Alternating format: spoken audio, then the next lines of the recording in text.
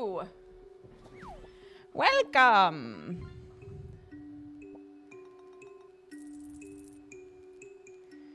Do they have traffic cones in Europe? Yeah. I don't know what we would use in place of traffic cones, but yeah.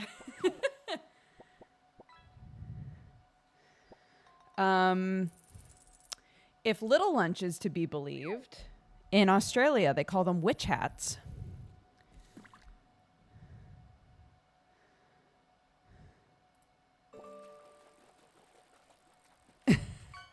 I don't know if that's real or not. Australians can confirm or deny. So, hello everybody. Welcome. How are we all doing? Can confirm. Yes, I've heard them called that. This is true. Amazing.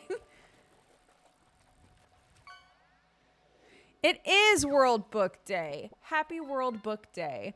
Hilariously, despite it being called World Book Day, I don't think this is a thing at all in America. So, you know, world, but with parentheses.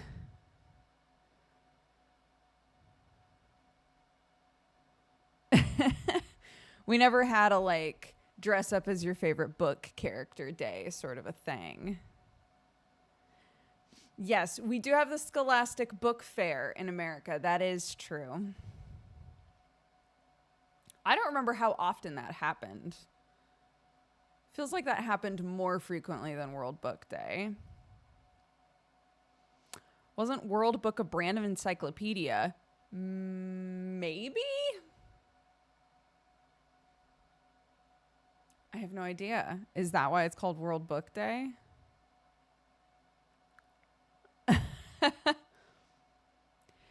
From an American perspective, coming here and having a kid that is in the school system, all right, World Book Day is a day where, it feels very bright in here, hold on, is a day where the kids dress up as a favorite book character of some kind. And depending on your school, they might have more or less activities associated with that. So at my kids' school, they were encouraged to also bring the book that the character is from. And throughout the day, there will be like activities around like talking about your character, or the older kids are able to read like part of their book to each other, things like that. So yeah, my kid went as Elsie Piddick. It went awesome. It went great. Turned out adorable. Exactly what I knew was going to happen did happen. In the book, the handles of the jumping rope, the skipping rope, get turned into candy by the Fae Sir Andy Spandy, right? Clark was really excited to paint them herself, but she fell asleep. Sam took her to bed, was like, hey, do you mind if mommy does some of the painting tonight and you can finish it in the morning? Do you want to sleep now? And Clark was like, yes, I want to sleep now. Of course, she did not remember this in the morning. And I was like, hey, just a reminder before we go downstairs and you're alarmed, I did start this process without you. And she was like, no! So mad. But we worked through it. It was okay. We did work through it, yeah.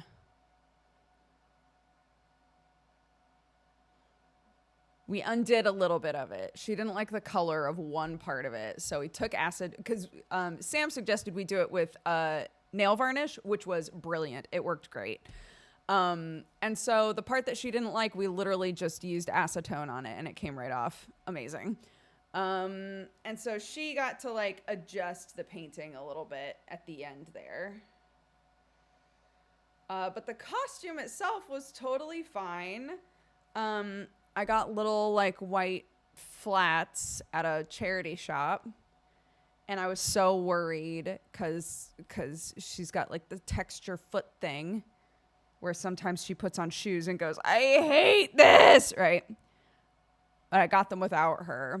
And I was like, please, God, let her not hate these. She put them on and was totally fine with them. I've found that if you have a kid or know a kid that sometimes will put on shoes and be like, I hate this. This is so uncomfortable. It might seem like a terrible idea, but try getting them a shoe a size bigger. Technically, none of Clark's shoes fit. Technically, they're all too big. But she hates shoes that are her size. she hates them. They like squeeze her foot too much or she just doesn't like the feeling of the actual shoe against her foot. I have no idea what it is. But we've had a lot of luck with shoes that are just slightly too big. If you like really squint at them, you're like, I think those are too big for you. But they're more comfy.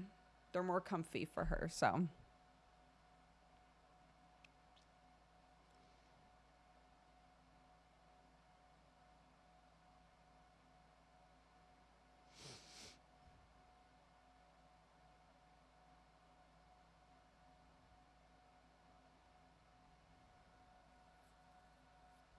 I have that problem. But then I kept tripping over my own shoes. No.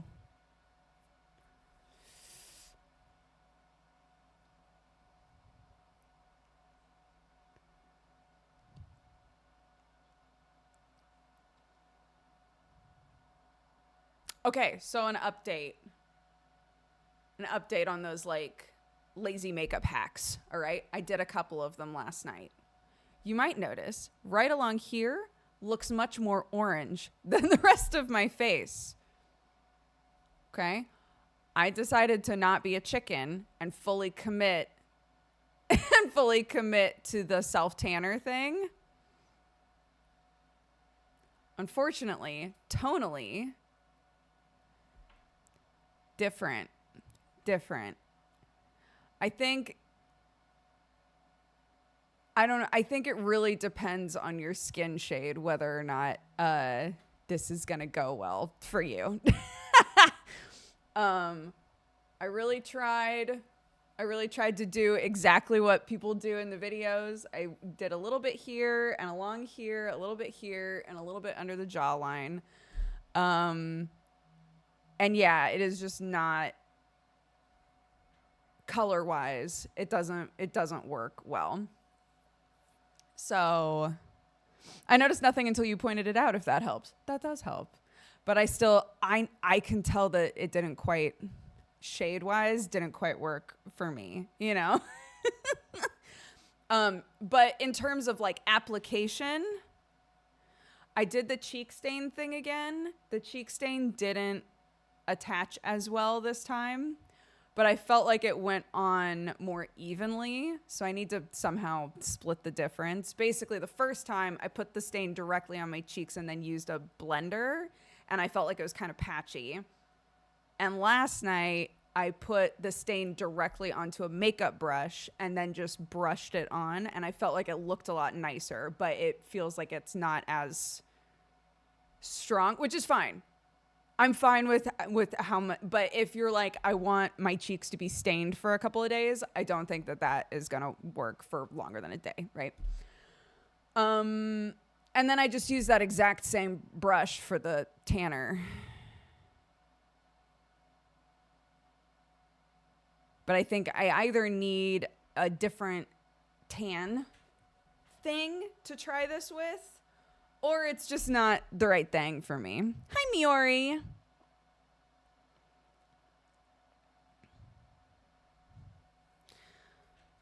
Technique you described seems good, but most tanners are warm leaning, and you're cool. Thank you. I understand what you mean, though. Yeah.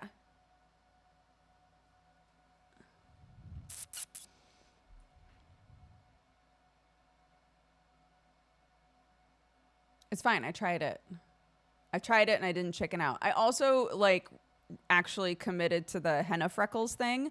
I left it on for 5 hours and then washed my face. And they still aren't showing up. So So the henna freckles are a fail for me. The bravery, though, it's fine.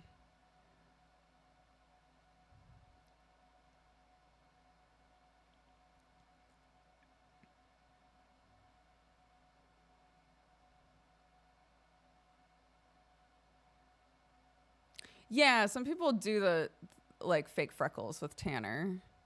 But now that I know how this looks, and again, like some of you said, it's not like so obvious. It's not like incredibly obvious. I only left it on for like an hour.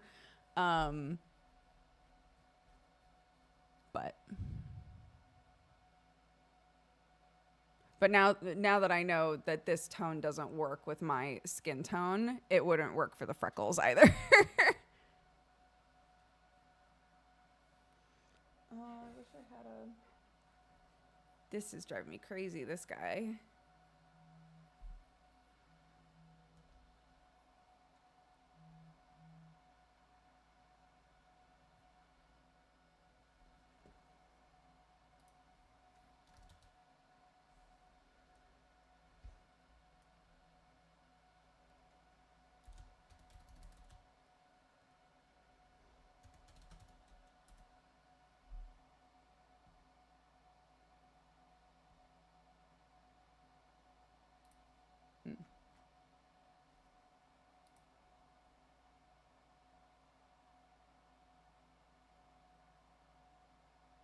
I know people use henna for freckles as well. Yeah, I don't know if maybe you just got here. I was saying I did the henna.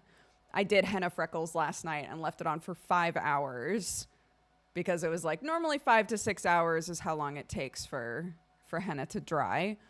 I left it on 5 hours, washed it off, and literally you can't see shit.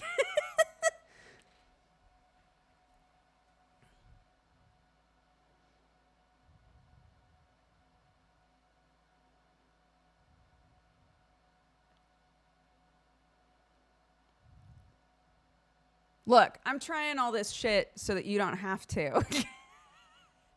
I'm trying all this shit out so you don't have to. So far, the only thing that has been a genuine like fire win for me is the eyebrow tint. Big fan. Huge fan of the eyebrow tint.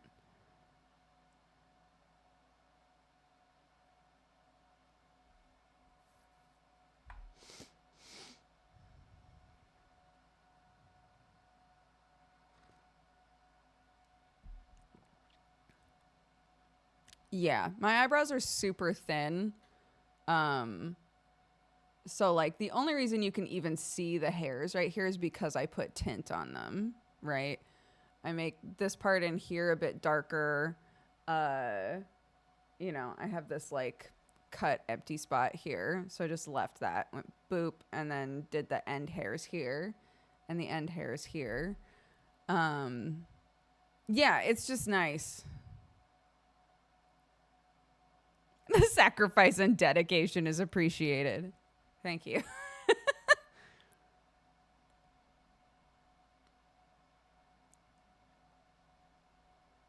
Bondi Sands do one with different undertones. Yeah, talking about this, I was like, surely, if like Muri is saying, my skin tone is just not warm enough for this to work. I was like, surely somebody was like, I'm gonna make a cool toned tanner sort of a thing.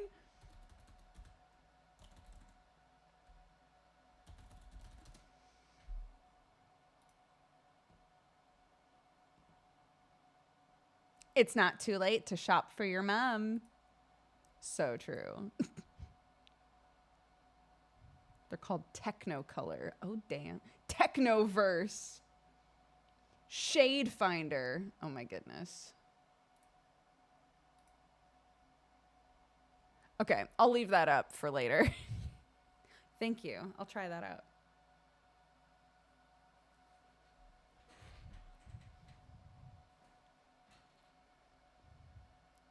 Yeah, I watched people do those like color tests.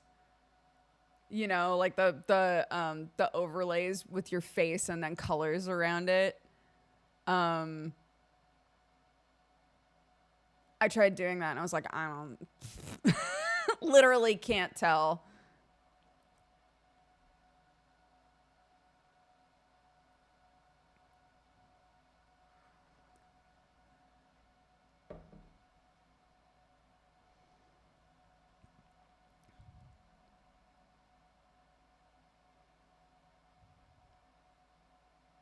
I saw a video where somebody used, they like had a picture of themselves and then used AI to basically like from here down concoct like different clothes based on different color seasons to try and see like what looked best on them in the picture. And I was like, that's a very interesting use of AI. Instead of just being like recolor what I'm wearing in this picture to be different colors, which always looks kind of weird. The just like creating totally different clothes in different color patterns or like palettes was really interesting.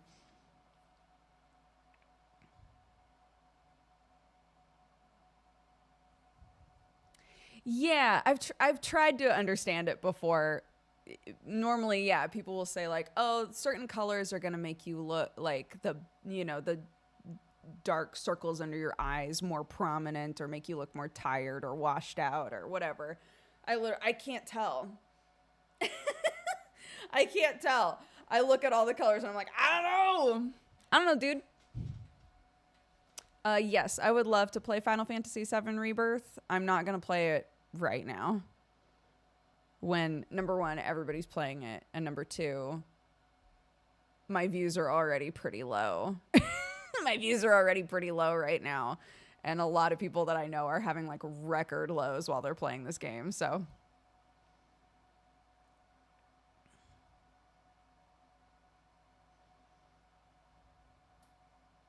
Sam literally was like, "Can I start early tonight because I'm desperately trying to get through this game." And I feel like I'm not even making a dent. And I was like, "Yeah, sure."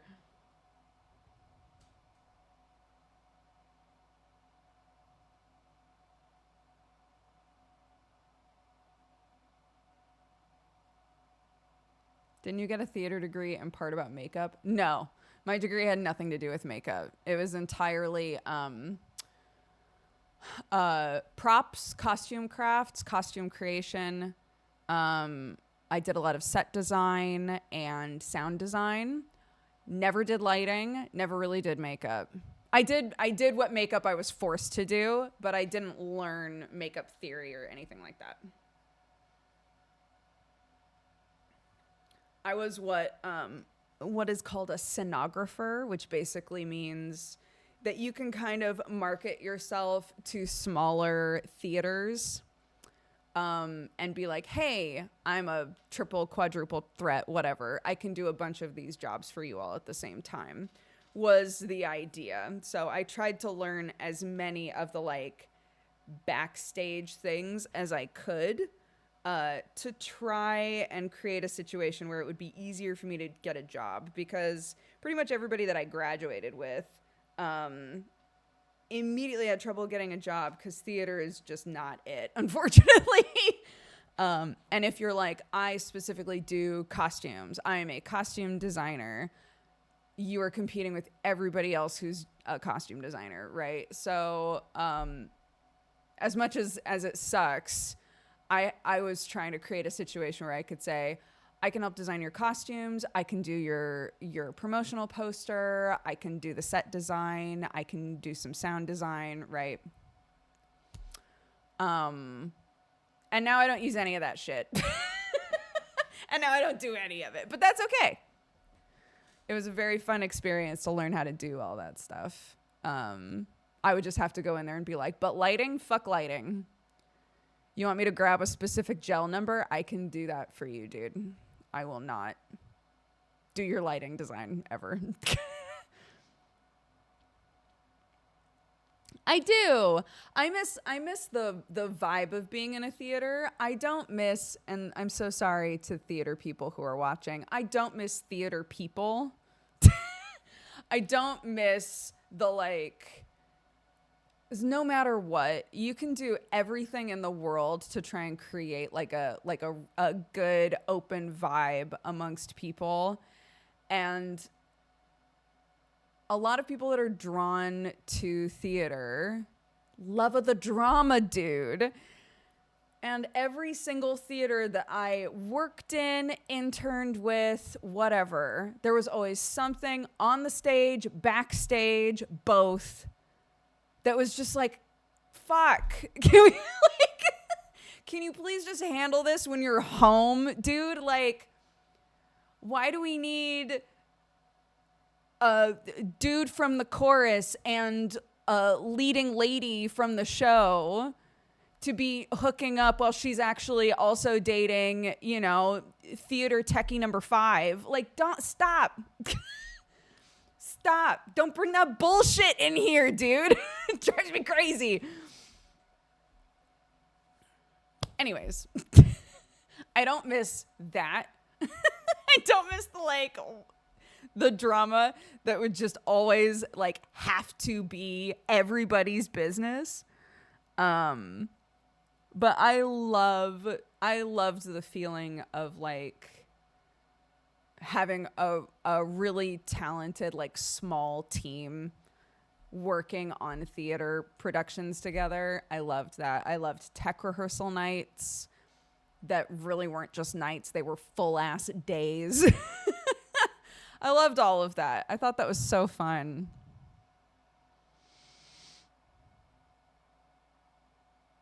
Don't screw the crew. Dude. Some like, it felt like a sitcom sometimes. We had to build, I'm not even going to get through this story, and you're already going to know how it fucking ends.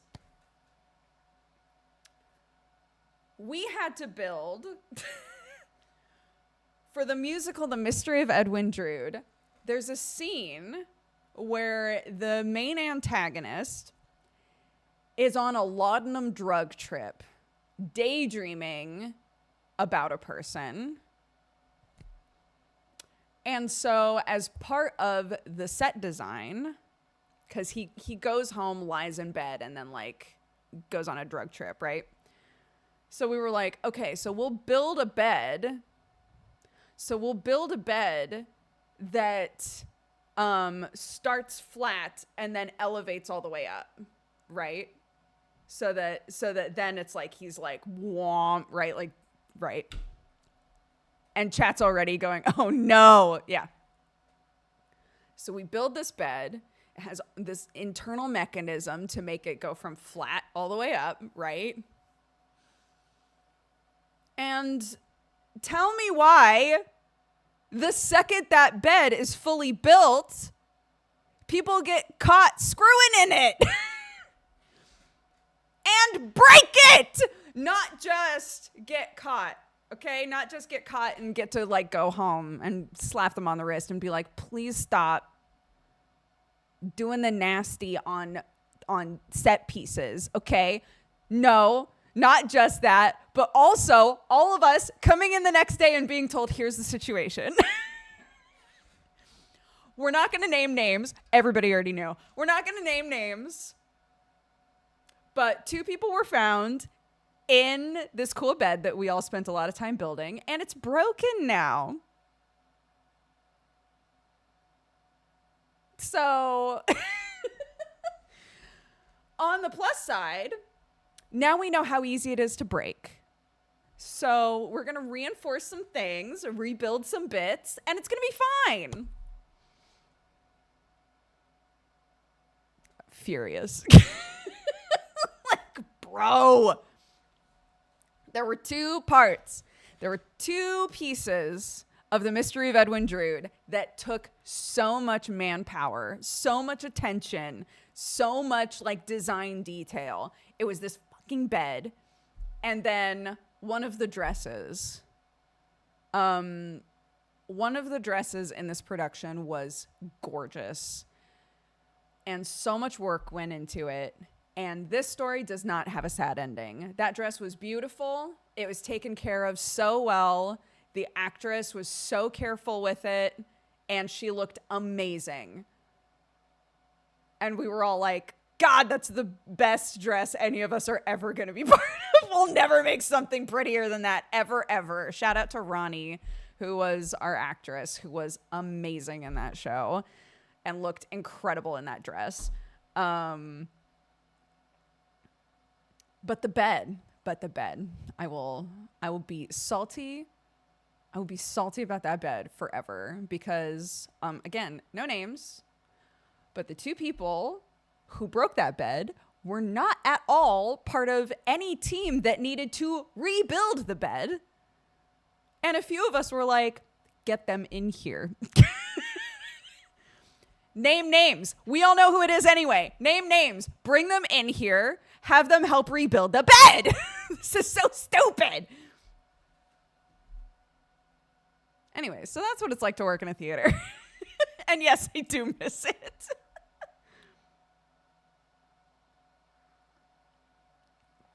I do miss it.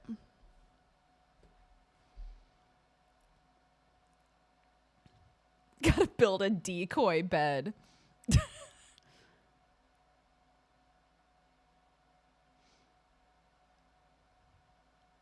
Keeps you on your toes. Yeah.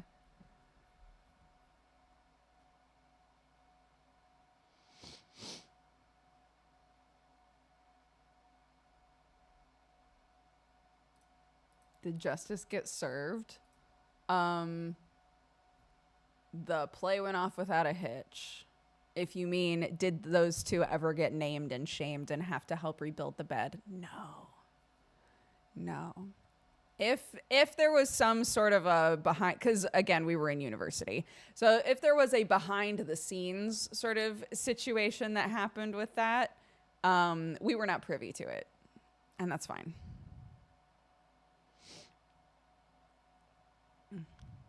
I have heard about Rooster Teeth, yeah. Build a bed trap that closes on people if they go on it. I do like that.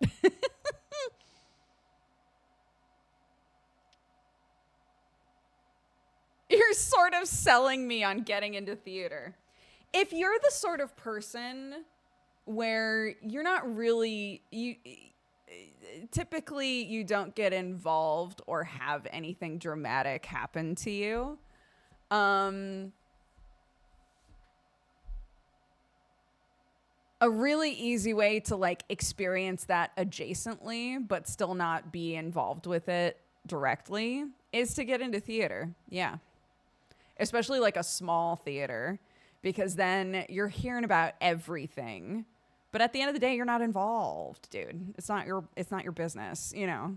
But everybody makes it your business because they cannot stop talking about it. You know? So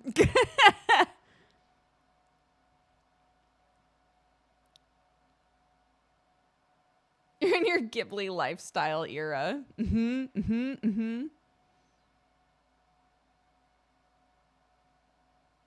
I love working on theater design, sets, costuming, makeup, but do I like working with actors? No. I was in the BFA program for acting. I was one of the actors, you know. And I hard heel turned into set design and costumes and props and things like that because it was more fun for me. And I could still audition to act and stuff. But not if I was in the BFA program. So I had to drop the program.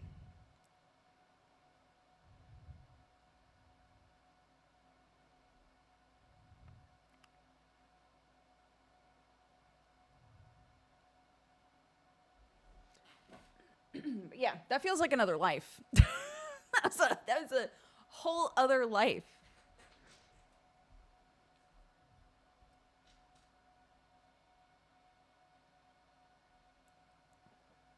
Thank you, Miori. Yeah, sometimes I'll say, oh my gosh, I don't even use any of that anymore. And people will be like, you kind of do, though.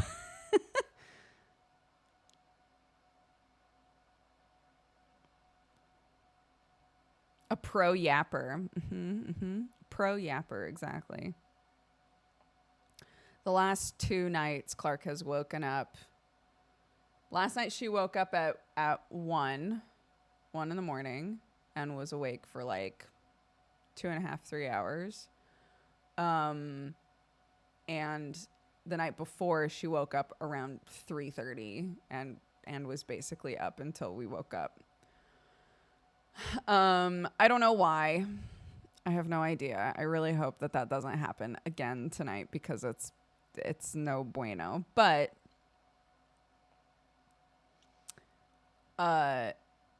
both nights I've messaged Sam. Last night I was like, Sam, she's chatterboxing me to death. Because, you know, she gets home from school and she's so tired. And she just wants to zone out, which I get. So we let her zone out. We all deserve to zone out a little bit, right? And if she shows an interest in like helping with dinner and talking to us about stuff and showing us things she worked on, great. And if she's kind of like, fine. She was exhausted last night because, again, she was up for hours in the middle of the night. So we were like, of course. So she fell asleep on the couch at like 6:30. Sam carried her upstairs. And when she woke up at 1 and came to find me, she was like, Mommy, I need to tell you all about my day. And I was like, not right now, you don't. I need you to go back to sleep. And so she would lay there for a couple minutes. And then she'd come into my bedroom and be like, Mommy, I have to show you something. Mommy, I was thinking about this. Mommy, I wrote a song for you, which is so sweet and so cute. But I was like, honey, I'm so tired. Baby girl, I love you so much. I can barely pay attention. It's the whale! Messy bristles. Get it.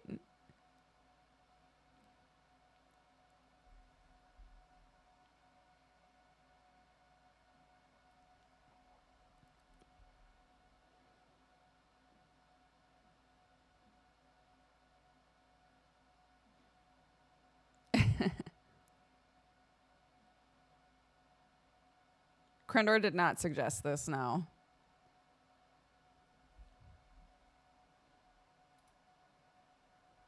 Oops.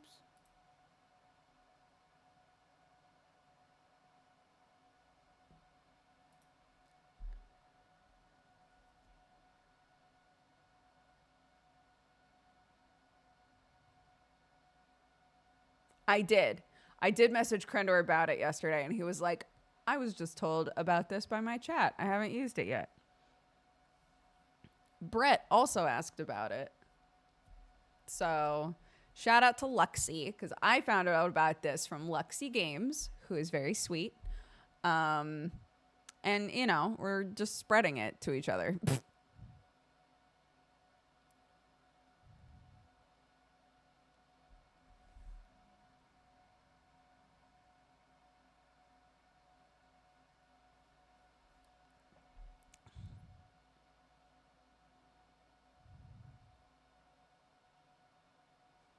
Marianne, I hope you're doing good, bud.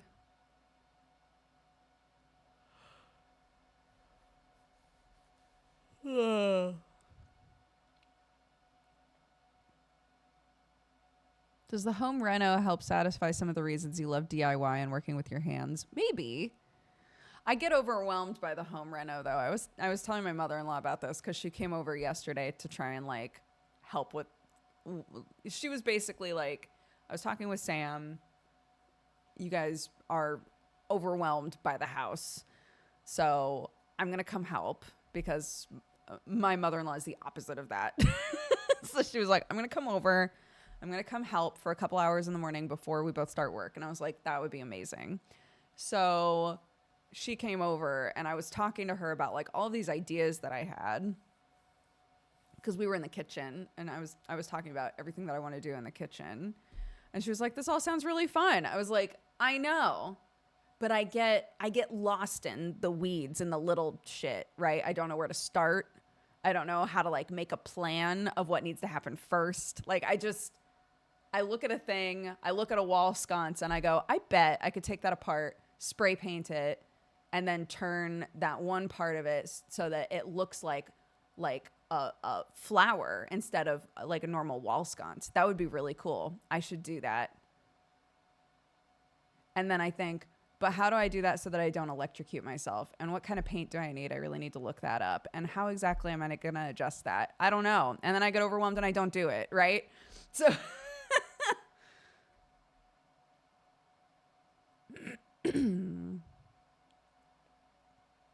I'm good. I'm just very stressed. I love you all. I'm returning to the PhD void. Good luck, bud. Yeah, I get stun locked. That's a really good way to put it. Yeah. Prep is usually longer than the job.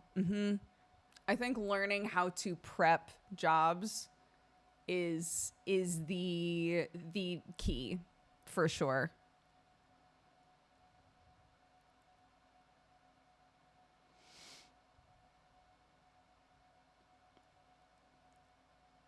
I got this like rainbow gradient wallpaper to put in the kitchen.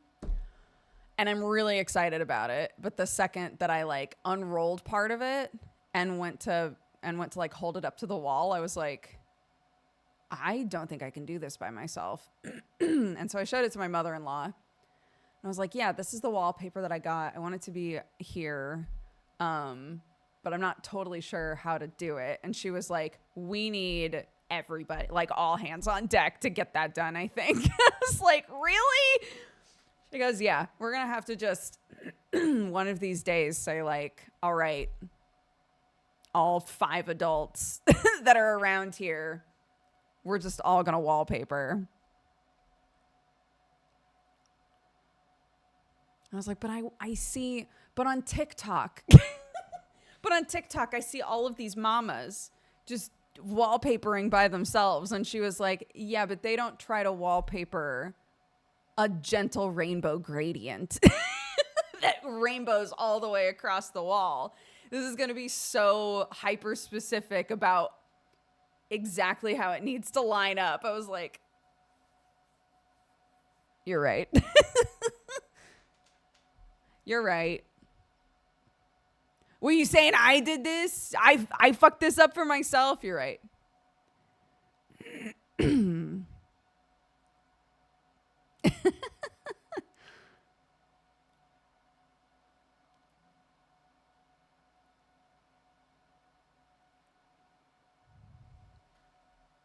Mother-in-law sounds like a sweetie. She is. She is. I'm very glad that I get along so well with her. Yeah. Look, I'll make dinner for everybody. You know, we'll put on some good music and we'll just put up wallpaper and it'll be fine.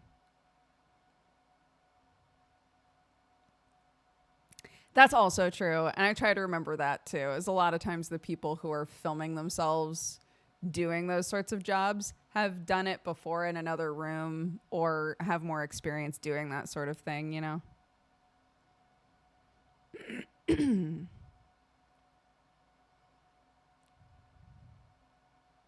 I've never put up wallpaper before, removable or otherwise. So, you know.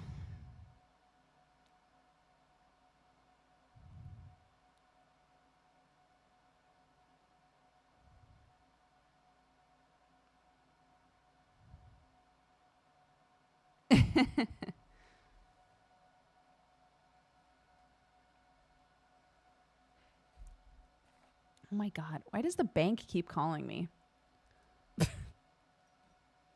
That's going to age poorly. Later, I'm going to actually answer the phone when they call, and they're going to be like, here's a bunch of shit going wrong with your account.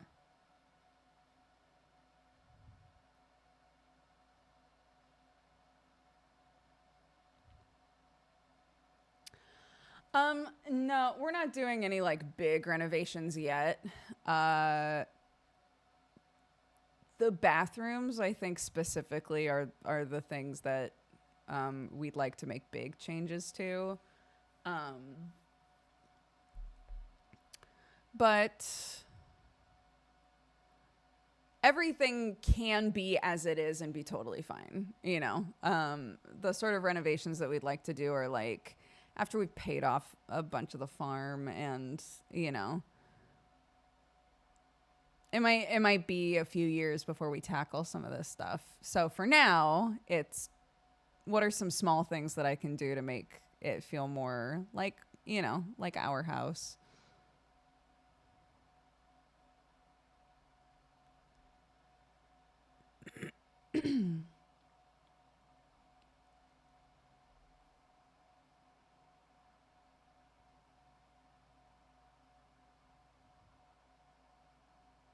Yeah, for sure.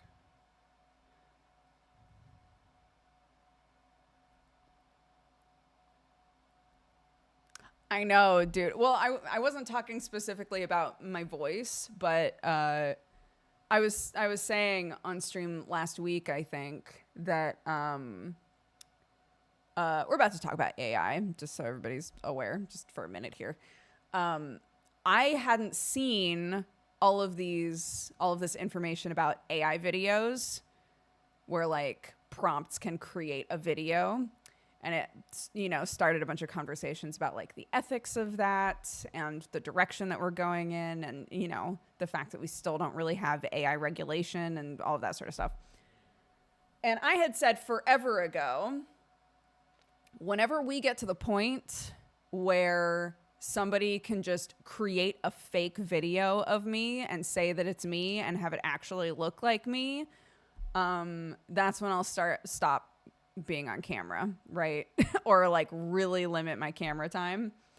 So, not not this week, but last week, I think I was like, so just FYI, I am actually starting the process of making a virtual me so that I can stop using camera.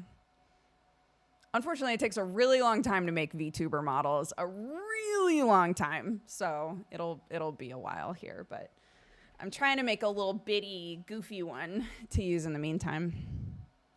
I know, and I totally get that too. It sucks because I've been on camera for 12, 13 years now. And again, I would be on camera for things like Geekenders, it just sucks. I've fed the machine enough. It has enough of me. I don't need to give it more as I age.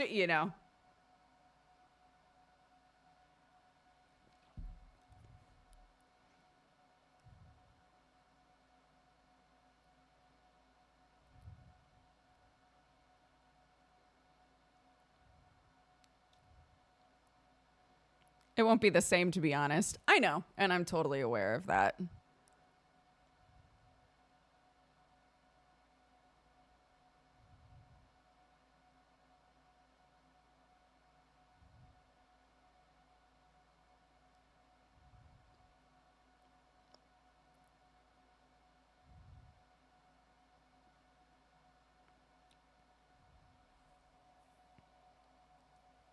Can we have a flesh tuber goodbye party?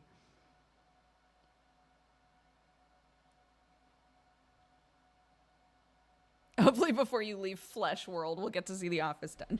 Again, I'll be on camera for things like Geekenders. But yeah, I should hope. I should hope that this will be more put together.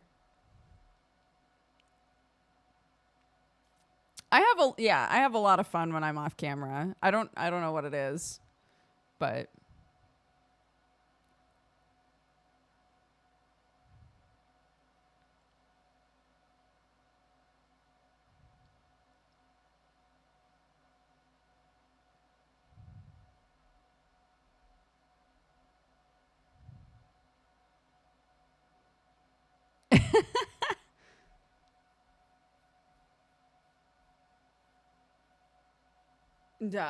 everything's been Dex bonus forever. I'm not changing that.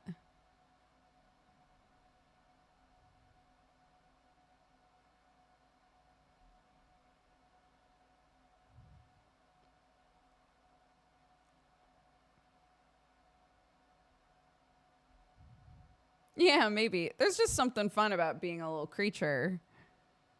you know?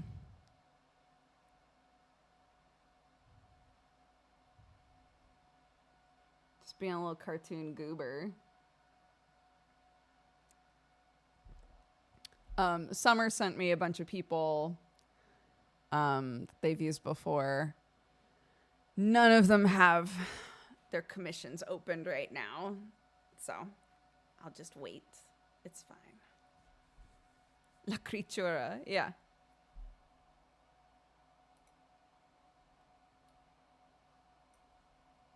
I mean, yeah, it's pretty crazy. Those of you who watch VTubers a lot, you'll know like the way that tracking is just improving all the time. You know, this model, whatever it is, will have all of my same mannerisms, you know, if that makes sense.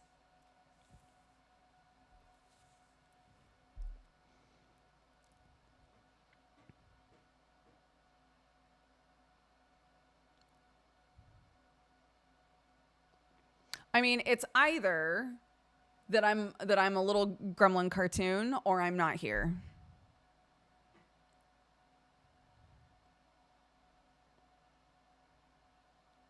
Not as in like I stopped streaming, but like I stream without camera, without VTuber, with nothing, you know. And I feel like making a little character and having a little creature is more fun than just being like, and now the camera is gone. We burn it, and we look deep into the flame, you know.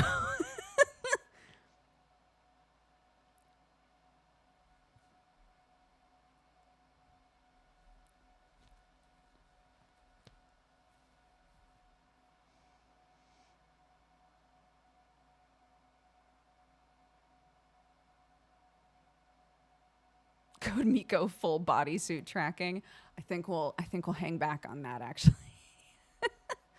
I still hear his laugh in my nightmares. Oh, Gabio. He was so beautiful.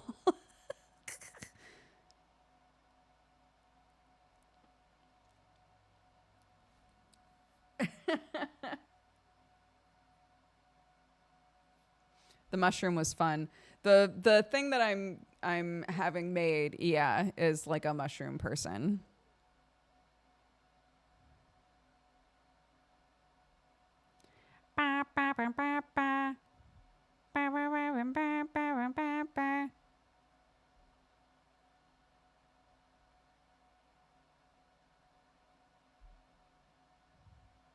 Will they be related to Moral? I hadn't planned on them being like an actual character.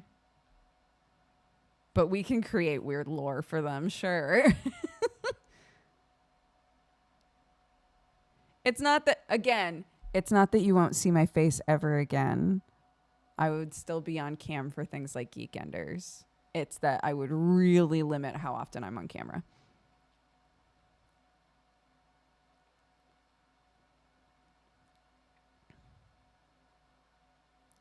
Face gone. Gone forever. Exploded. Weird lore is the core part of the VTuber experience. So true.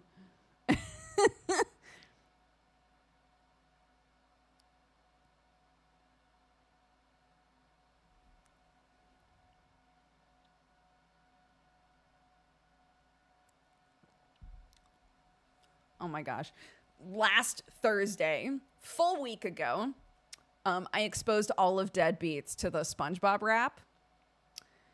And then today, I saw a folk cover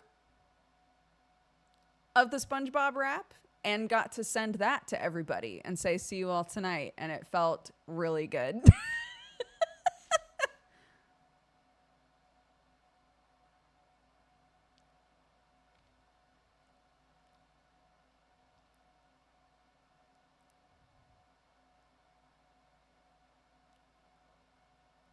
Yeah. Or just go completely the opposite direction and be like, you're right. My face will never be seen again.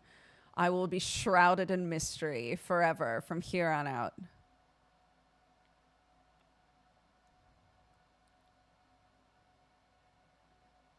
Did Dodger ever finish the Itachi rap?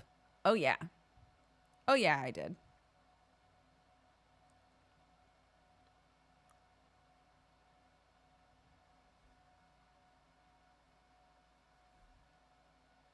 I'm not concerned about my viewer count dropping.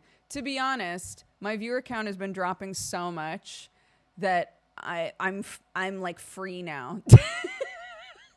At this point, it's like, what's the harm in trying something drastically new?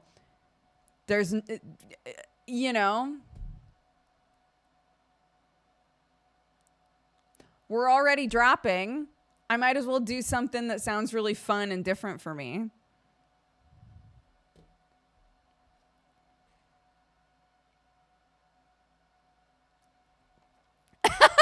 Have the cam on for Geekenders, but wear a mask of the VTuber face.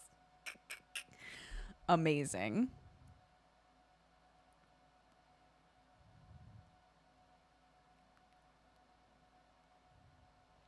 Yeah.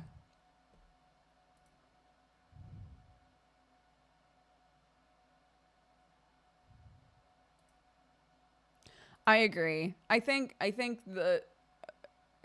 there have been a lot of things that have contributed to the number going down.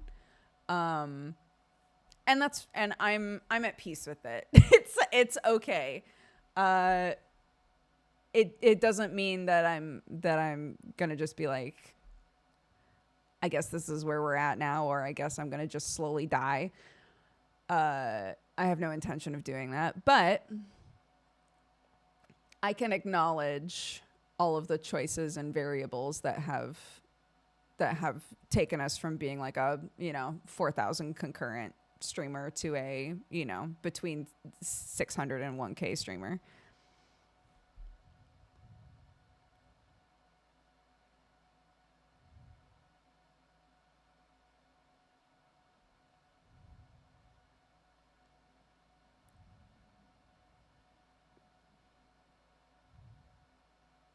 Yeah, it's Sam's turn. Exactly. Sam's now the 4K concurrent streamer.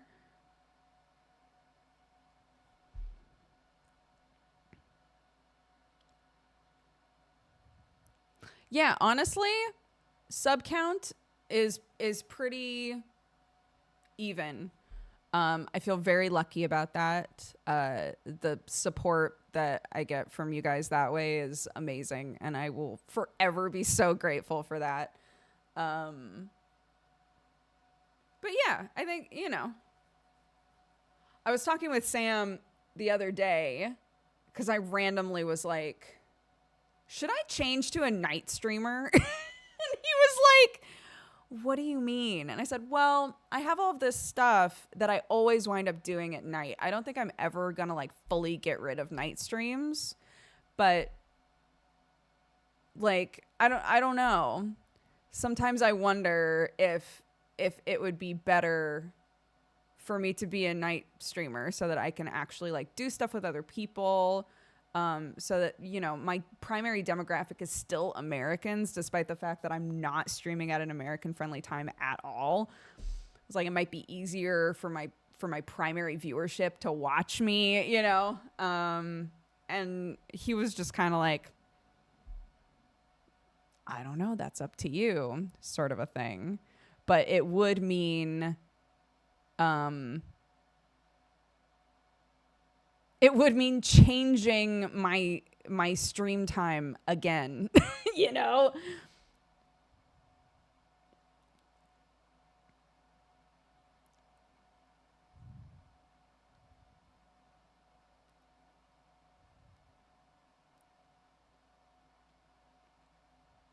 No, because it's nighttime midwinter. It's so Clarky's asleep.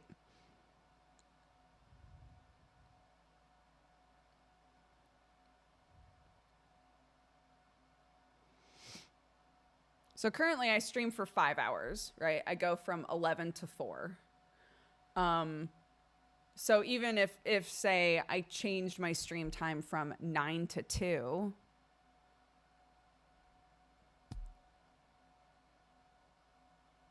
it would mean that if I needed to get a bit more sleep after dropping Clarky off, I could. I don't know. I don't know. I think about this stuff sometimes, but like I've said before, I would prefer to only stream once per day. The days that I stream twice, I'm always so much more exhausted, you know?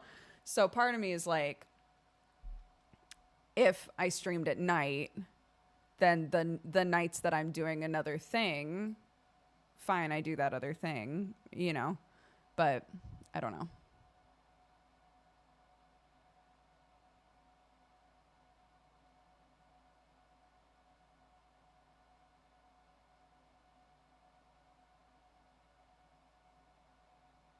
The problem for me with evening streams is there are so many people live at that time. I can't watch most of who I want to. That's fair.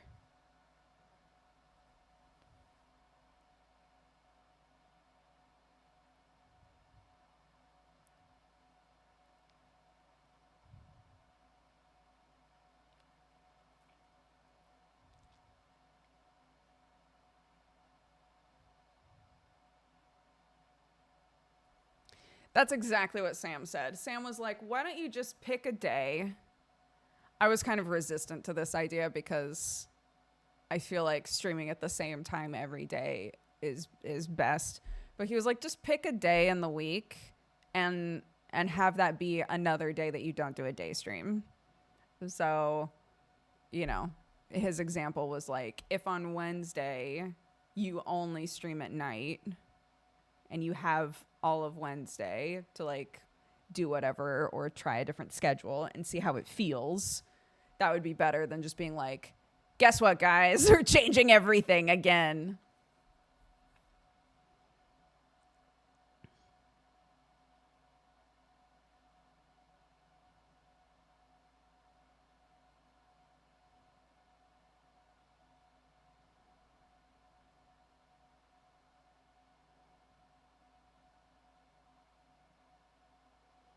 Yeah, I mean, if I'm being totally honest, I like streaming during the day. I really like streaming during the day. Um, it just sucks that I can't do. It's harder to do group things, whatever. But group things don't. I can participate in group things without streaming them. You know, I don't have to be streaming group stuff.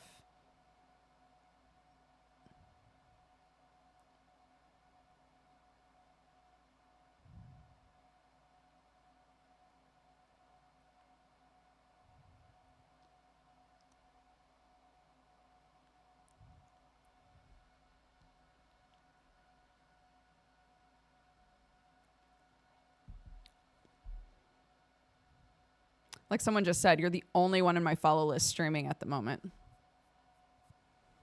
Eyebrow wiggle.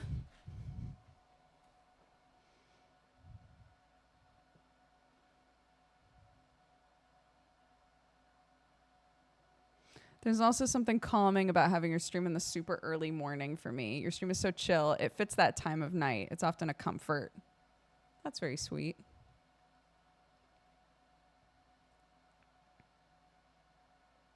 The only other streamer I have on at the moment is a person in I'm Only Sleeping. Okay, good to know. Good to know.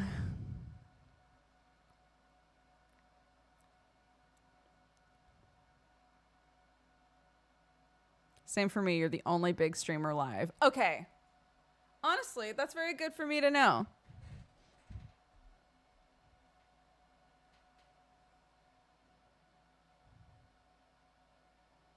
So I should probably just stick with this time slot then. Don't start playing Rebirth. I'm not going to. Don't worry. I'll just stick with this time slot then.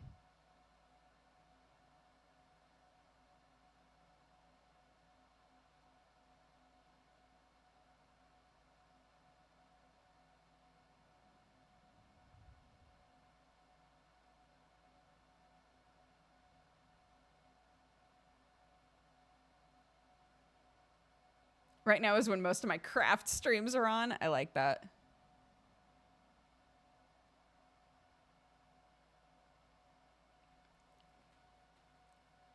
Have you thought about multicasting streams? Oh, like streaming to Twitch, YouTube, TikTok, all that at the same time? Yes.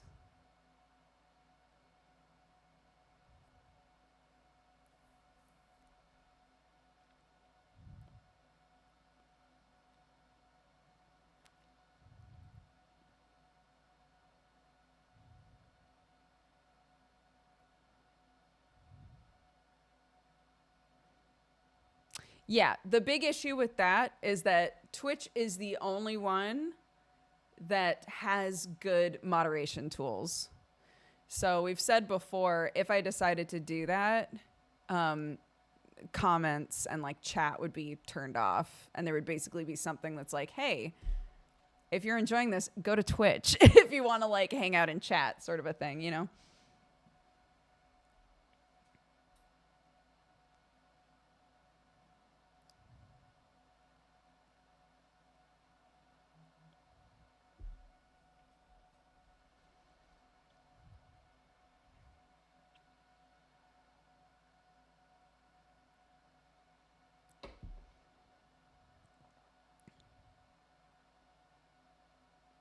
Mm-hmm. I agree.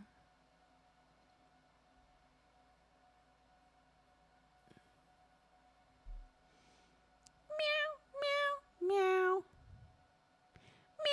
meow, meow. Yeah, when I go to a YouTube live stream, I can barely tell what's going on in chat, and I don't know why that is. I don't know why. Even if they like copy pasted some things from Twitch, I don't think people would be mad, you know?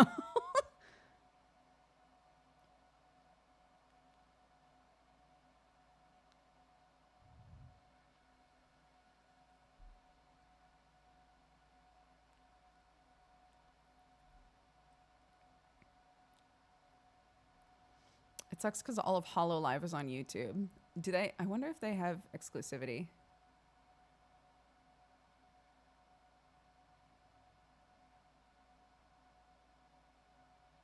Oh, yeah, brandling. I should do that. Where is that? So I can open it and change it later.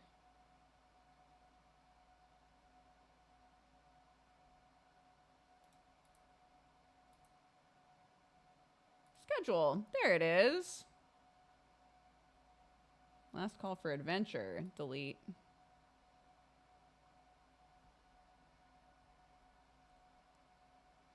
Super cousin time is not currently happening.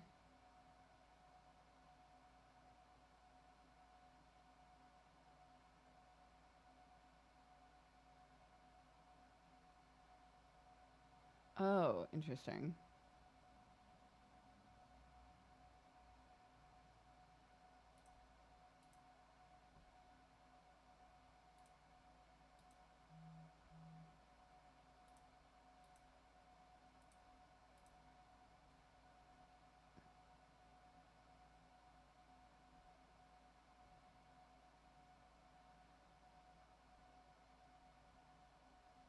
Yeah, I'll leave that up.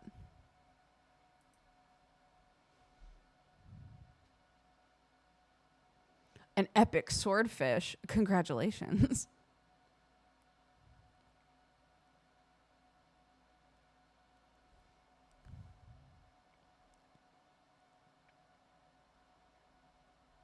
I have no idea how people can read two different chats, let alone mod them. Well, yeah, that's to me, it's like I'm also not about to burden my mods with trying to keep track of more than one chat. You know? So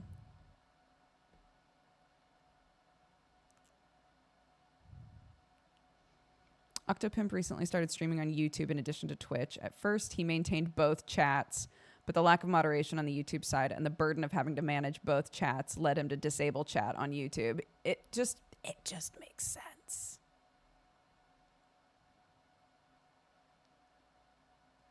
We'd do it, but I appreciate you guys very much. I would not make you do that.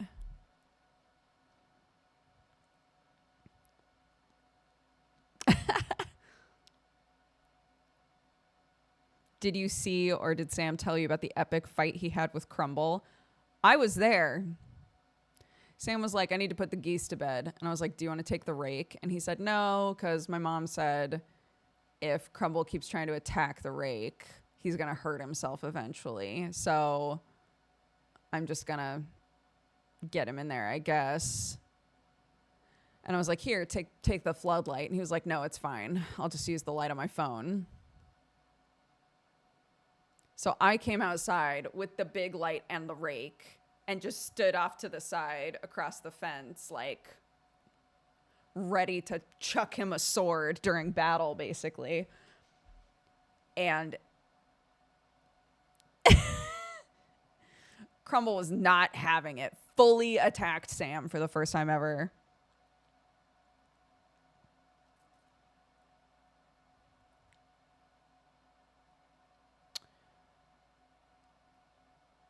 And my father-in-law was like, wow, looks like you've got a new job. And Sam was like, are you joking? It's like, I'm never fucking doing that again. What the hell was that? Yeah. Yeah. It's like goose mating season right now. And Crumble turned out to be a boy. He's a gander. So he's really territorial, very aggressive. Doesn't want anyone near the other goose. Full ass attacks people right now. The geese belong to my sister-in-law, technically, and she feels so bad about it. But she was like, I also think part of their like anxiety is that they don't feel like there's anywhere safe to have an egg. Because she was explaining, like, you know, the dogs are always around, the sheep are around, the pigs are around, and potentially they're both kind of agitated because there's nowhere that they can safely, like, lay an egg in their minds, you know. So my sister-in-law is basically, like, fencing off an area that's just going to be goose zone.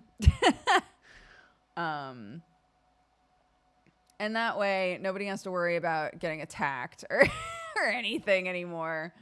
So that'll be good. That'll be for the best.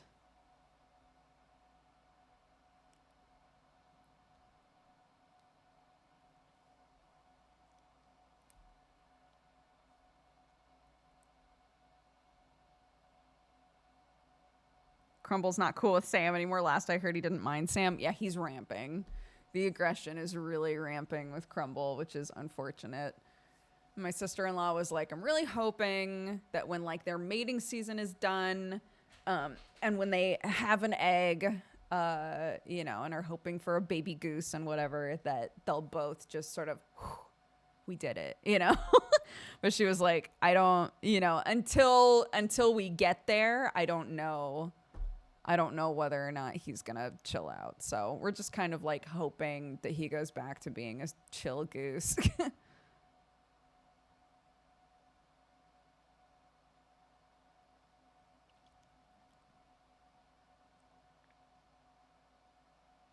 They have a pond. They have not a proper pond, but they've got a big pool to like bathe in. They're treated very well. They're treated very well. We've all been very kind to these geese. He's just a teenage goose, and he's doing a lot of like, ugh, none of you guys understand me. Leave me alone. God, you know. So.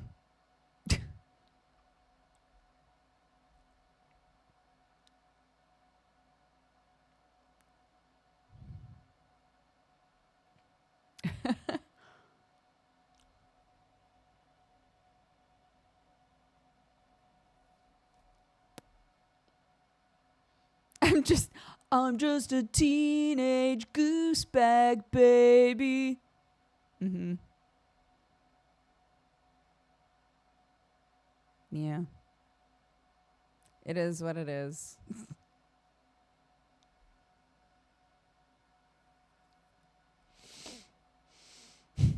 I follow this cool rescue farm on Instagram, and they have a goose like that. He's a little chill for like maybe a month after the eggs hatch, and then it starts all over again.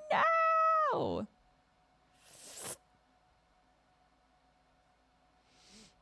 Yeah, we'll have to see. The big issue, obviously, is we have tons of kids in the family. So currently, the kids can't be anywhere that the geese are. We like have to corral the geese into a separate area, which fortunately we've like fenced off lots of little areas.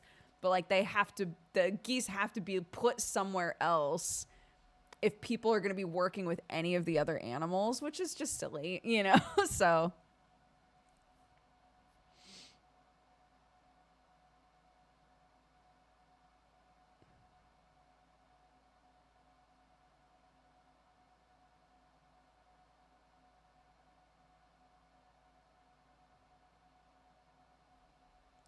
Apple's fine. Apple's totally fine. She doesn't do nothing. She just when she has an egg, maybe that'll be her turn to be like really aggro. But like, Apple just watches. She just sits and goes, "That's my man." Well, Crumble attacks everybody, and we're like, "Apple, please get involved. Tell him he's toxic. Please, I'm begging you."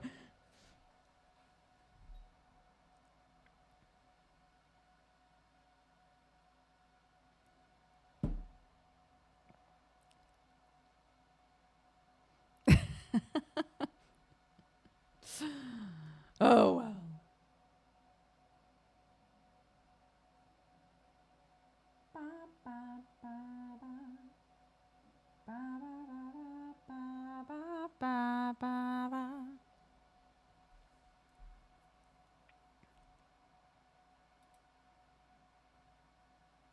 I don't think we have Canadian geese here in jolly old England. Correct me if I'm wrong, though.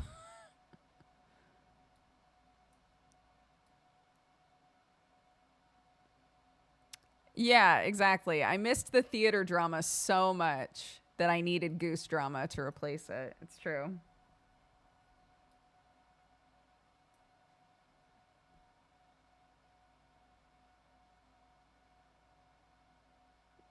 Okay. Yeah, apparently we do get Canadian geese. I have no idea what type of geese these are.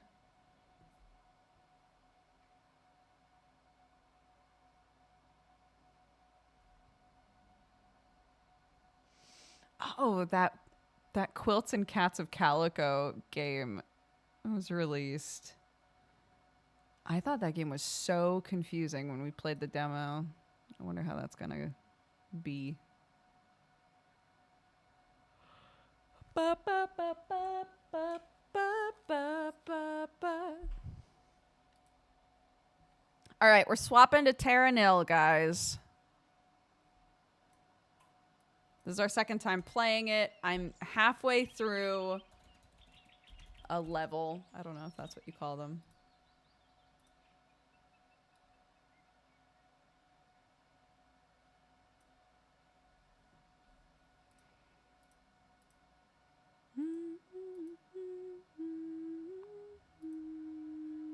What?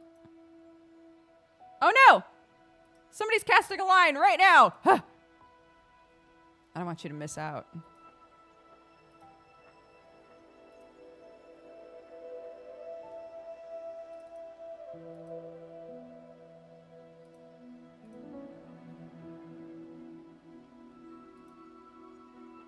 Okay.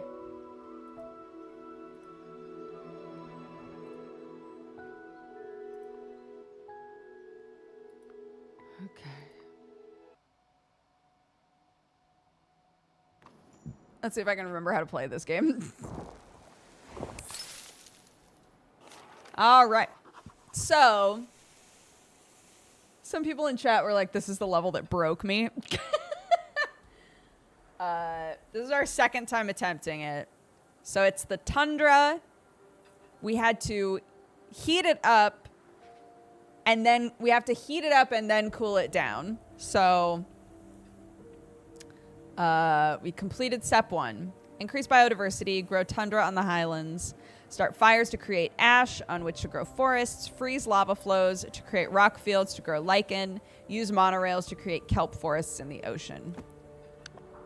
Okay, so we got birds back.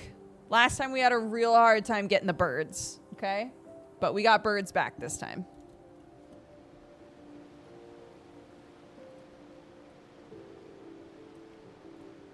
Put myself under here. So this one has a toxicity level along with the humidity and temperature. We needed the temperature up to a certain height, which we managed to do. I couldn't do that last time. So from here on out, I think the temperature can safely drop.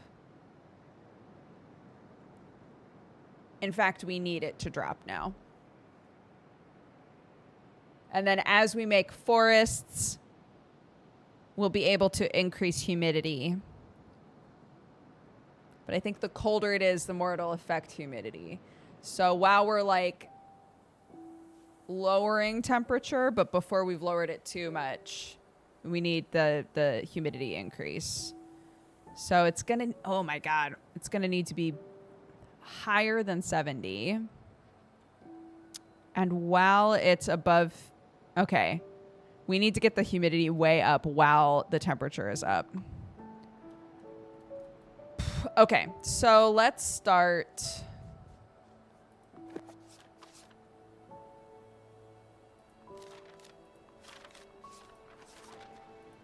No, I just want to see, what does it say my goals are right now?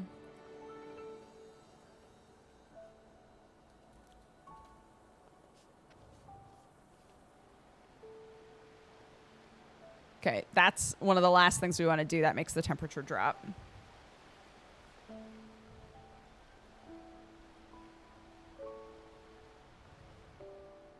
Forms rock.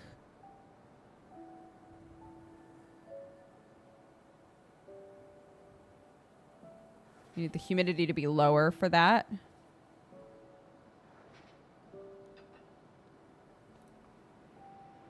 Okay, so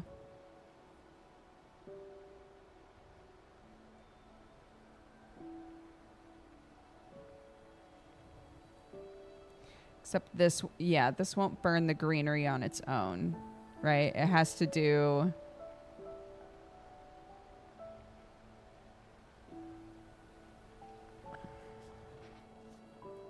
Sorry, I'm just reminding myself how all this works.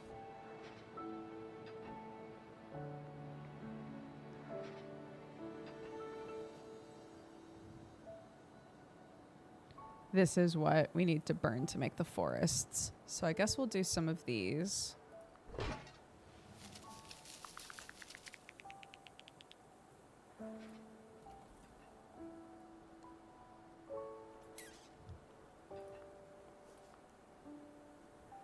And then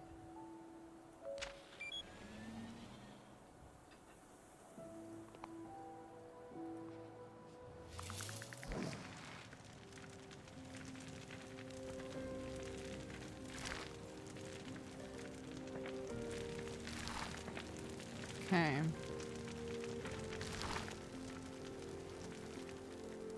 And then we need this.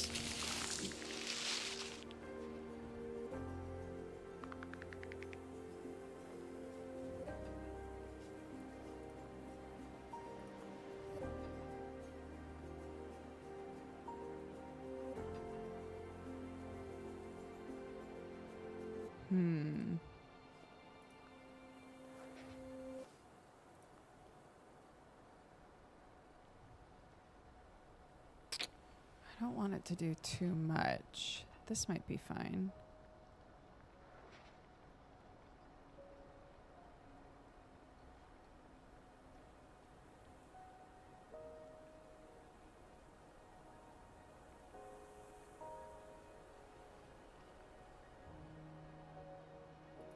That's good. Okay.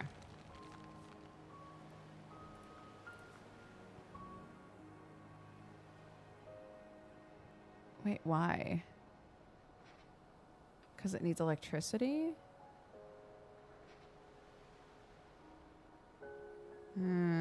Okay.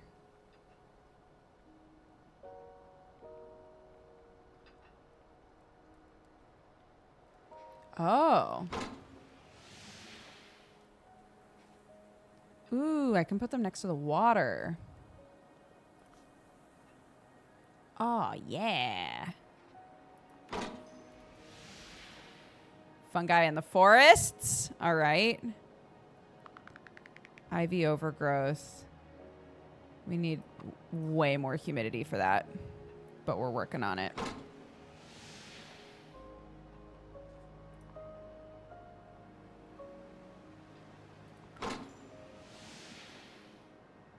There we go. Oh my gosh. Okay. Now we need the temperature to drop.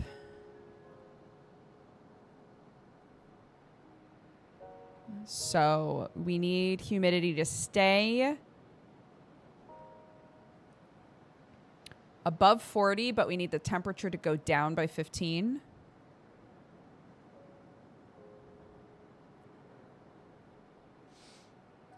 And above 50.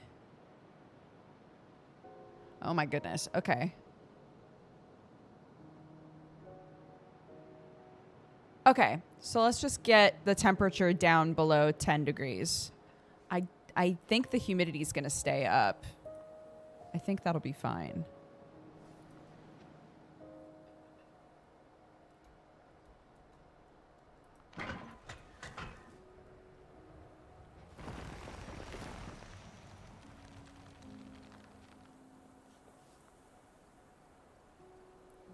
Down to 18. 18. It doesn't drop the temperature that much. It's just so surprising.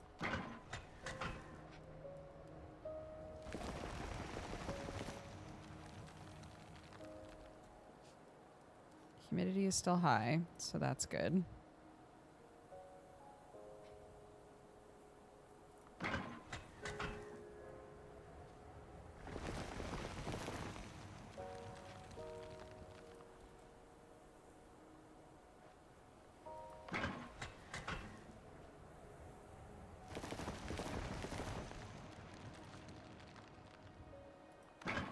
Okay, moss on the boulders. Excellent.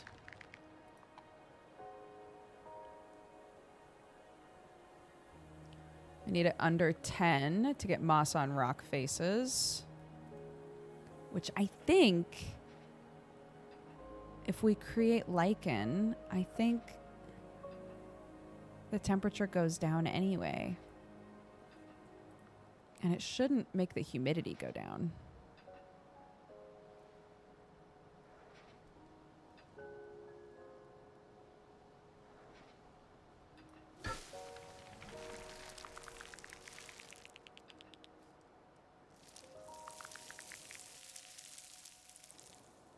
Okay. Yeah, it's like a help the ecosystem puzzle game, which is not what I expected at all, and it's really fun. It's really interesting.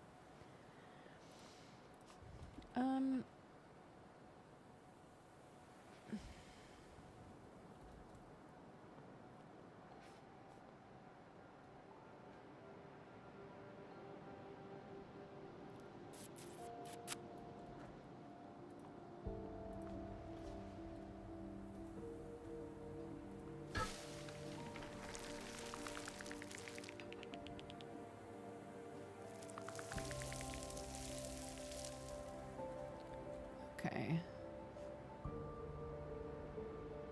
Oh, cannot grow because it's too humid. That's okay. We're going to bring humidity back down. How? I don't know. I'll figure it out, guys.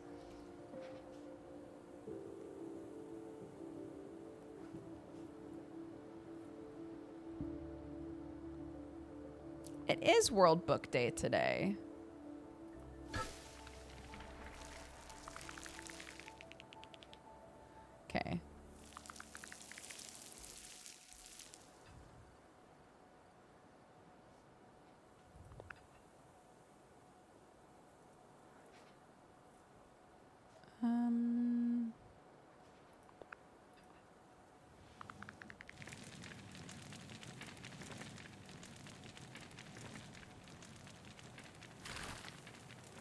forgot that that would also burn all of the grass. Well, it is what it is. So long, gang. It's been real.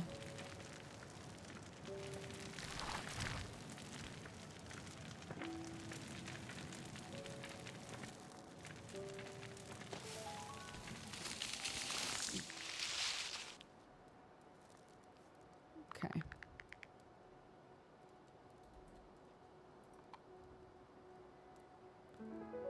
We need the temperature down, dude.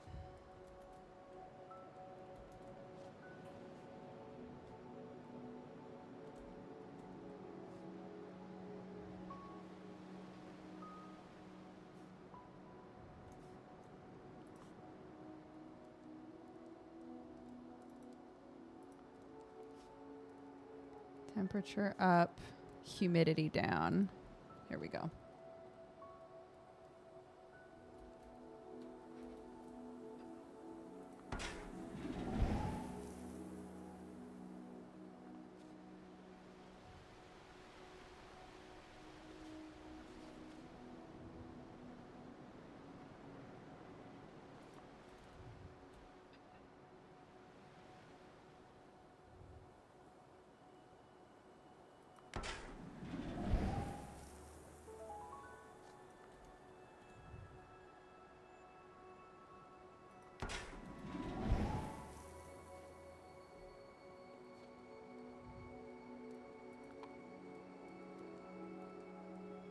Okay, we need humidity above 50% still. It's the temperature. The temperature needs to go down. Focus. Focus. The temperature needs to go down.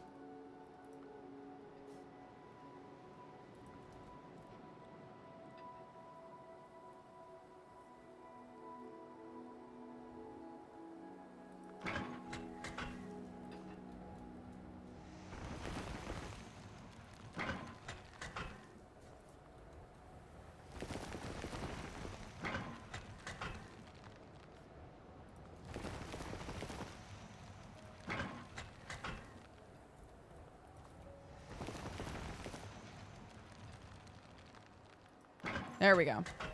Moss on the rock faces. More passion, more passion, more energy, more energy. Okay. Now. Now.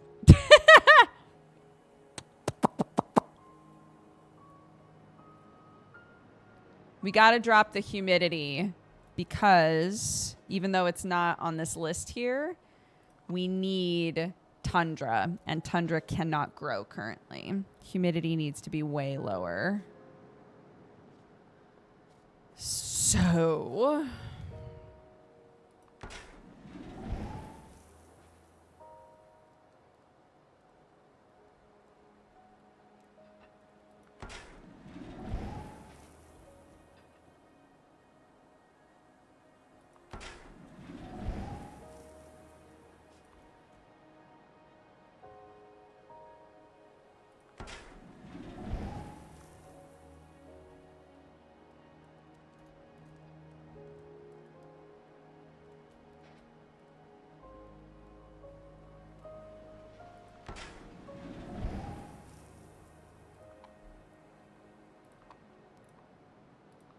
how low? So much lower. Oh my God. Can I get rid of things? I don't think so, right? I can't like get rid of these goobers, can I?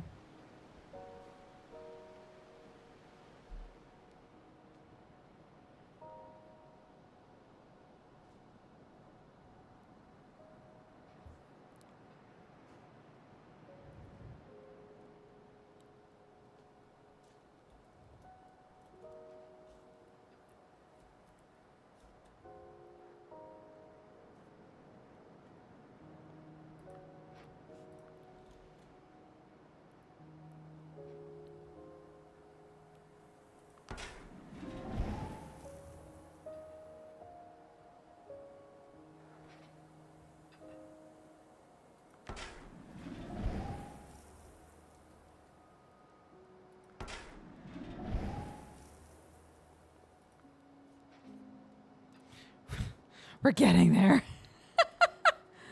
Just gonna cover this place in dehumidifiers, dude. Oh.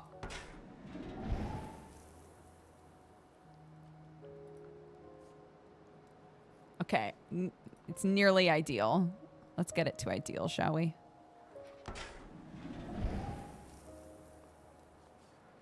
Ideal. All right.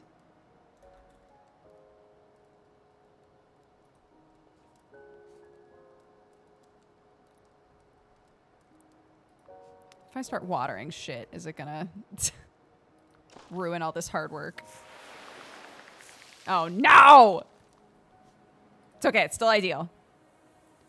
Does it not go on there? I'm so confused.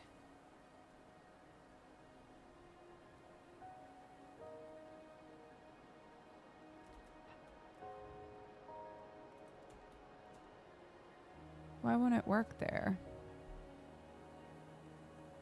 Oh, requires elevation.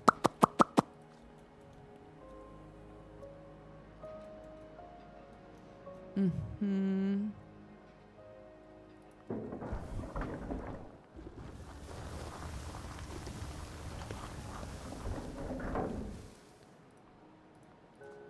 All right.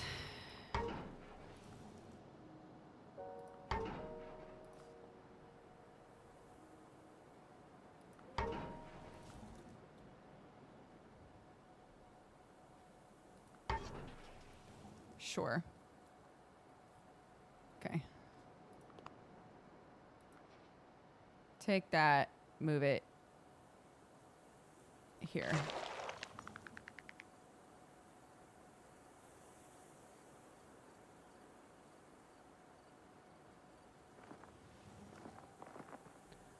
Okay. There we go. Yes.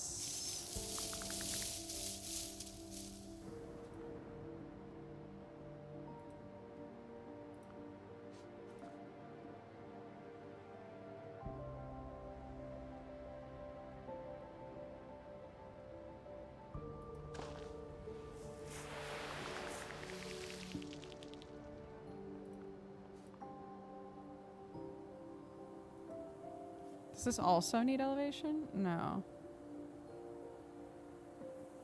Oh, right.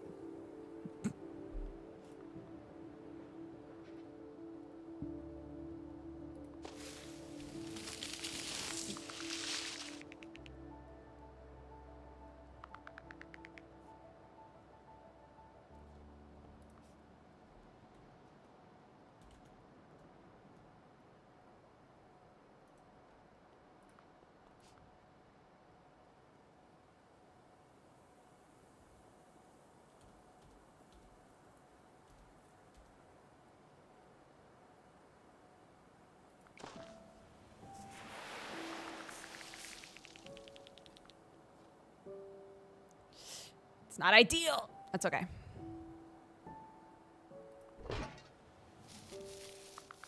Okay. Tundra achieved. We need a bit more of this shit.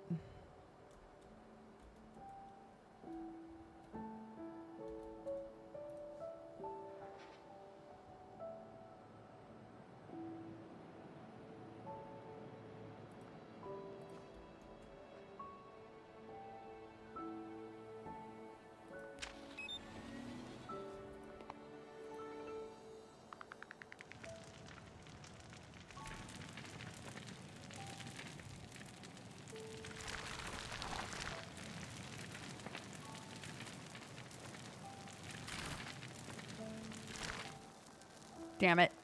Use up too much lichen. That's okay. There we go. Okay, so how do I create kelp? How do I do that?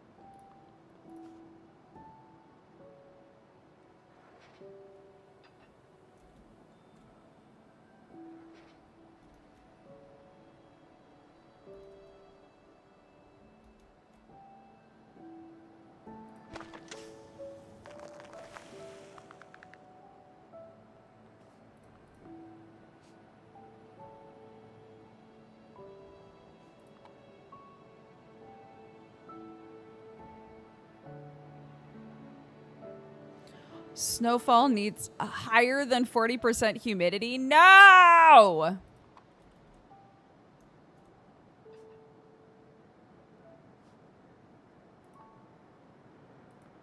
Okay. That's like so fine. I'm like super okay with it.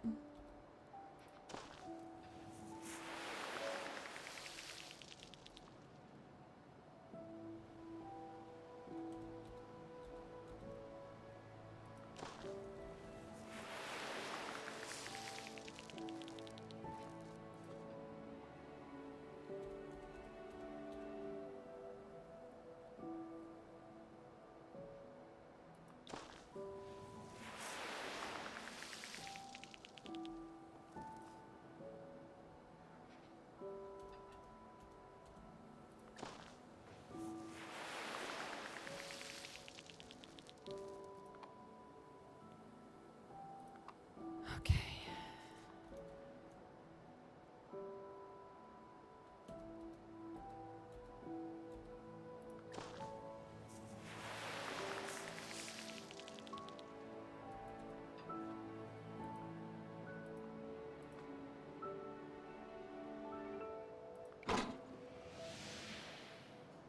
There we go. All right. Time for the flash freezer, baby!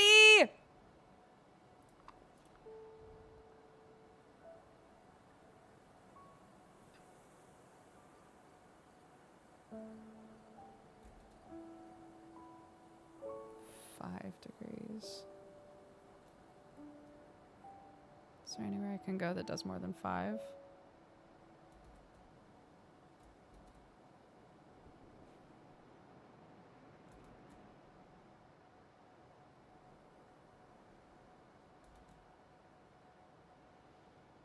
Well, what do we need for kelp? I still don't know what I'm supposed to do with kelp. Hold on.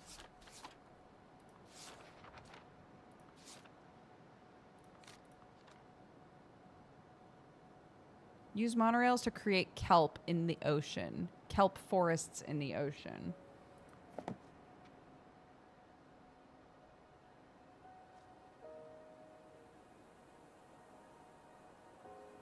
I don't understand what it means by that.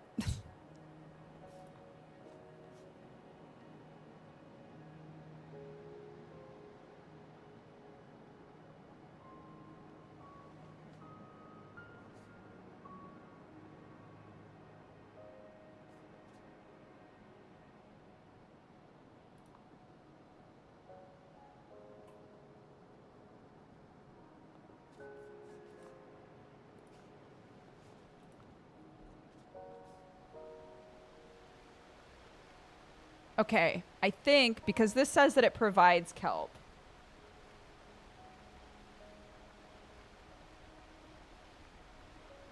Yes. Okay. Okay. Okay, got it. Hold on.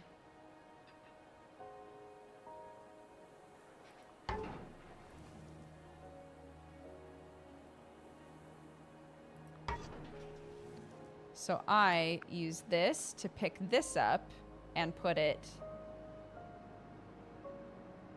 35, 39, oh my gosh, 43, 42, 46.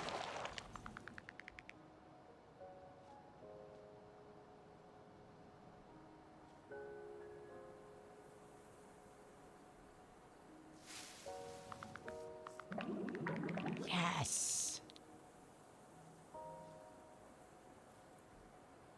Not the ideal temperature for it, apparently, but that's okay.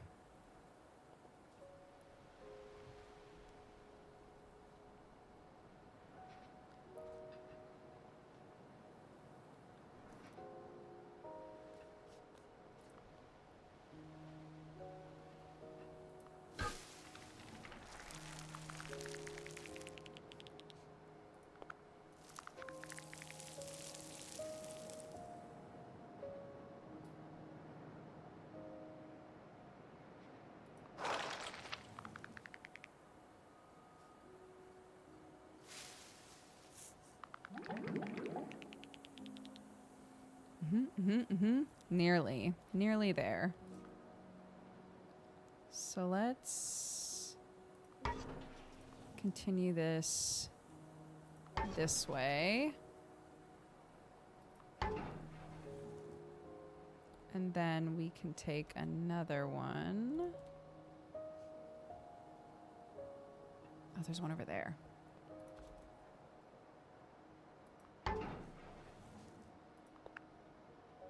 Can I grab that? No.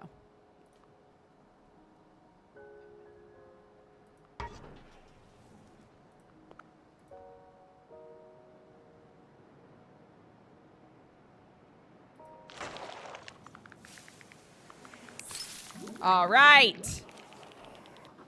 Use your monorail system, recycle your buildings. Yes! Okay.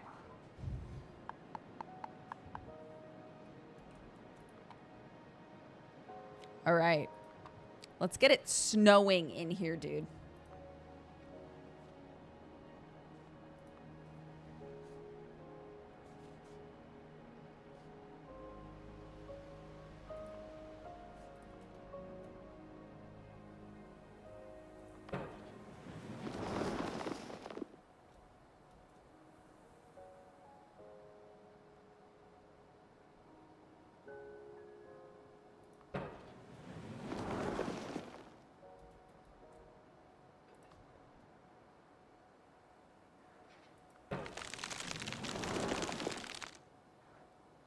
Icebergs form.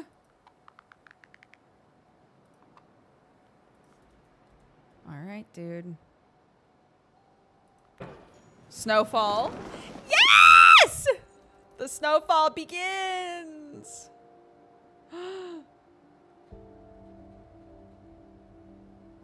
Yes. Yay! We got it snowing.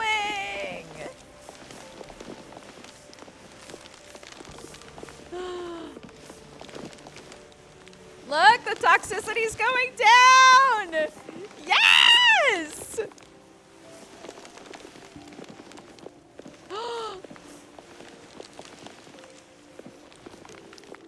We did it all. Good job, gang. That was a really fun level.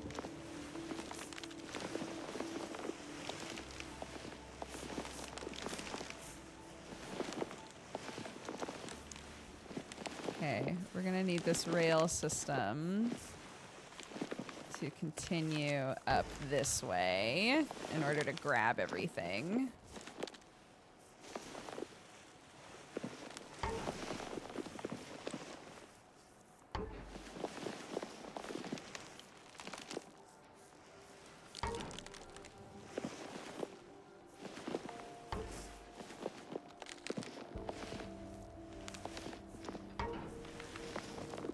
Okay.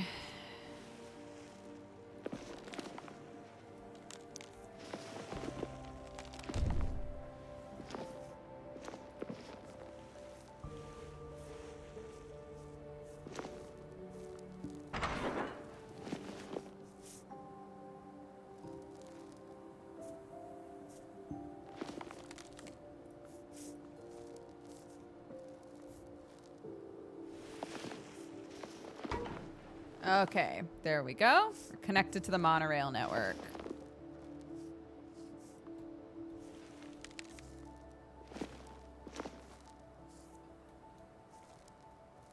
So let's start up here.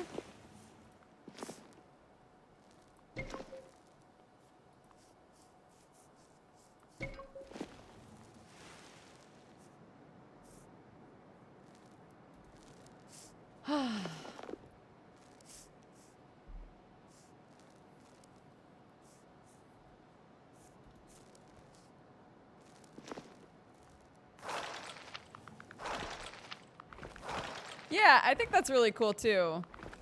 We had to like heat everything up in order to fix things.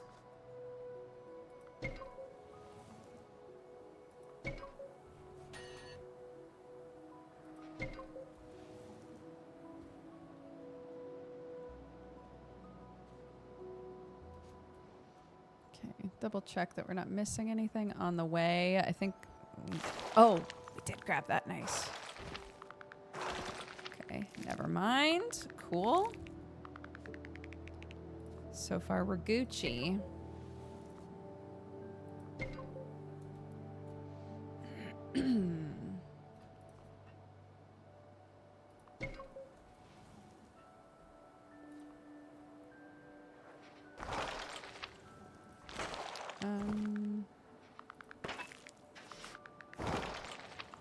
Okay.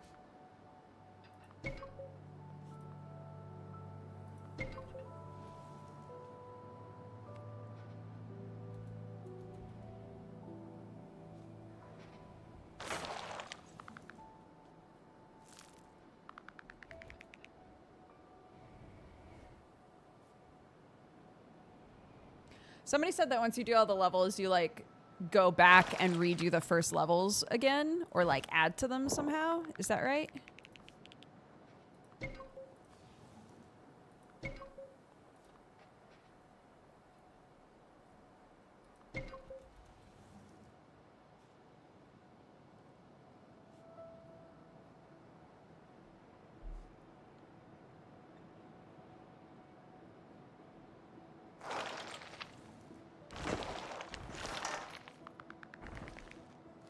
You do different versions of them in the same areas.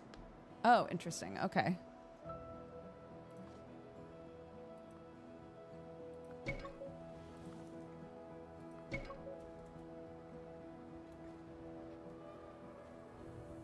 I'm surprised that the lava's still there.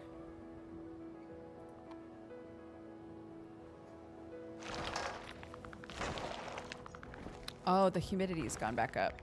Hold on.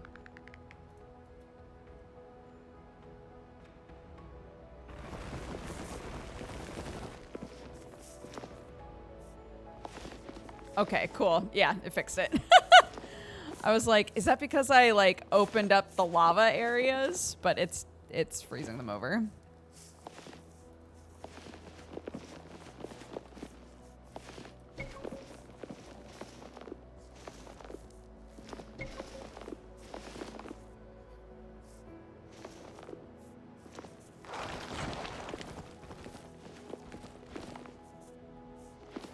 Okay. So...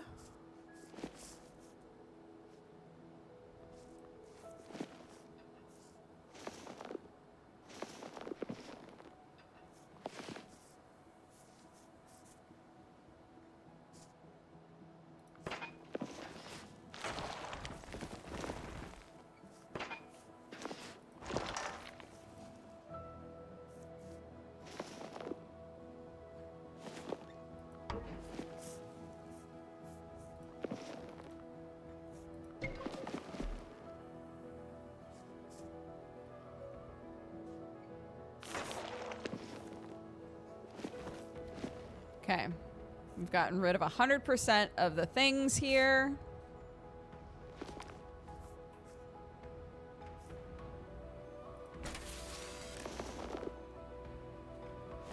But now we need to look for animals. This herbivore searches beneath the snow for edible lichen and plants. Okay.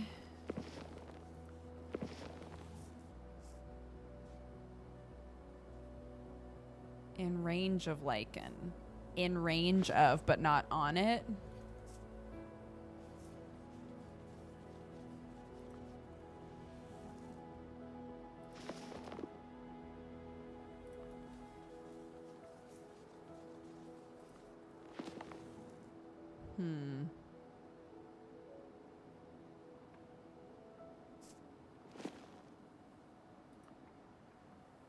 Oh, we're in an ad break. Sorry.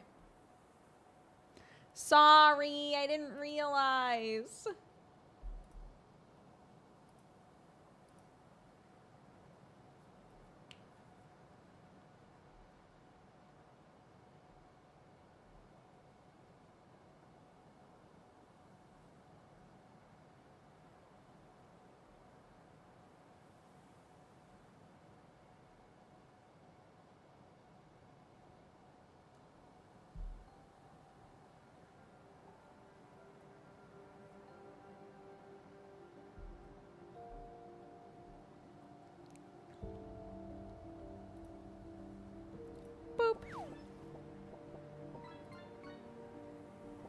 I really need to pee, so I'm gonna wait until, because the ad break's done in like 40 seconds. I'm gonna wait until it's done and then run one more and go piddle so we can all take a break.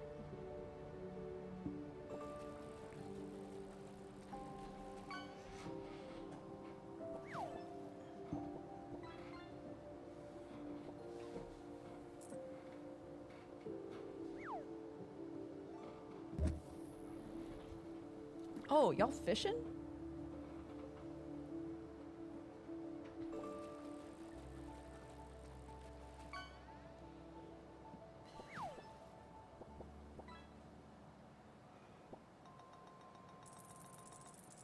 Oh, a rare big mama pickle.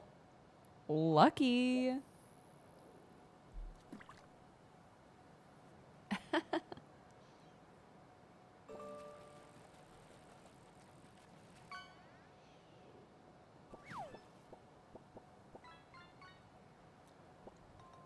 Nice carp, nice carp.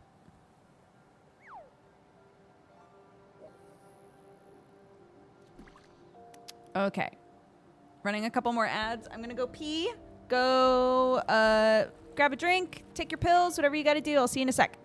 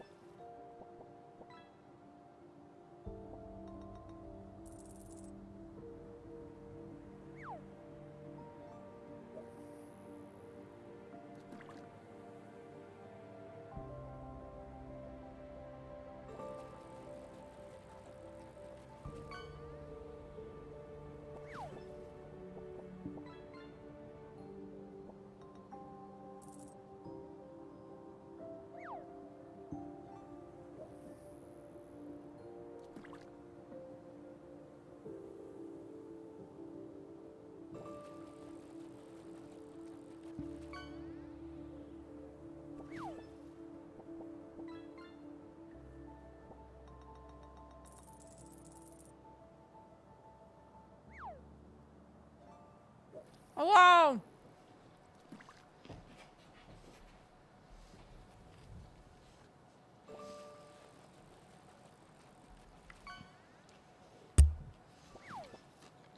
I made myself food, sorry. And I always think, this will only take a minute.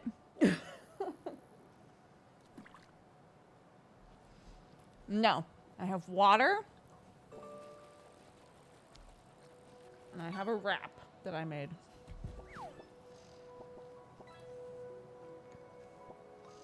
There's only 4 of you left.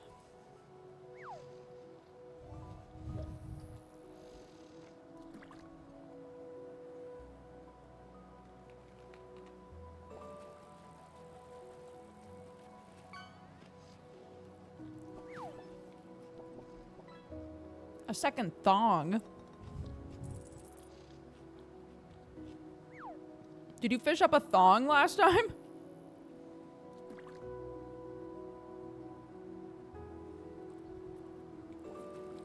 Oh.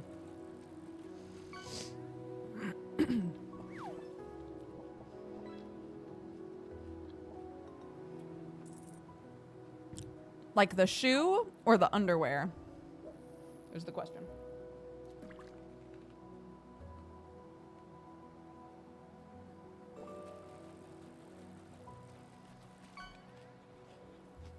Okay. I was like, damn, they put a thong in here?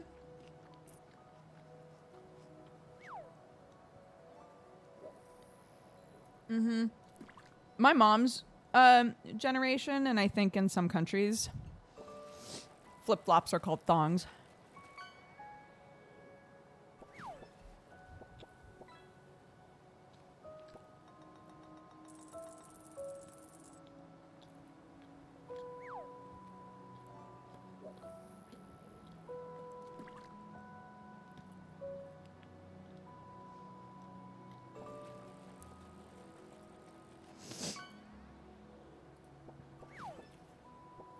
Well done, gang. Hello, welcome back. Oh no, I'm so sorry. You got 48 gold.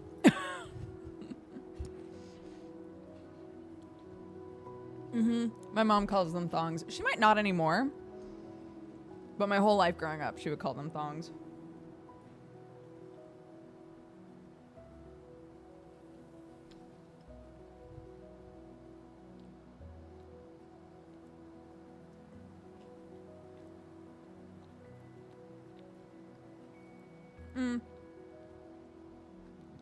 It's because it implies that there's like a thin strip of something. So with a flip-flop, there's a thin strip that goes between 2 of your toes to keep the shoe on.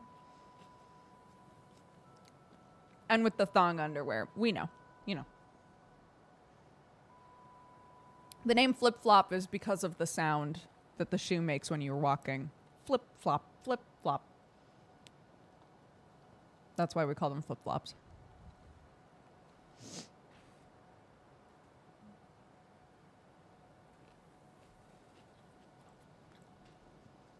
Okay.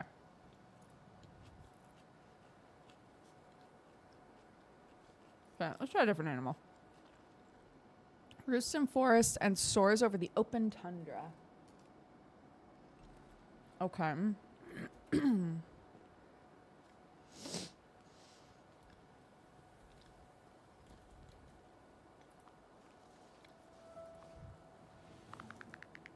Ho-ho! Got it. Predator camouflaged in the snow and prowls the tundra plains. Fox? Whale swims in cold ocean waters under the ice.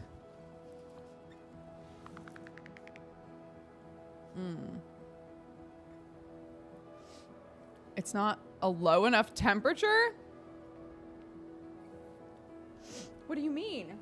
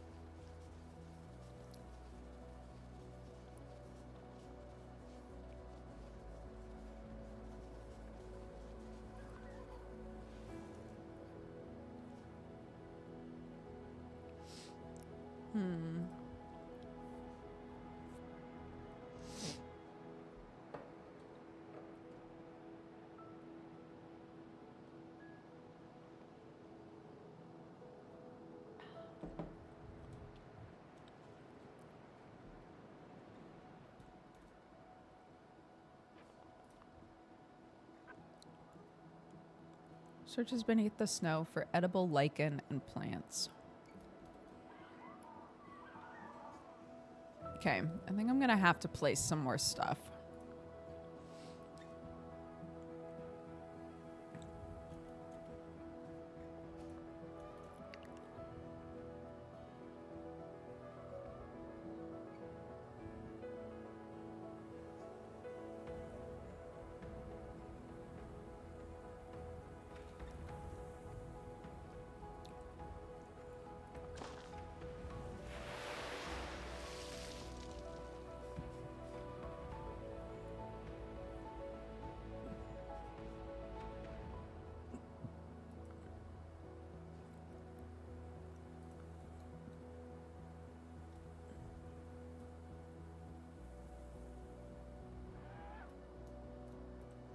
It needs electricity.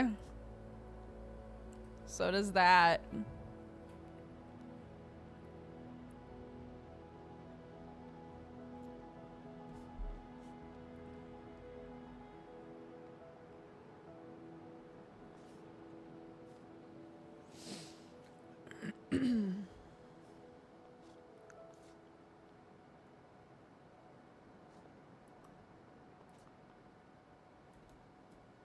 Oh my god.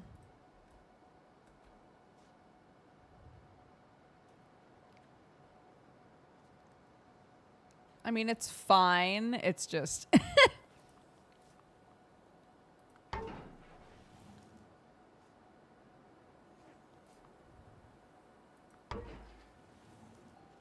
Oops. Oh god.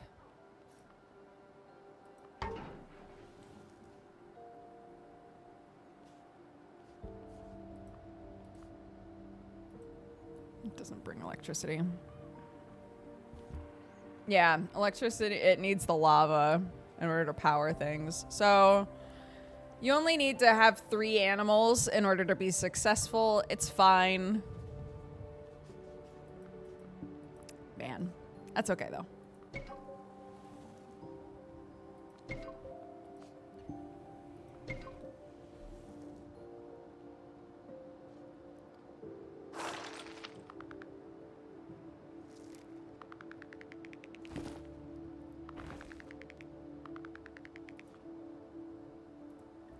Oh, really? Okay.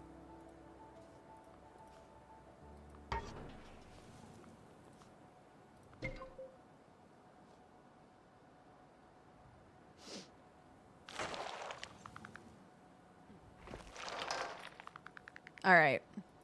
Deuces.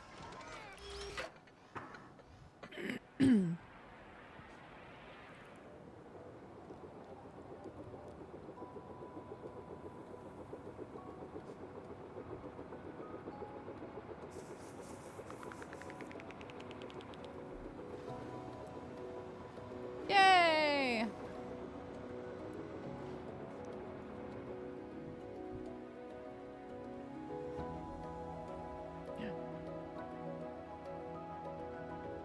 Yay!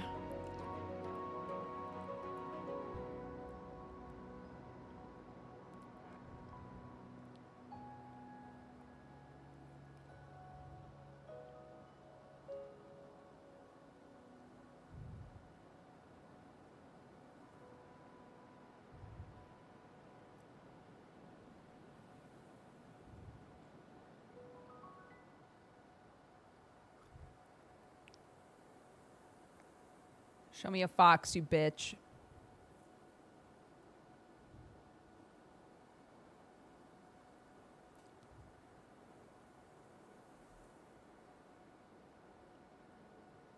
Oh, okay.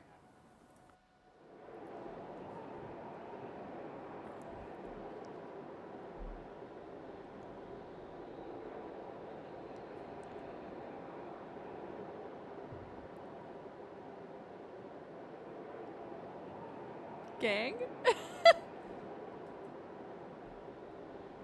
Okay.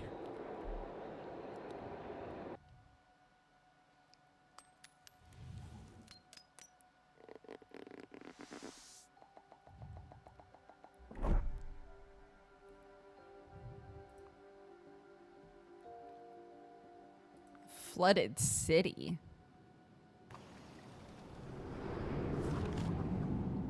What? Dredge the ocean floor to create land to grow the greenery. Once dredging is complete, recycle your dredgers. You can then place tidal turbines in the resulting pockets of deep water. Oh my god! What? Whoa, how cool. Okay, undersea dredger. Digs up earth from the seafloor and deposits it on the surface. Can connect to a monorail network. Okay. Okay. Oh, this is cool.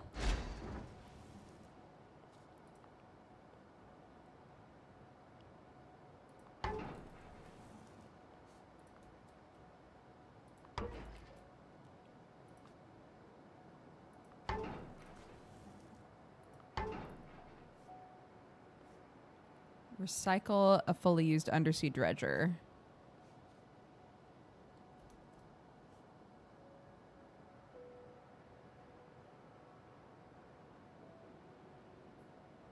Okay, so...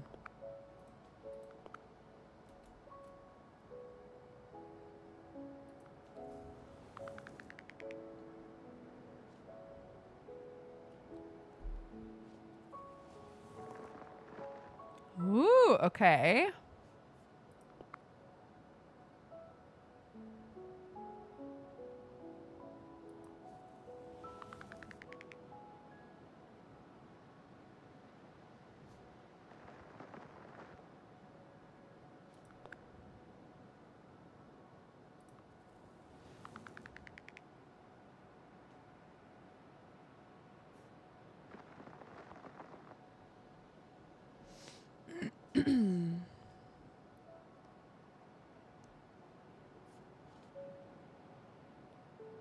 Loads recycled material from the surrounding buildings.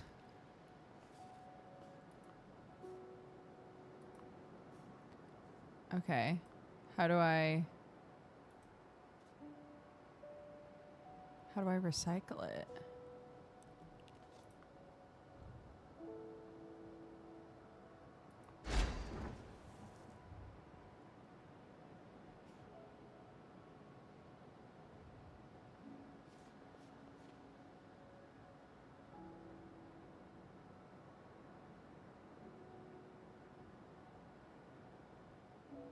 All right. Then you deposit the shit.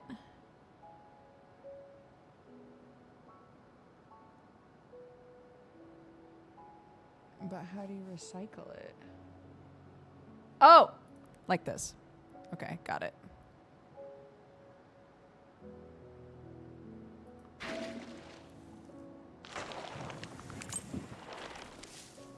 Okay, what is this? Use ocean currents to generate electricity. It must be placed in deep ocean. Okay.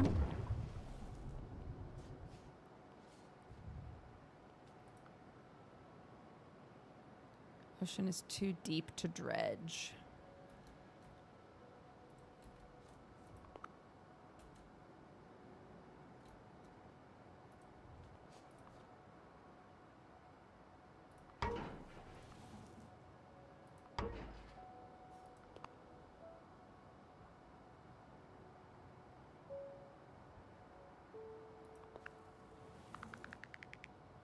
What?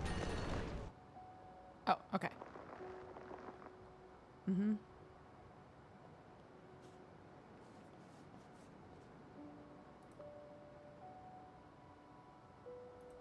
What?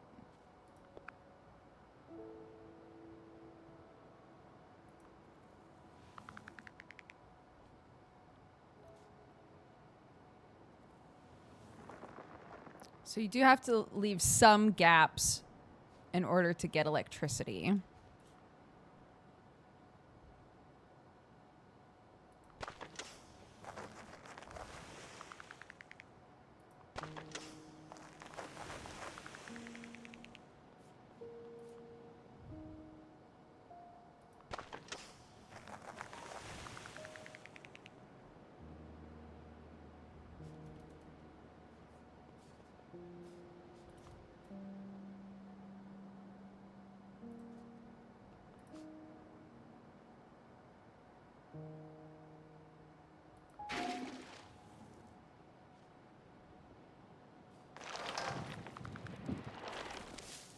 Oh, interesting. It also grabs those. Or at least part of them.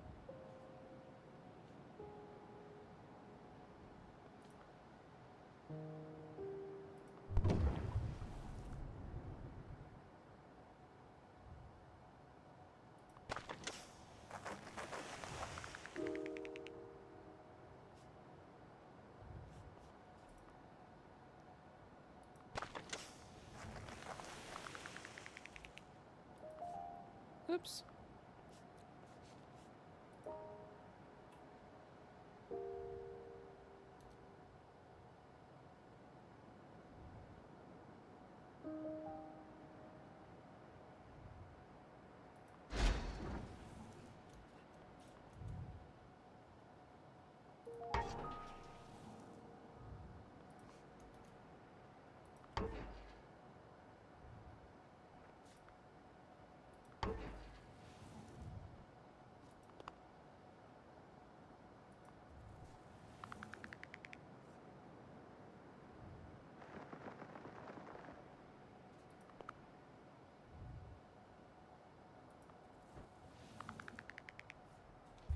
Yeah, it took the concrete and left the steel, so I'm wondering if there's going to be something different.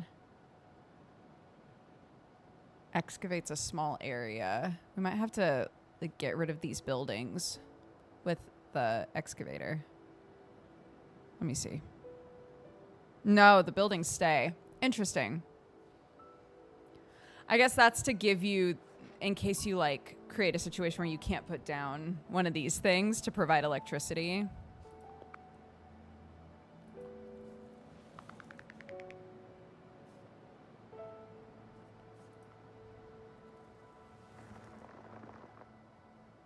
Minus 17. Why does it say that?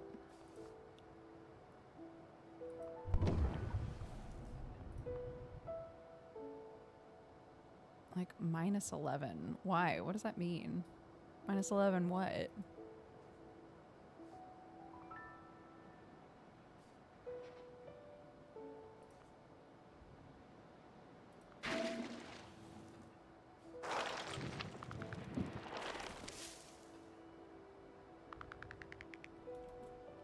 This level's interesting because you're kind of like getting rid of stuff as you go.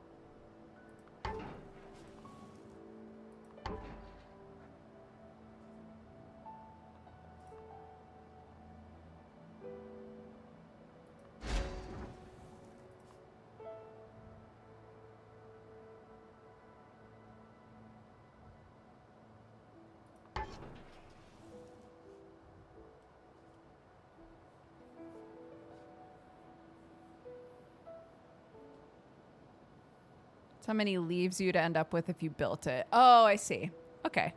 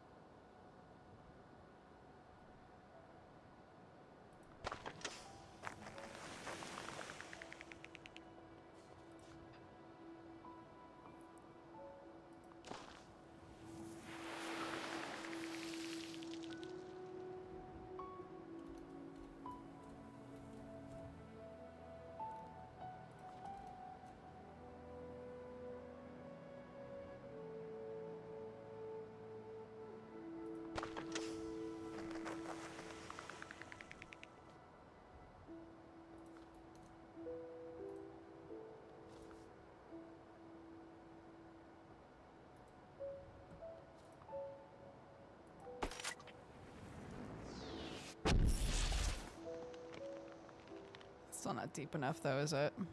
No.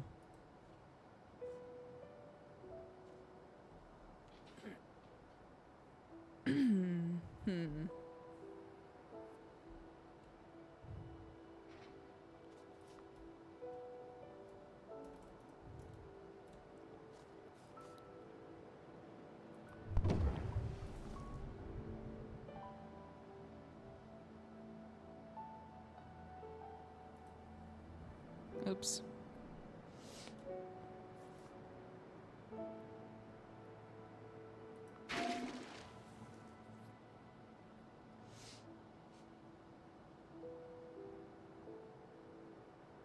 I did that in a silly, goofy, haha way. But that's okay.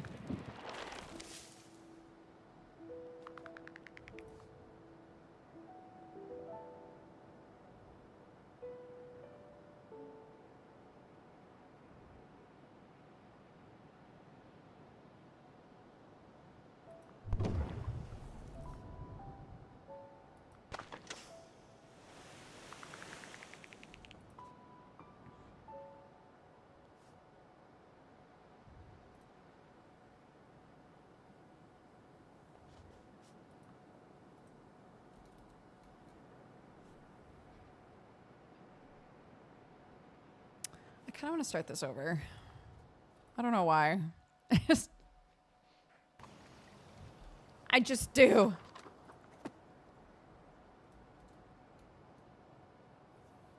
Oh, the setup's different. Setup's different every time, I guess. Interesting. Okay.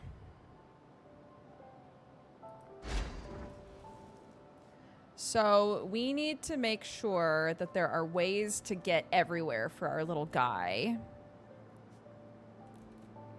For our little buddy.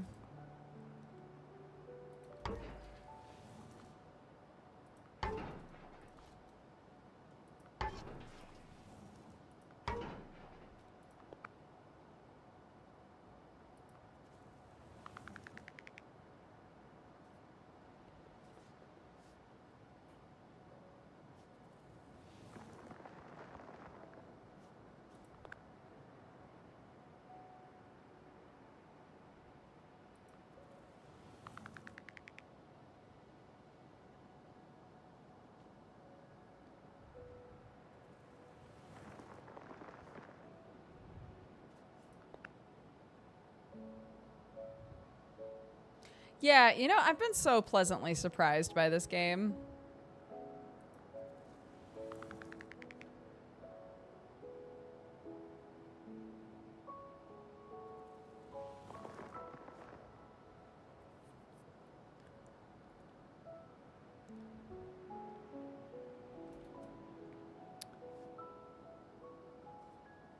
Okay.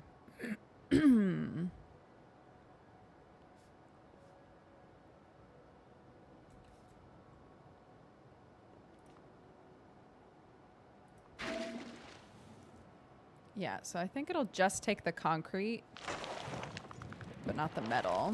Yeah, interesting.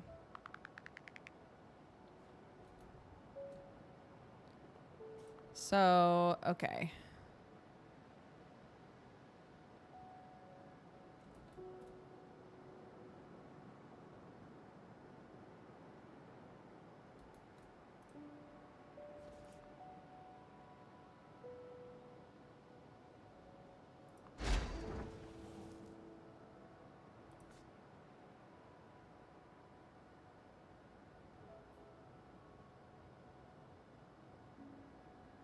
Okay.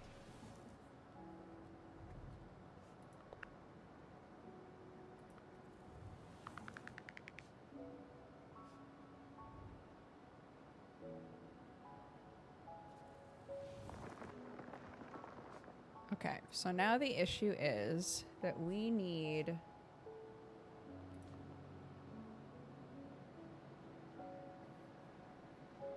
deep water for this.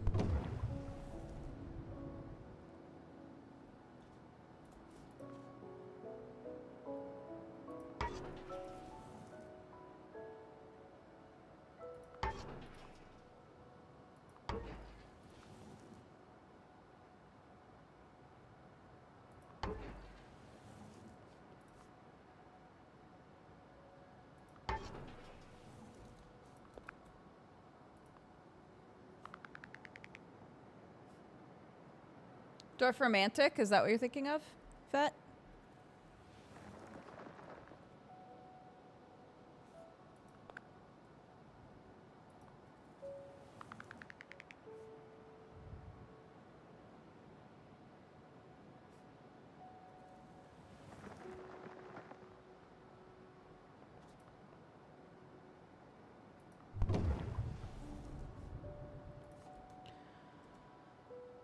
Okay, let's see.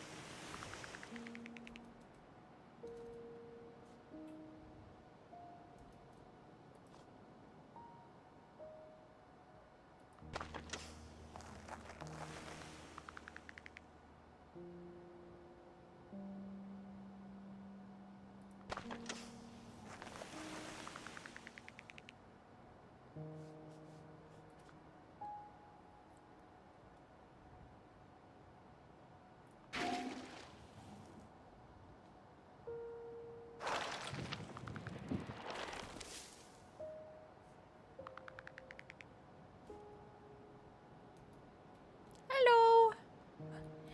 Hello. Welcome. Oh, that's right. I grabbed water. Good job, me. Very responsible. Really happy with that choice.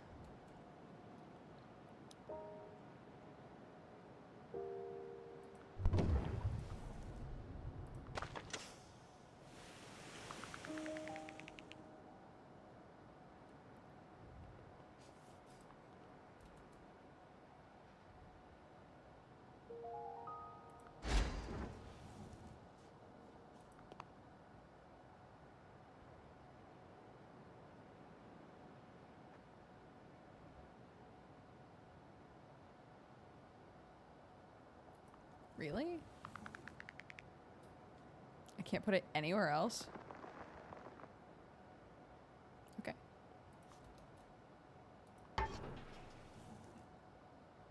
Oh, because it wasn't attached to anything. Oh, I see. I was like, huh? What? I'm realizing the strat now. Is wherever you pick this up, that's where this should go. Hold on. Hold on. Yeah, I know.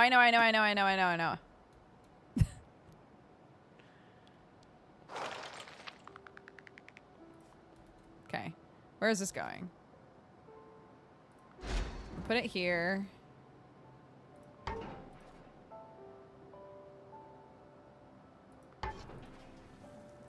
And then do some of this shit.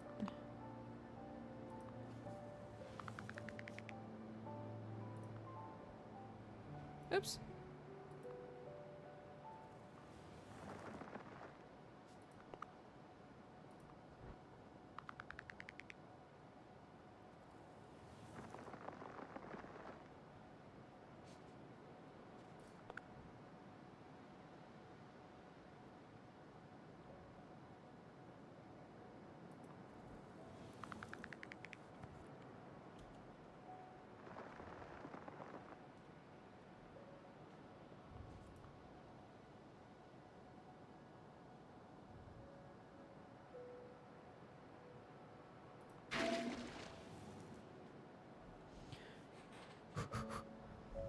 Everybody, they love a winner.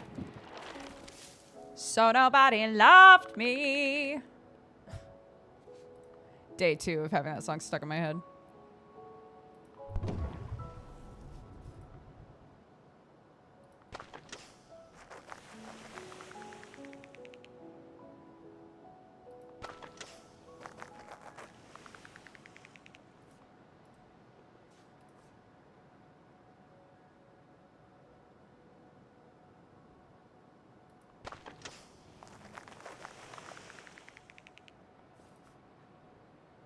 Yeah, I've had it recommended to me so much, and I finally decided to play it, and it's been great, honestly. Really good game.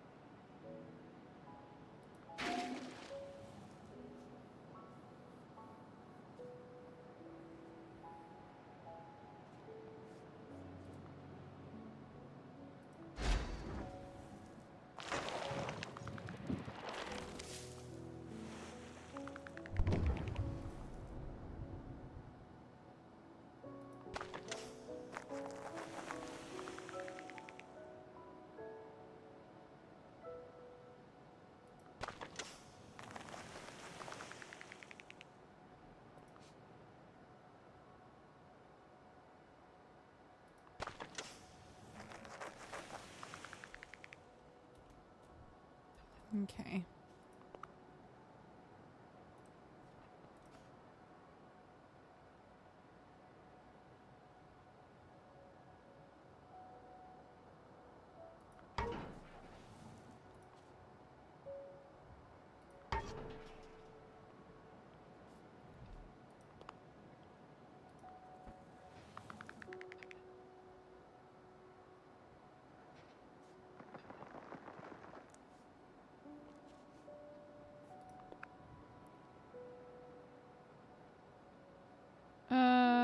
I don't want it to not be able to get in here. So I'll do this.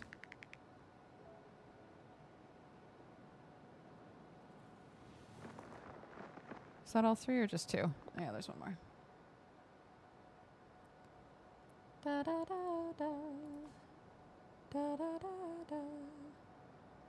Da da da. Da da da. Da da da da. Da da da da. Da da da da.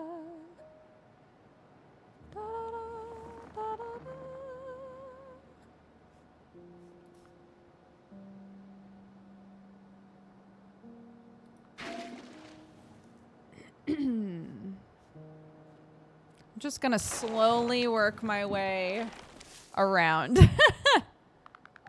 And hopefully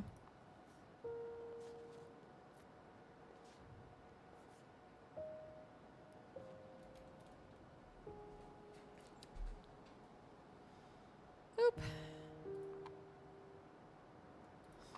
I'm not looking at those yet. Okay.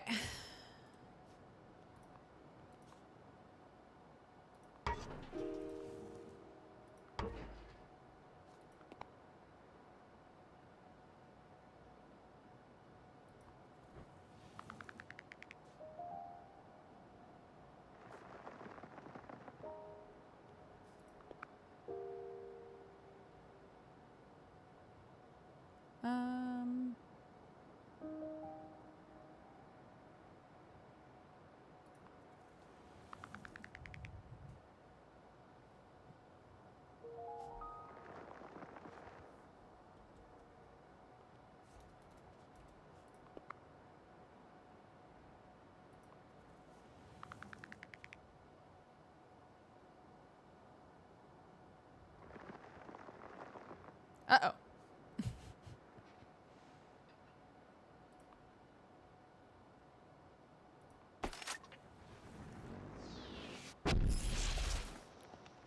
Okay. I think there's still space through there now. Let's find out. Yeah. Yeah, we're fine.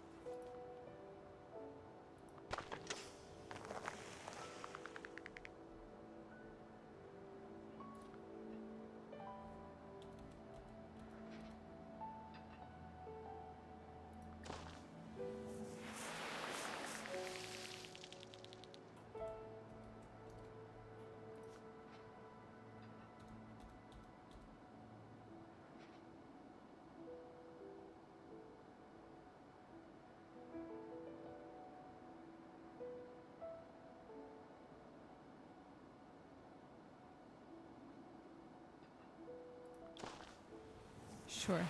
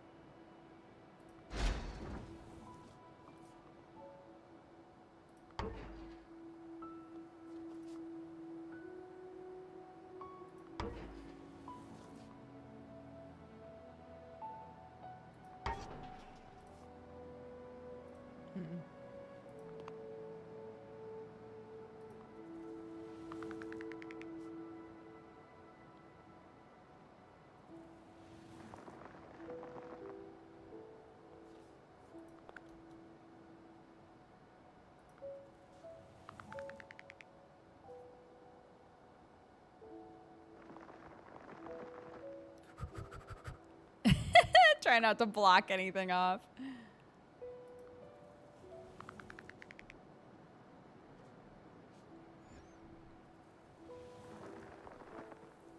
Okay.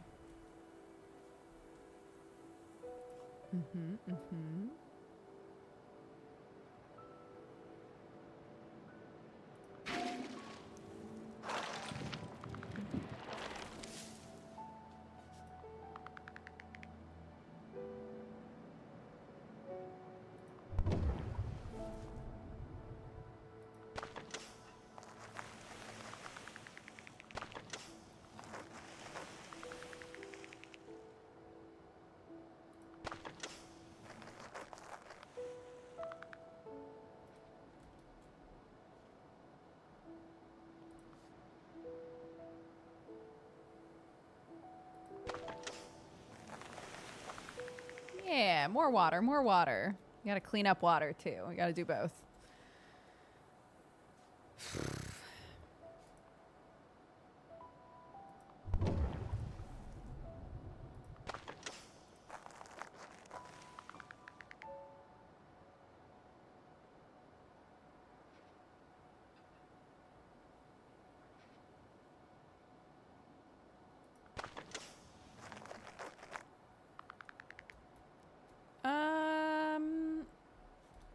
Okay.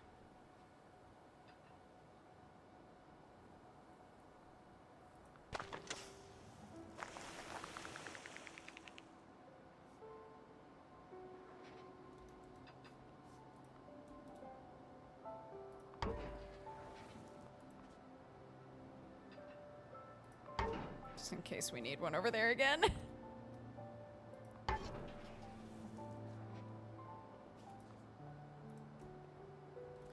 Okay. I think a lot of stuff so far is accessible. All right, where are we dredging, gamers?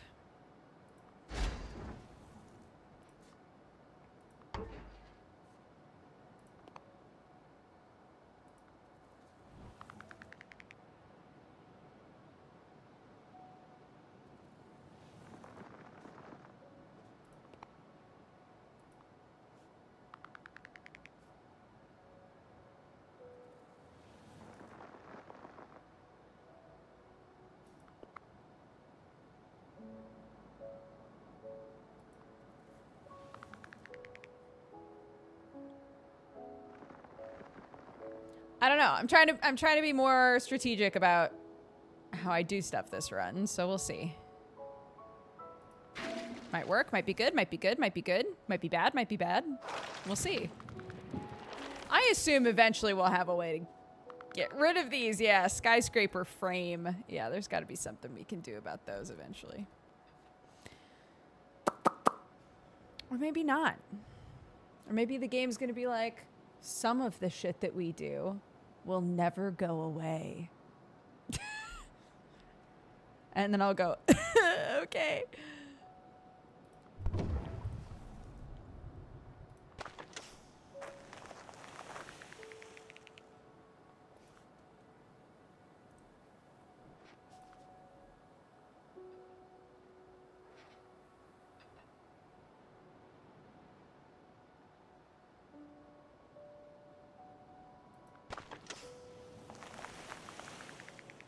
I can confirm every level has to be left with 0 tech left. Awesome. So we will have a way to get rid of it. That's cool.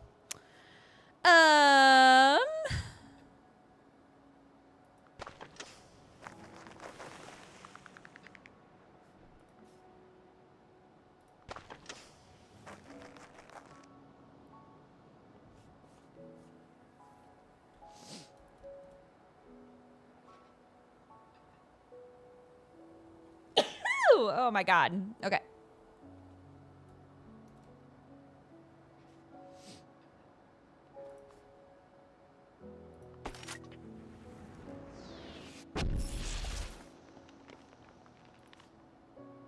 Nope. Okay. Just curious.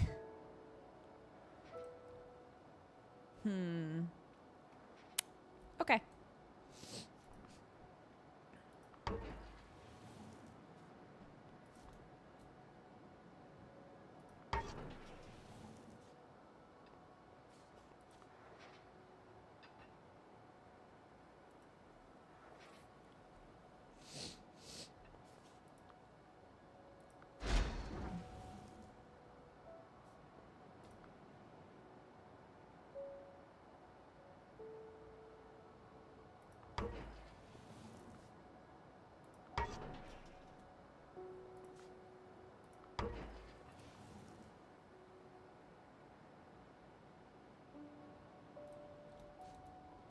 Okay.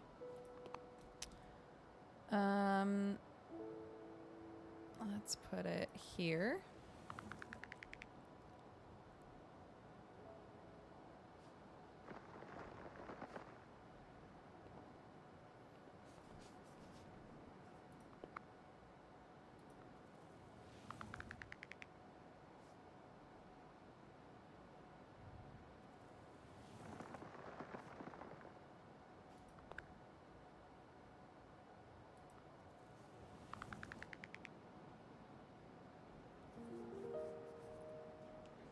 Ugh.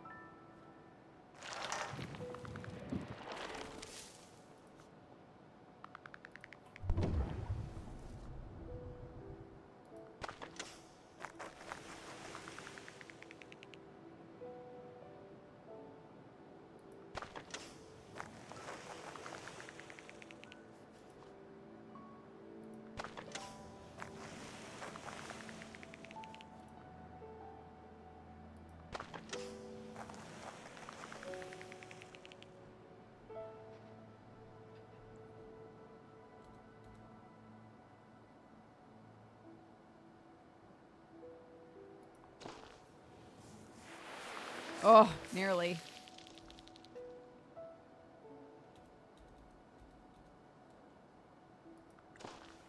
There we go. Okay, phase 1 done. Dredging may have made the ground unstable. Nevertheless, increase biodiversity by creating enclosed lagoons, bamboo groves, and the shells of skyscrapers. Use the roots of new deciduous forests to break down concrete. Ooh. Okay.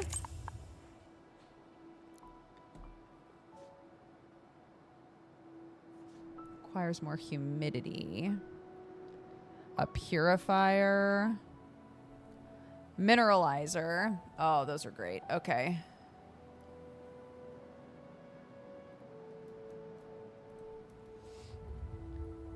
Oh no, the earthquakes. Ah! Okay, hold on. It wants a lot of humidity. Okay, so we need a lot of humidity before we bump up the temperature. So let's focus on humidity right now.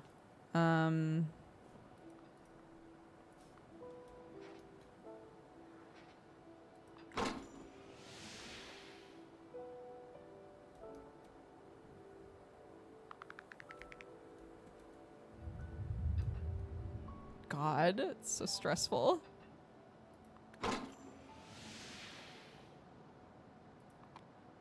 Okay. And more than 50% to get moss on the rocks. Okay. Work's been kind of slow since cartoons went to color. Okay. So now we need the temperature to go up.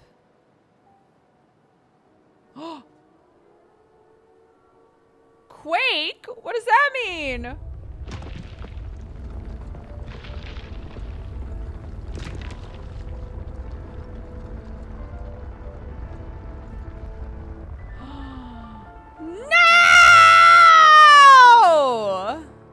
Aw, man, what the hell?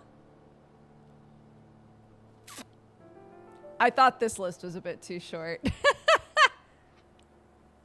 Damn. Okay.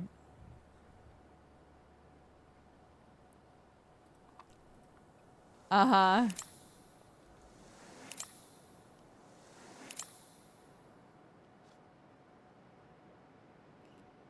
Use sunflowers to absorb radiation. Build on a radioactive waste depot. Ideal conditions. Can't build in radiation. Okay, we have to absorb radiation first. Has to be built on a rock. Okay, so...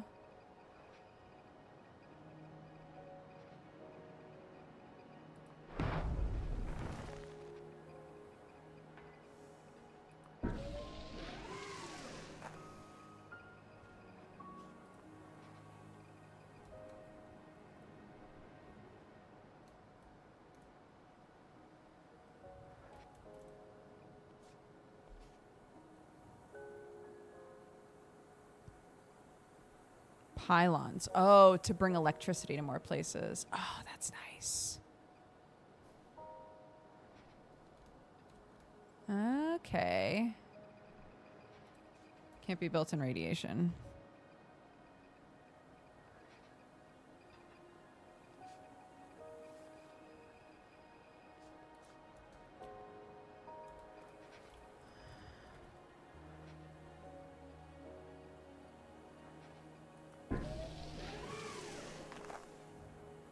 It's only soaking up a little bit.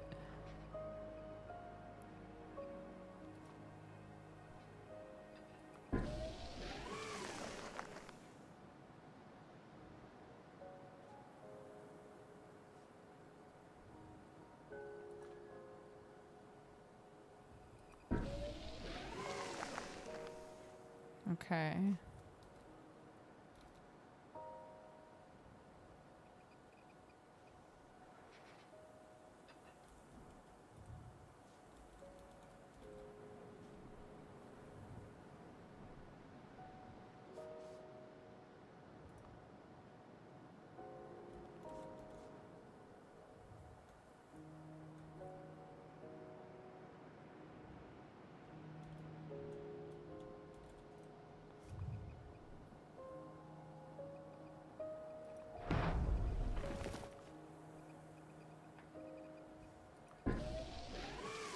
See, it has to be outside of the radiation in order to build it.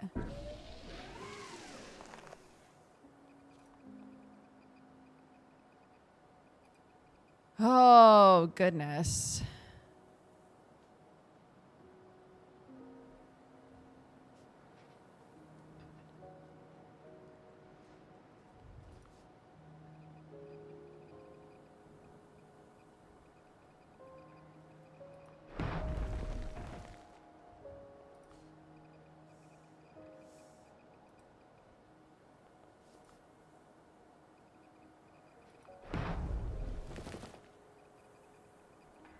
It's not in radiation, is it? Oh my God. Okay.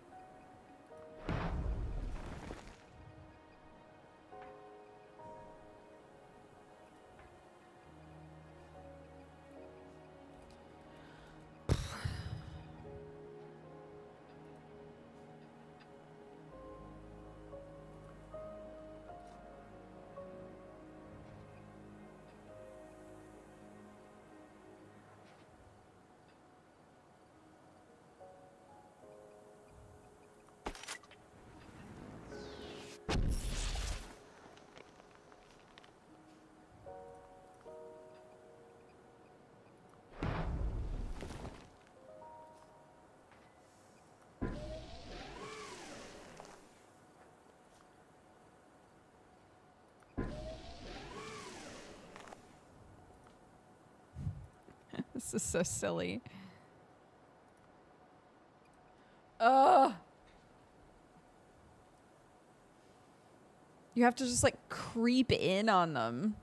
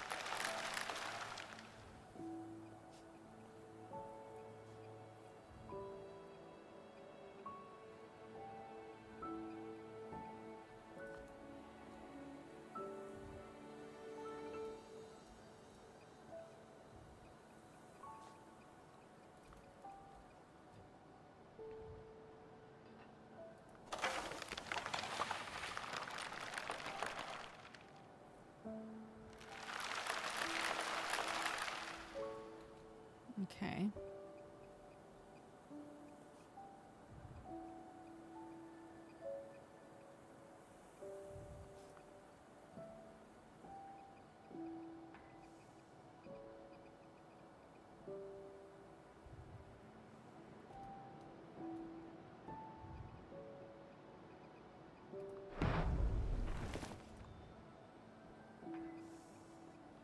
I still can't put this down anywhere.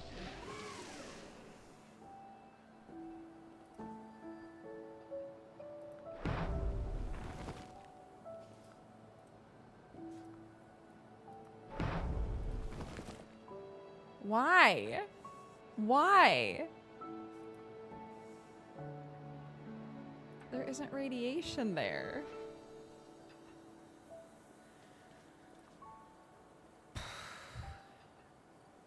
Because there's no power. Is that what it is?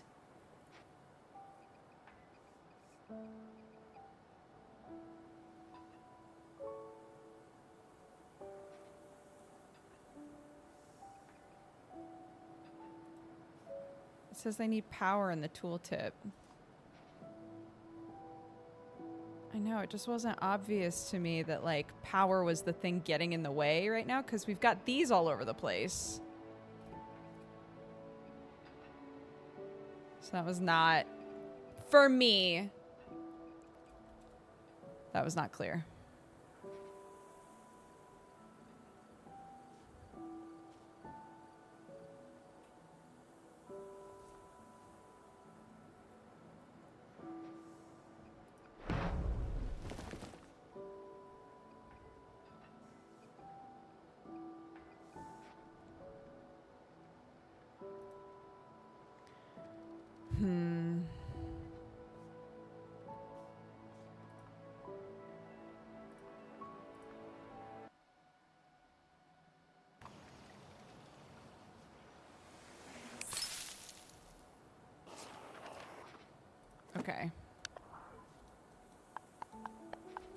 Okay. So it's going to start being mad soon. Until then.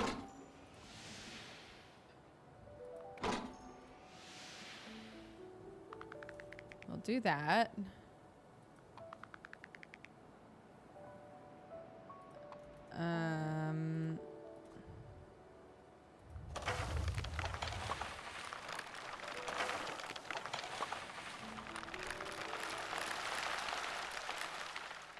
I'm really curious to see if it blows up here. What's going to wind up happening? Temperature needs to be higher.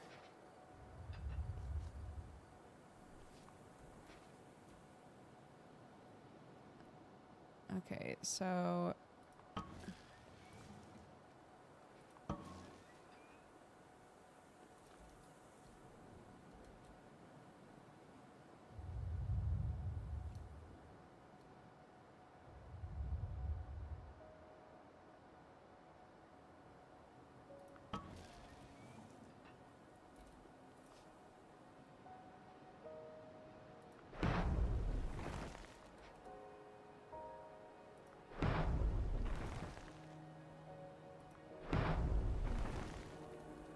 okay.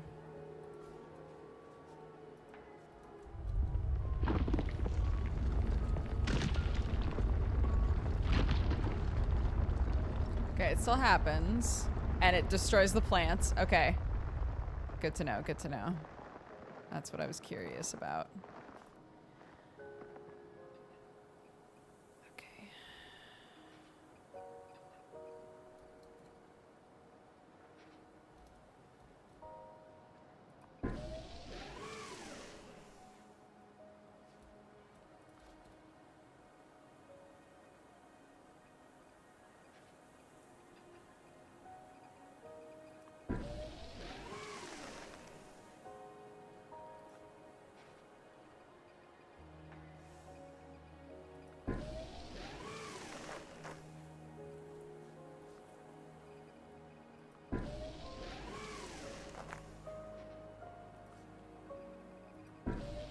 Oh my god.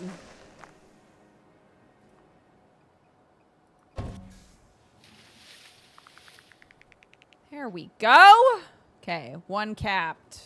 One capped.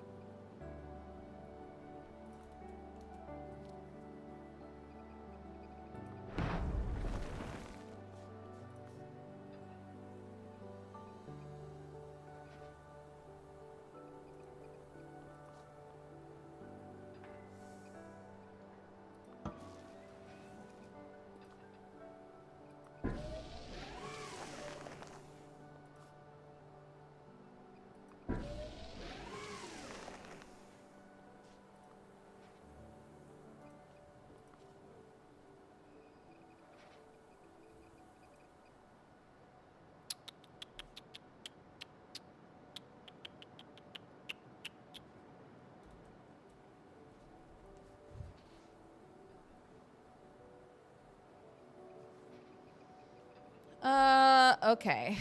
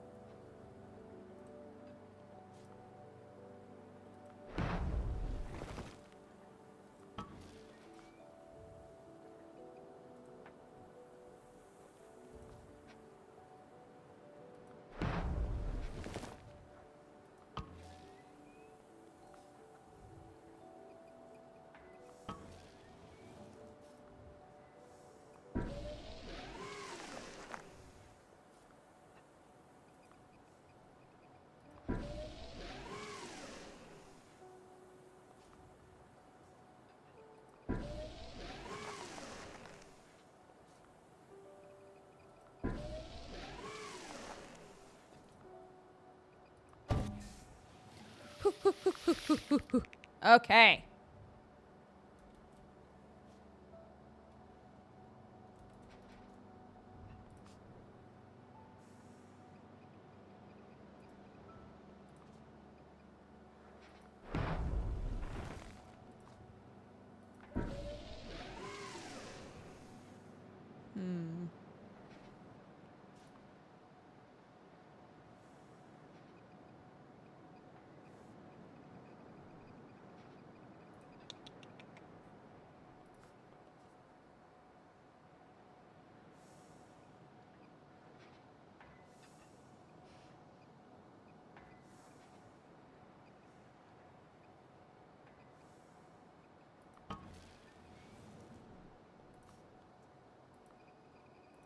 There we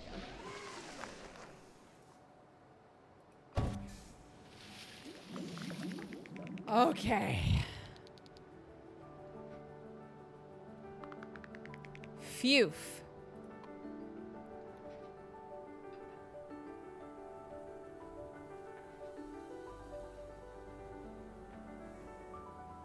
Okay. So we need humidity to be over 90%. And what's the highest we need the temperature to be? More than 20. Oh, 25 here. Okay. So we need it to be hotter for this, so I assume this is going to continue making it hot.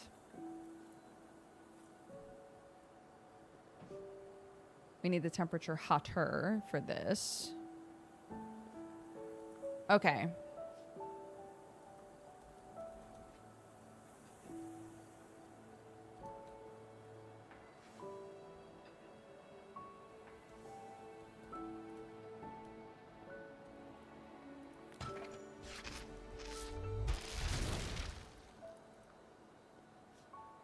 Ideal conditions. Fantastic.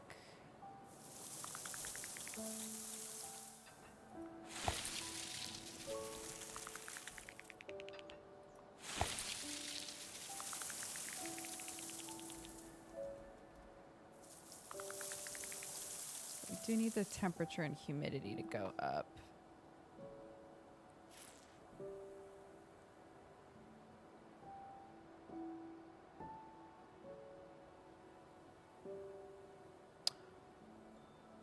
Ooh, we should do this first. Temperature needs to be down first for moss on rock faces. So let's get humidity up.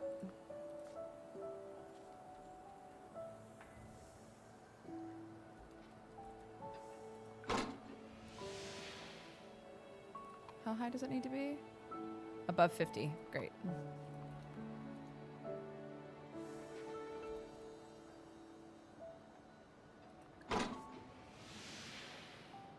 And then we need the temperature down.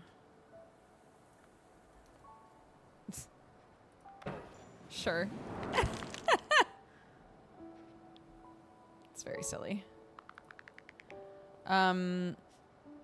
Cool. Gonna come over here and grab this now. Come over here and grab all this. Thank you.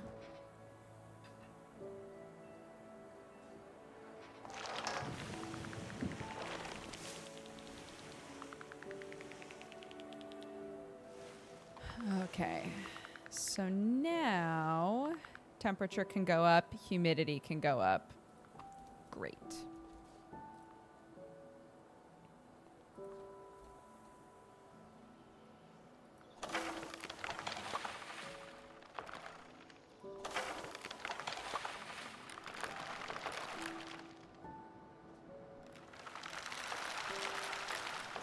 Area is too large.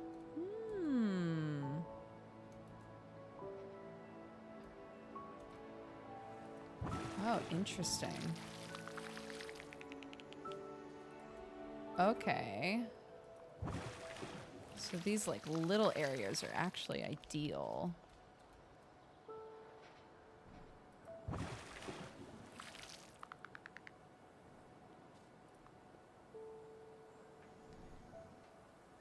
large.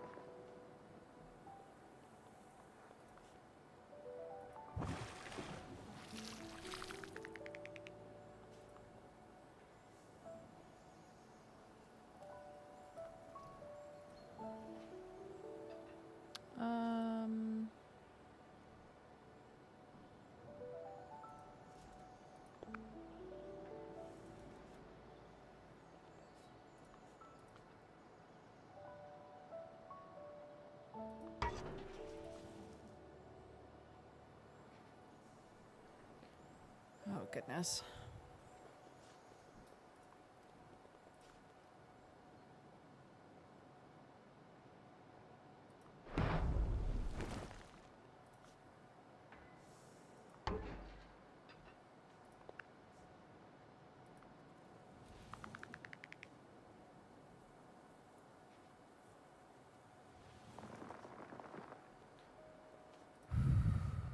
Here we go.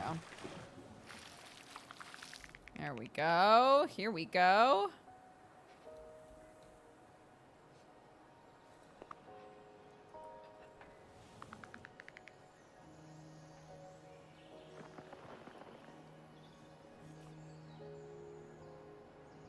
Oh no.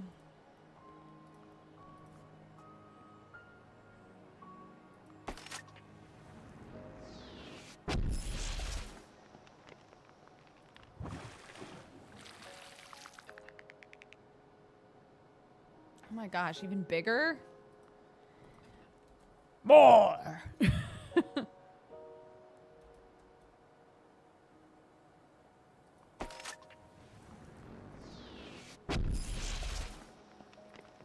There we go.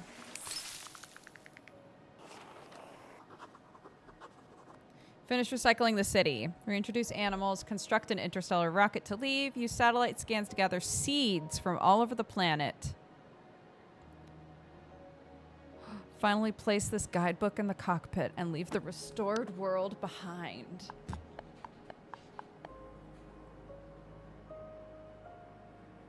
Oh my goodness. What a good game. Okay, let's see. What are we supposed to use to break down concrete? Oh, okay, I see. Yeah.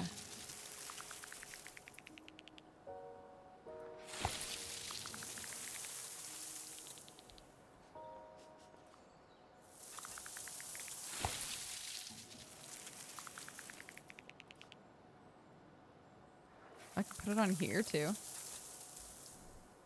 Interesting.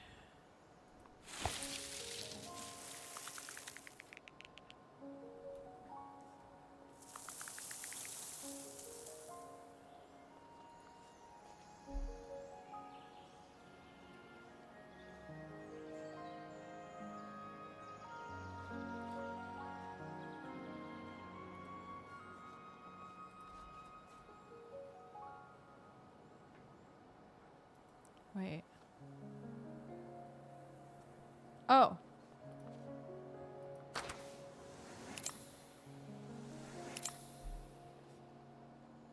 Launch is a satellite that allows you to scan for plant species and collect seeds. Base building for rocket construction.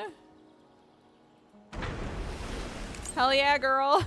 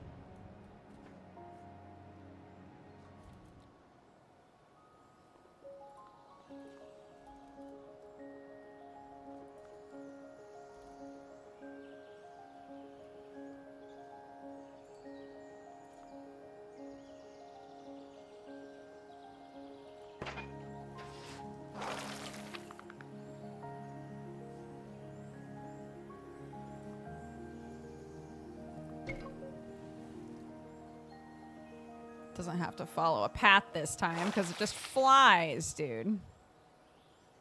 Love that.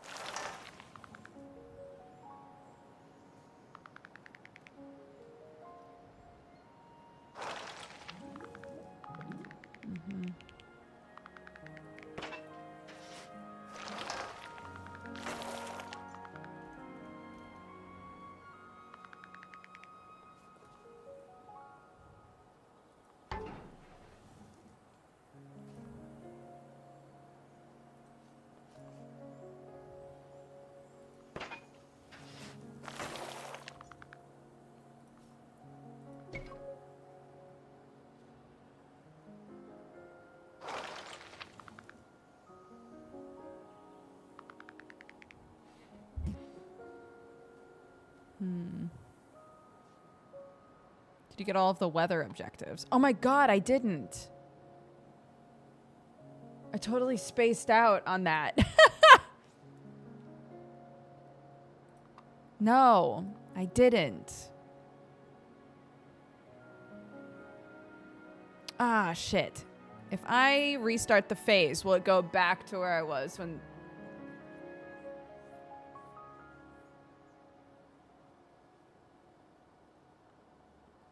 I wonder if it matters.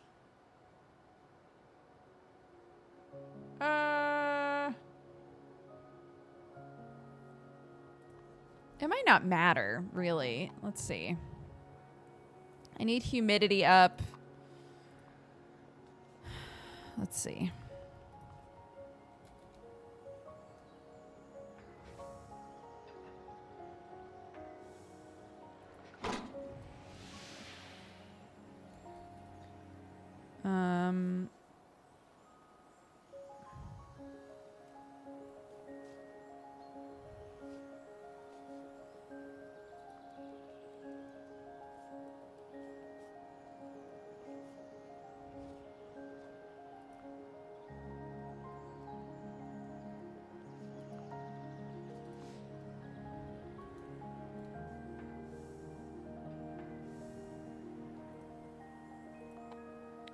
What's the highest temperature I need it to be?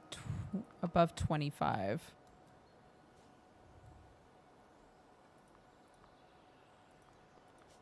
I still need these in order for them to work, I think. Yeah.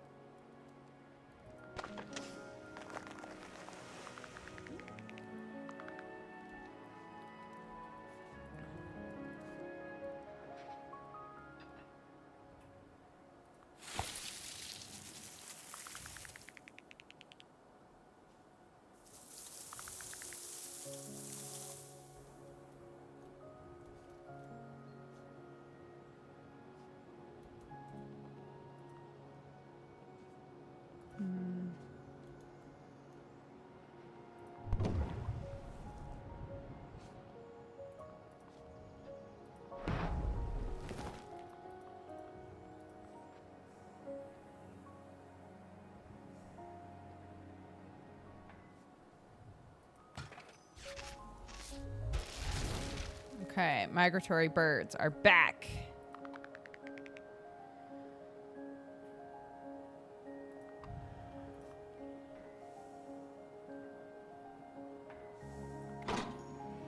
Ivy overgrowth.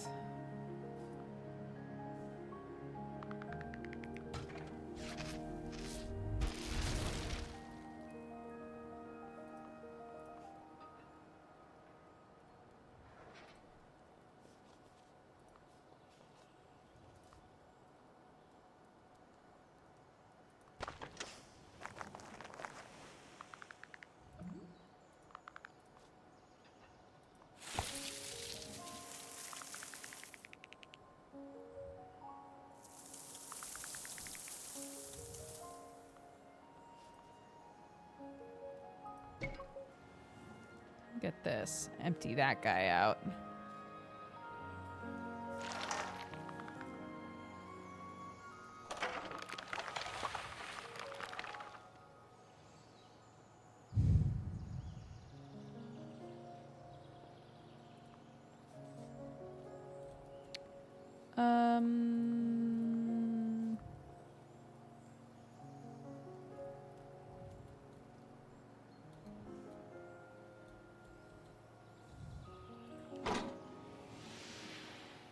Humidity up.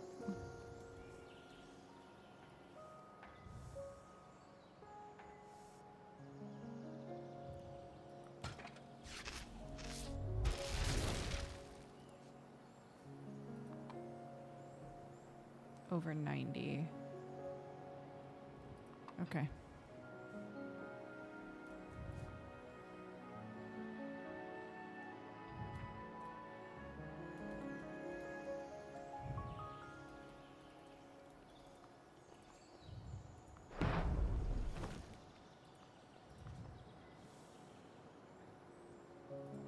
Right.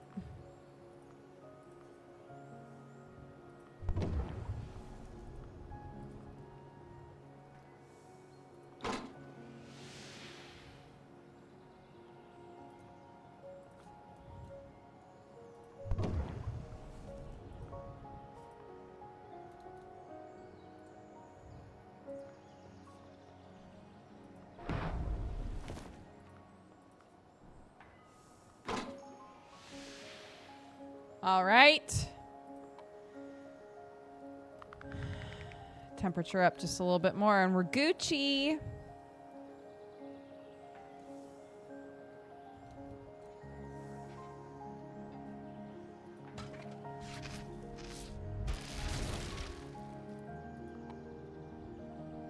Over 25. Okay. Yay! Oh my god, it was instant. We did it!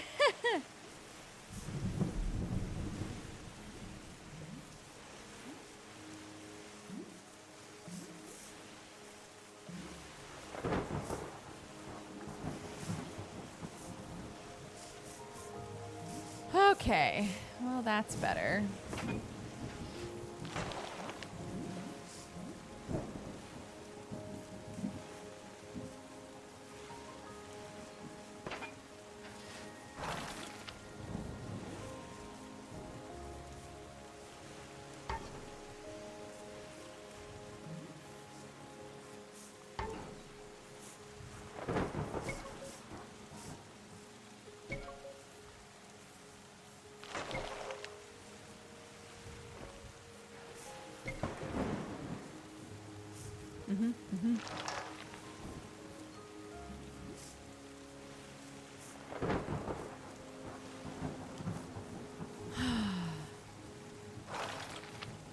It's so nice and peaceful.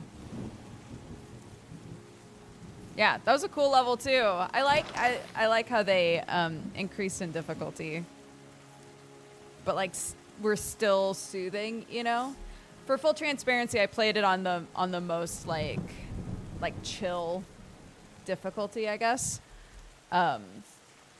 So it didn't feel like it had too much of a strategy element. It felt like I could, you know, take my time, and I did still have to restart some things, but not like, I never found it frustrating at all, you know.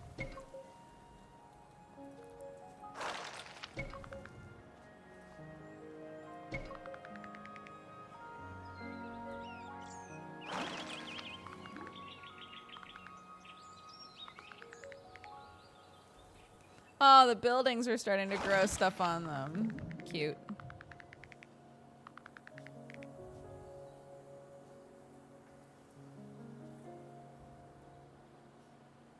Okay. What do animals want? Shell-bearing reptile frolics in a large lagoon. Okay.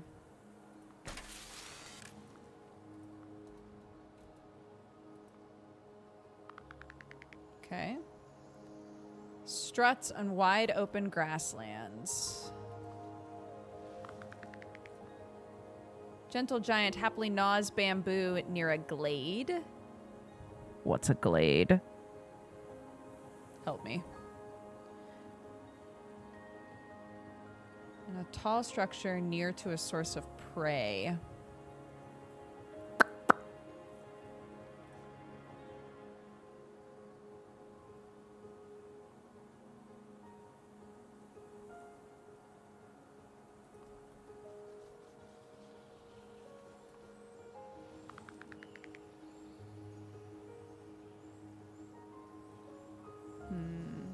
An area shadowed by trees. Okay.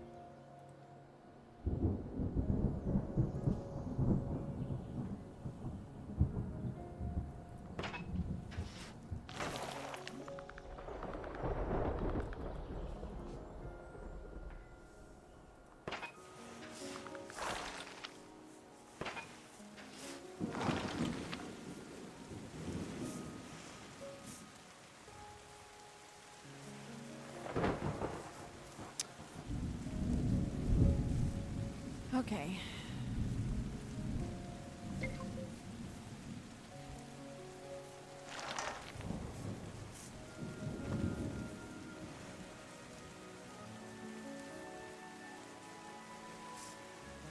Oh no, does this need electricity? No! I keep doing stuff too fast, dude.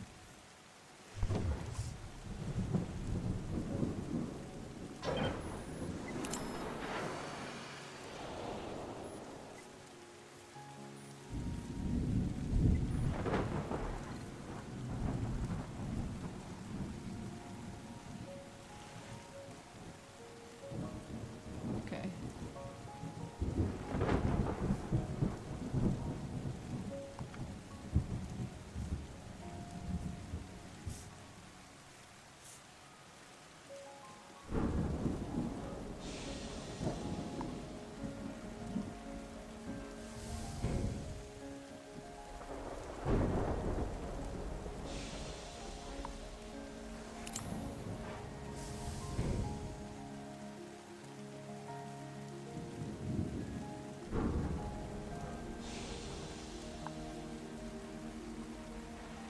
Oh my goodness. Okay.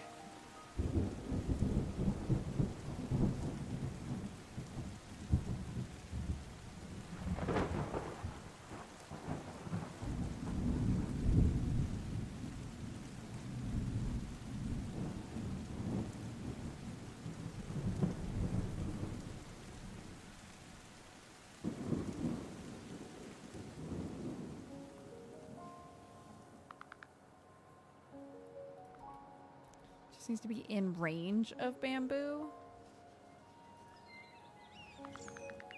Okay, there we go.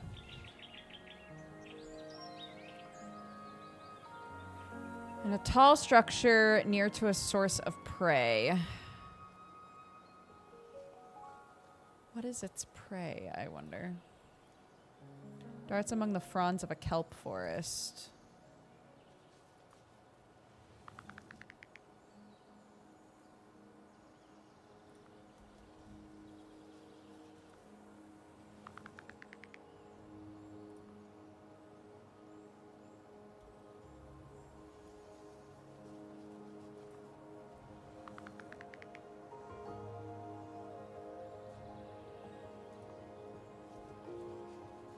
It needs to be in range of the ocean. It needs to have ocean and kelp. What about this? Not quite. Hold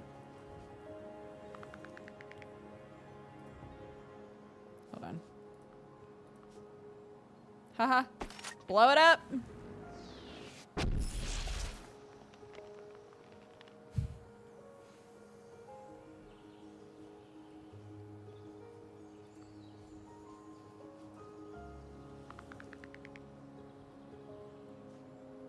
Plenty of kelp. Needs to be in range of the ocean. So it doesn't want to be on the ocean.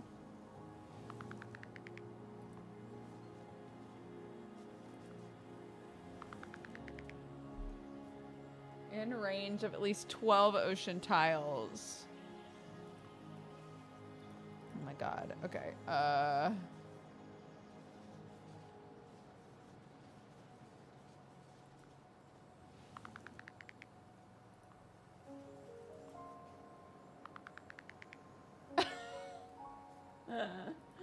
Oh my god. Okay. Yellow means it has it, but it needs more. Yeah. Yeah.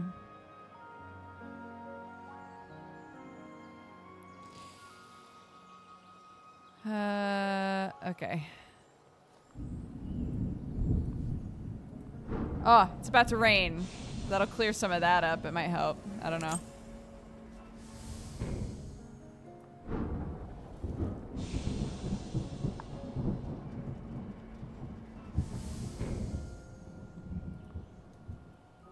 Wait, I'm confused about this.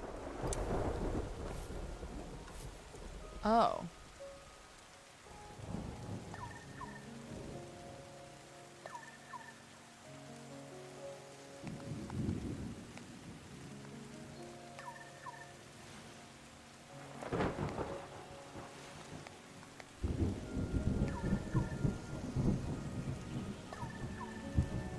I see.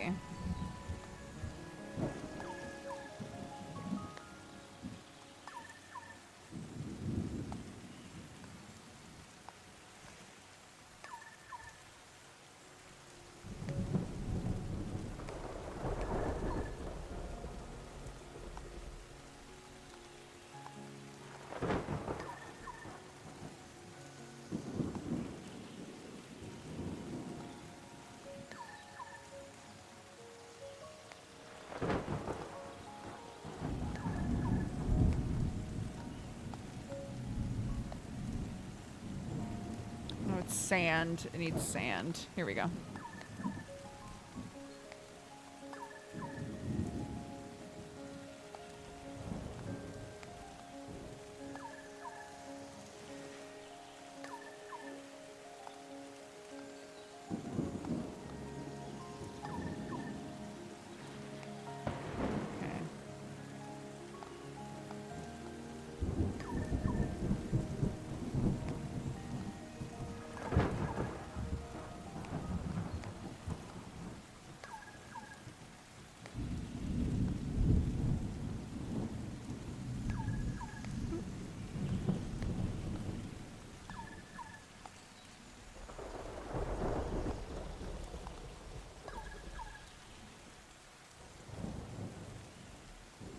Okay. Wait.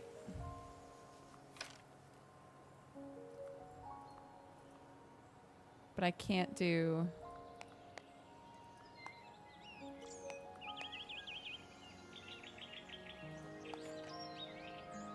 I can't do this map, though.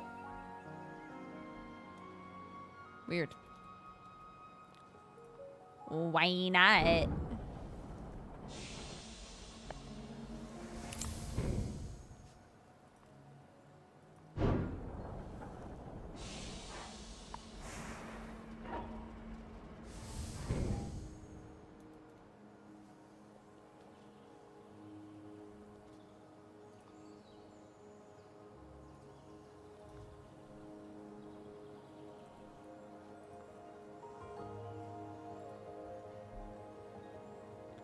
Structure near a source of prey. It's a pig. Roots for tubers in the undergrowth of a deciduous forest.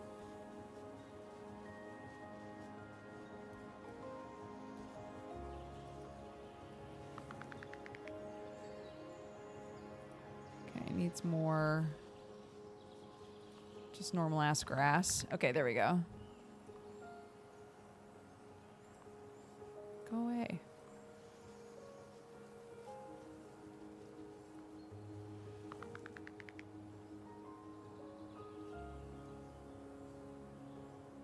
Tall structure. These are tall structures. Unless they mean this. Which they might, I guess.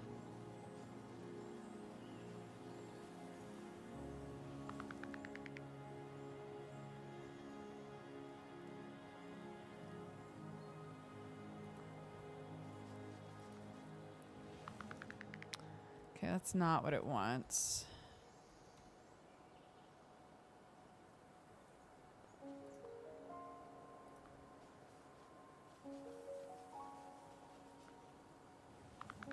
Okay, more boars here. And then... no.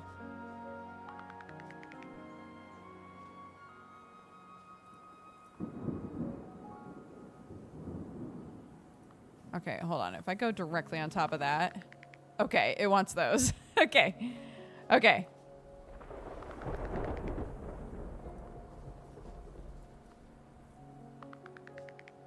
There we go. Oop. Darts among the front.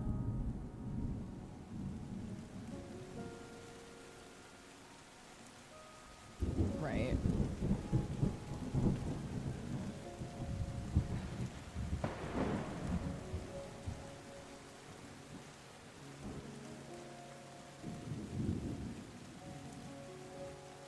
Oh, this is the time. Wait.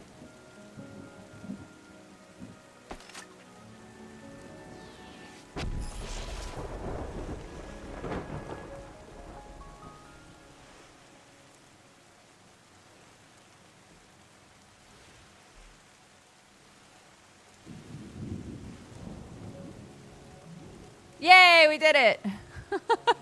We got all the animals.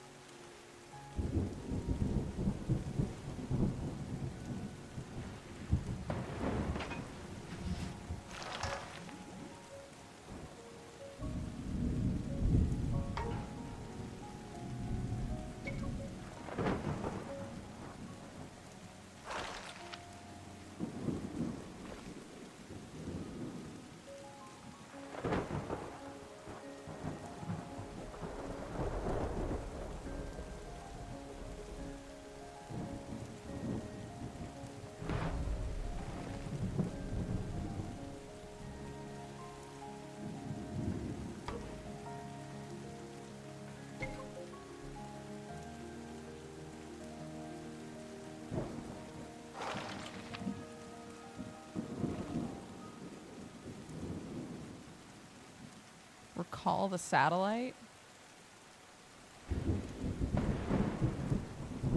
Oh, oops. I'm just a silly little guy.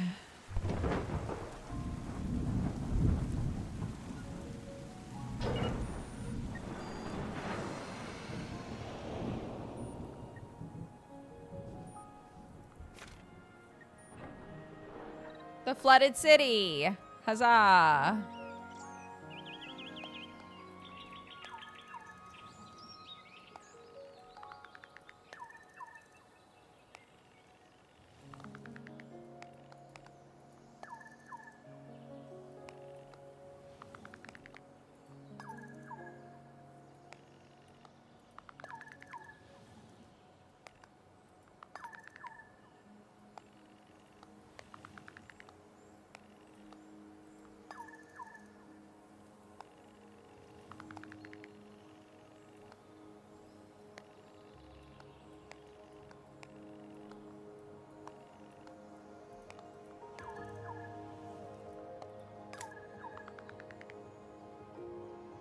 recall satellite.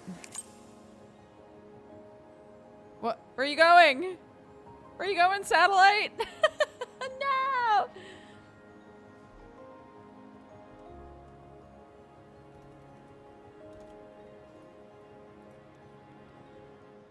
Oh my goodness.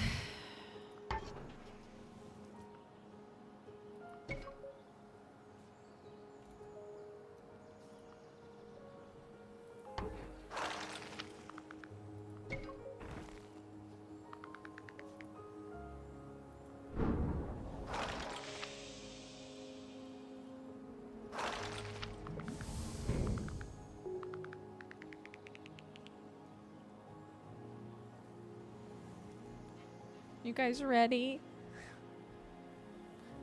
Goodbye, planet.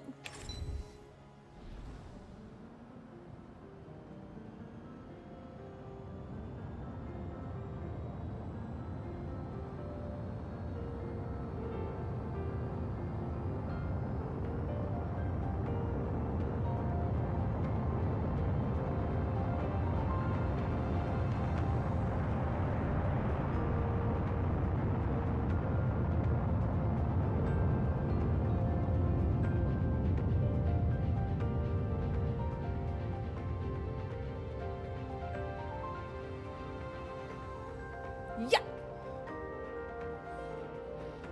Bears.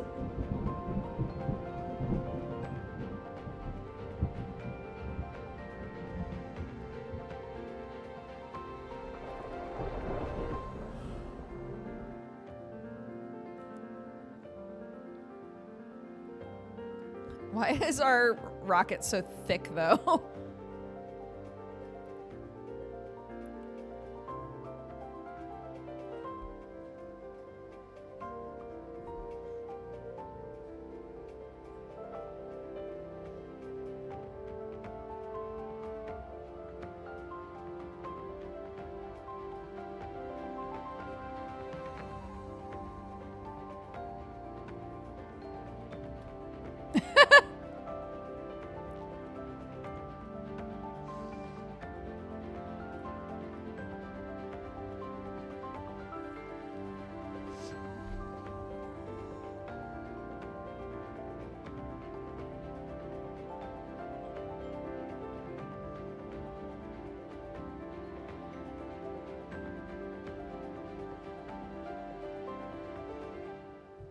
What a good game. I'm so glad that I was encouraged to play this. But there's more you can do, right? People were saying you can go back and do them again and it'll be a bit different.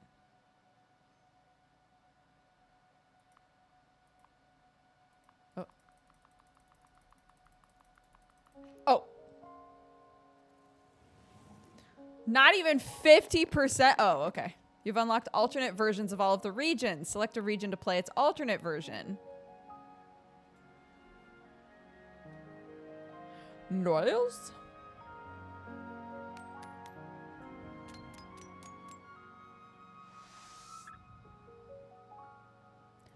Abandoned quarry. Wasadisa.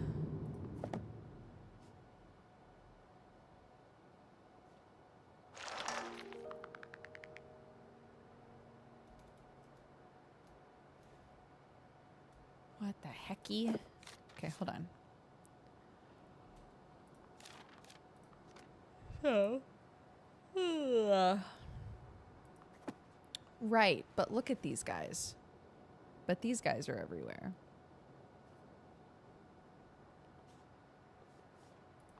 Okay, we're not meant to be getting power from like lava babies. So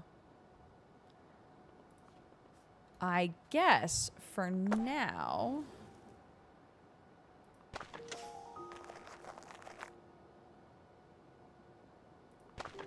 we'll just do our thing.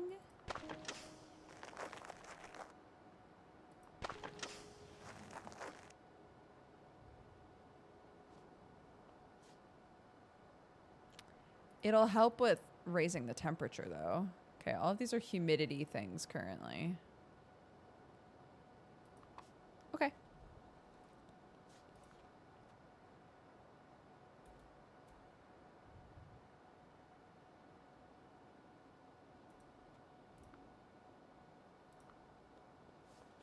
I was going to say, unless they gave us that thing where we can turn lava into rocks, because then we would be able to place these wherever we want, but that did not happen.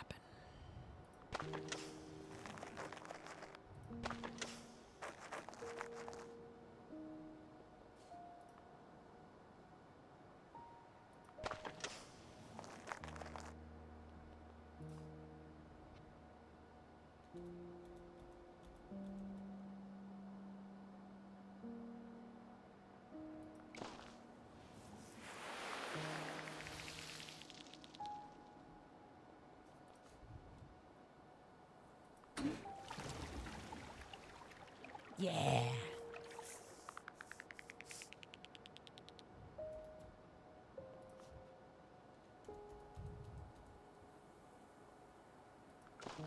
Oops. Oh, that's okay.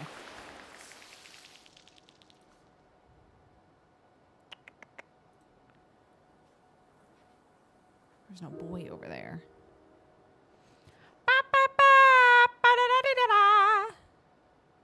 Smop da ba ba booby da. He ba be doo ba a doo be dee da. That's okay. Smoop da da a booby da.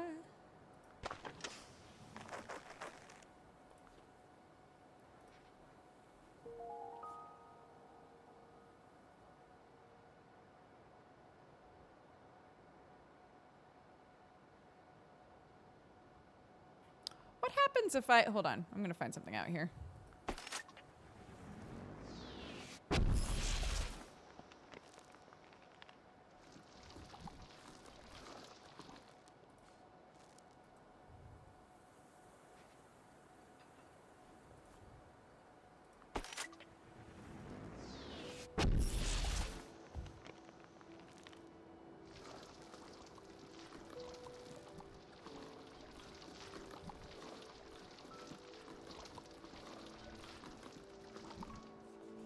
Okay.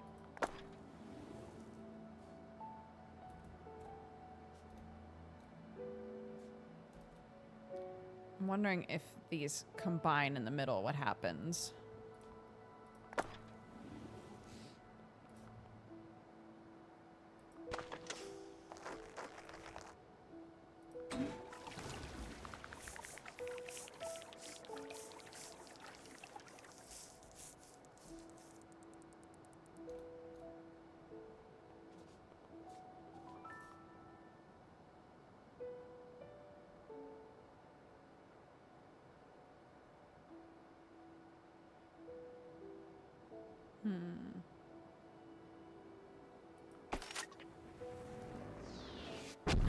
An ad break. No. It turns into rock. That's what I was hoping for.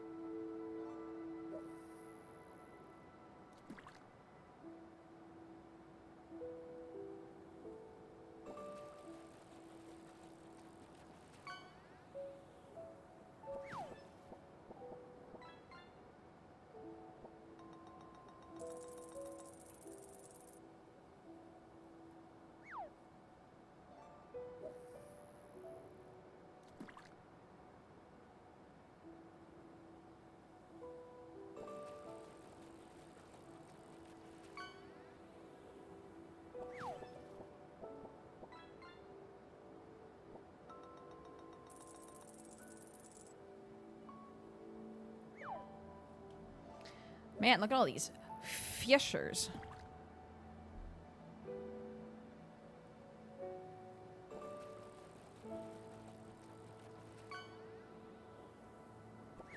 Ad break ends in 30 seconds.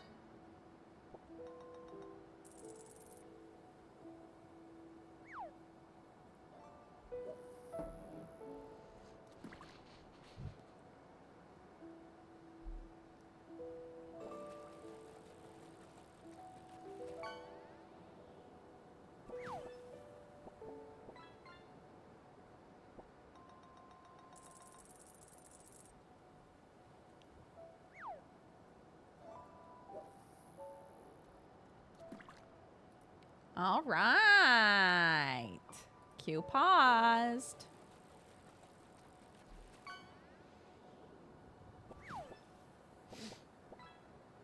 Nice. At the end of stream, we'll look at the leaderboards. We'll see who's got the most cash. Cash money.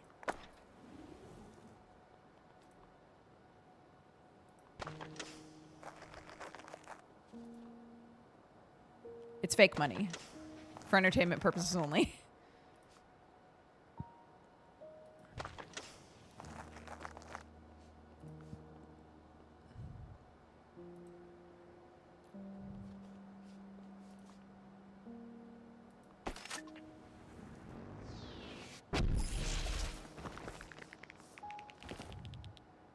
That's the way. So it's not a bunch of lava. That's the way, dude.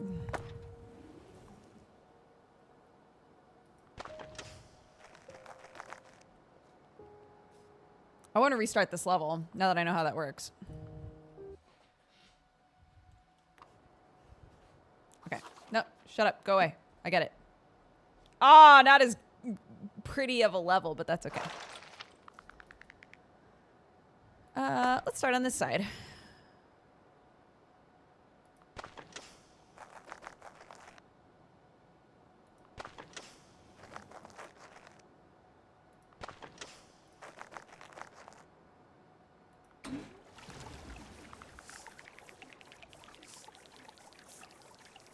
Okay.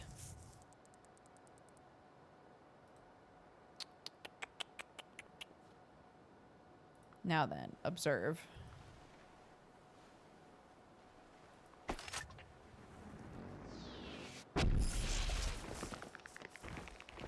There we go.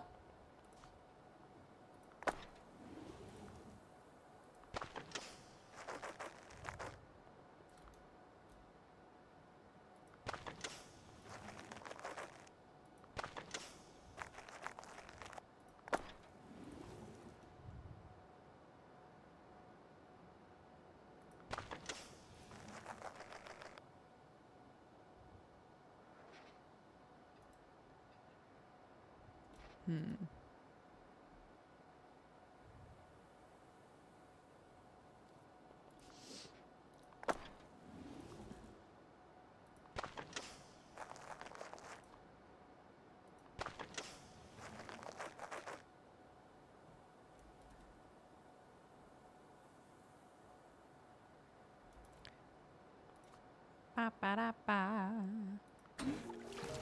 There we go.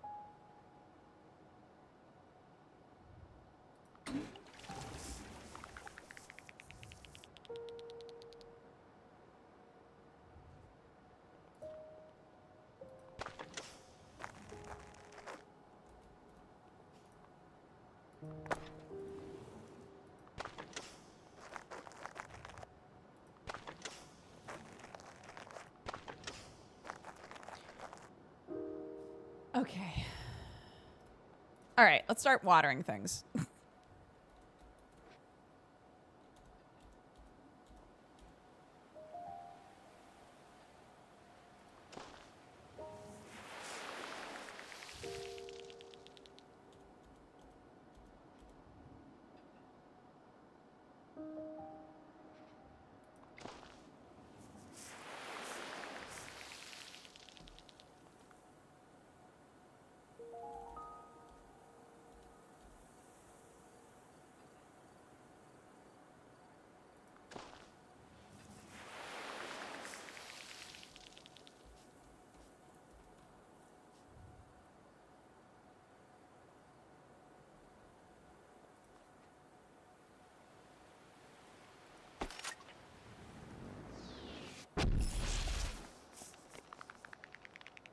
Ooh, what's that?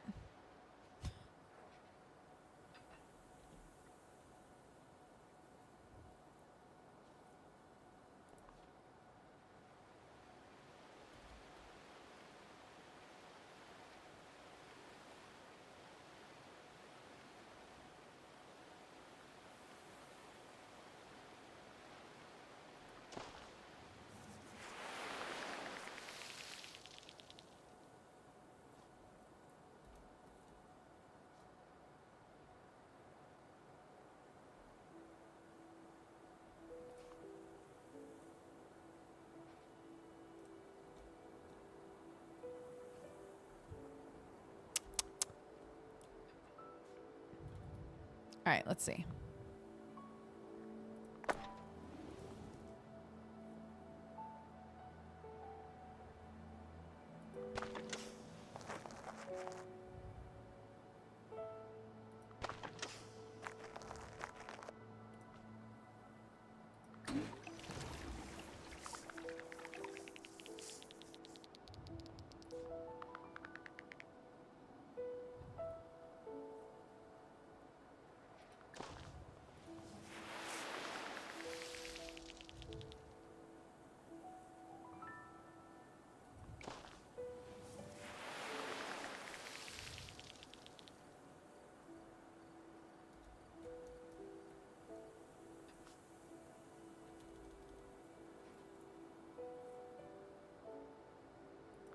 Oh my God.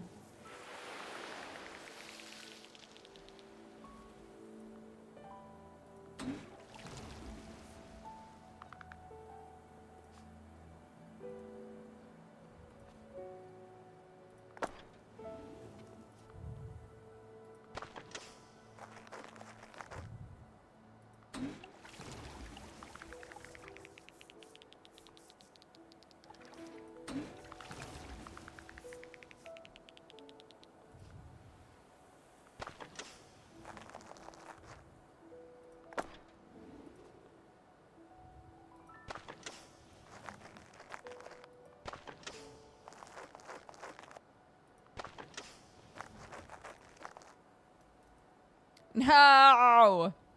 Okay.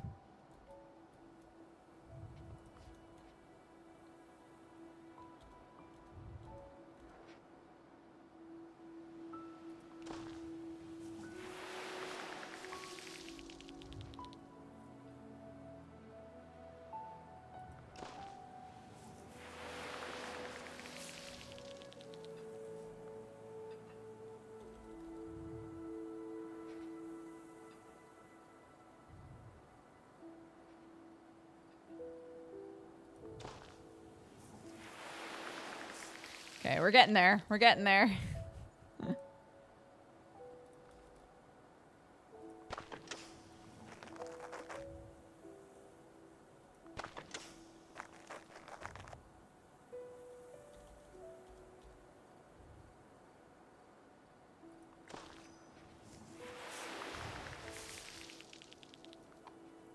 Okay.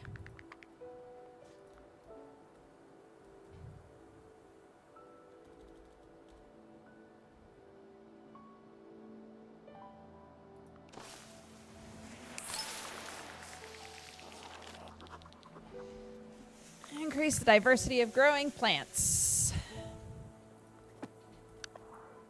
Okay.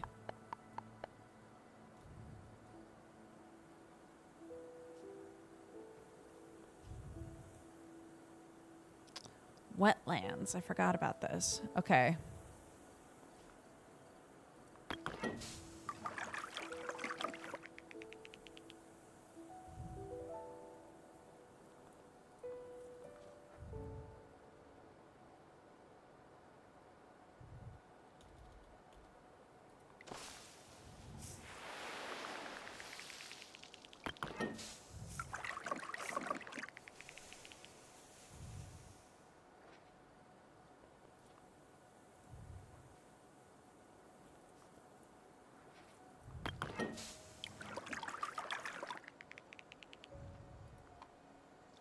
Okay, we're getting there.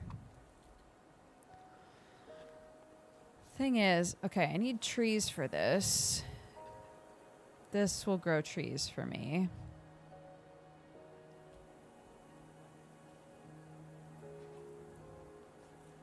What does this do? Unlocks the ability to manipulate the region's climate.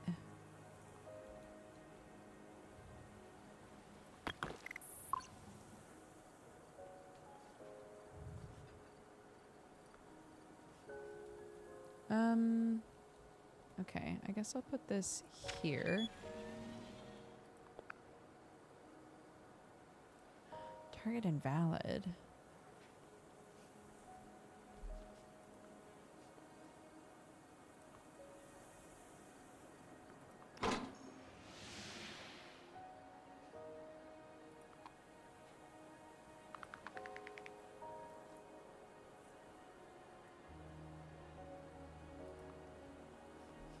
There's no trees, right? I have no trees.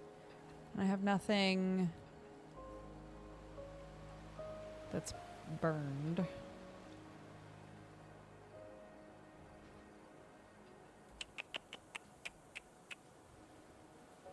This can only burn sparse vegetation but leaves behind ash. Right. Needs to be nearby Finbos, but I don't... Maybe I don't have to do that, but I do. I do. It wants me to do all the normal shit.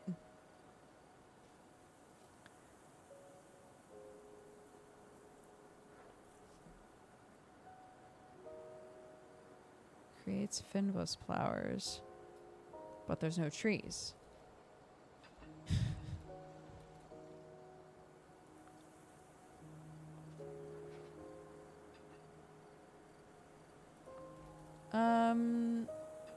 Can I do this?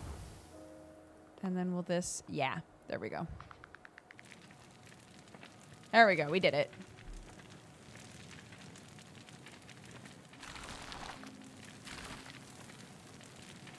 Mm-hmm.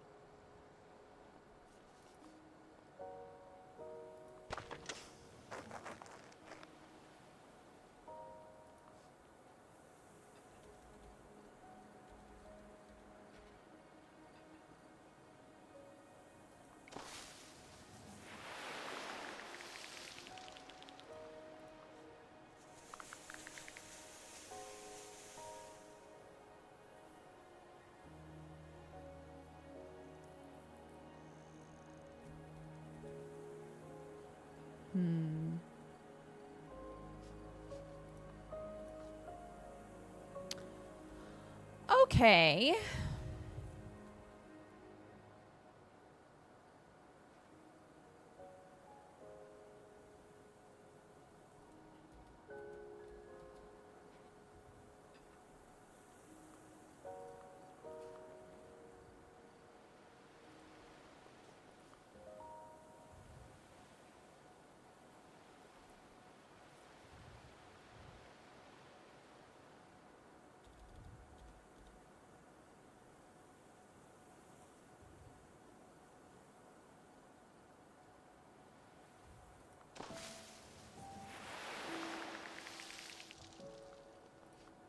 That wasn't a great move, but it did give us way more Finbos.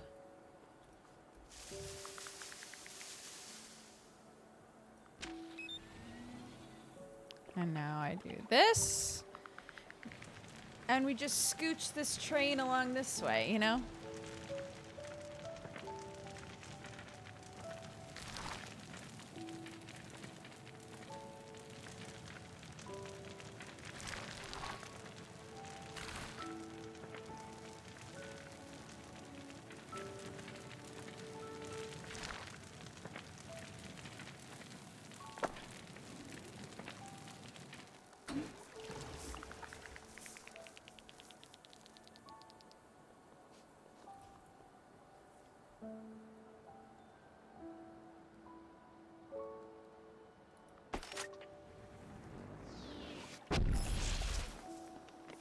There we go.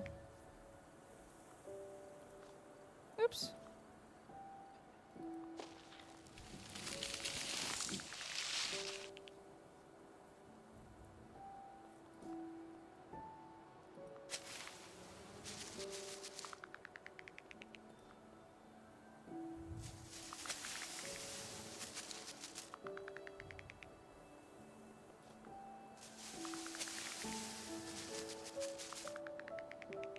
There we go. That looks nice.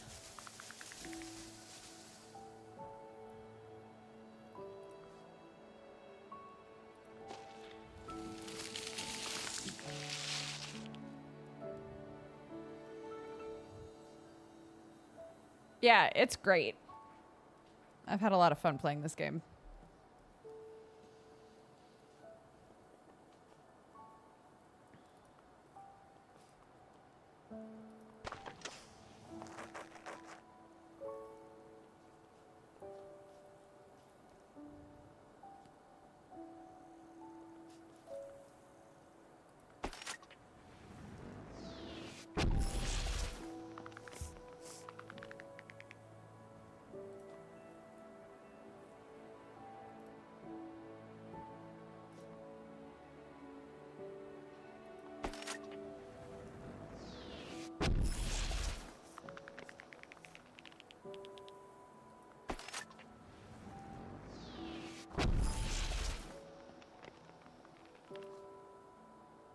Oh, come on, man.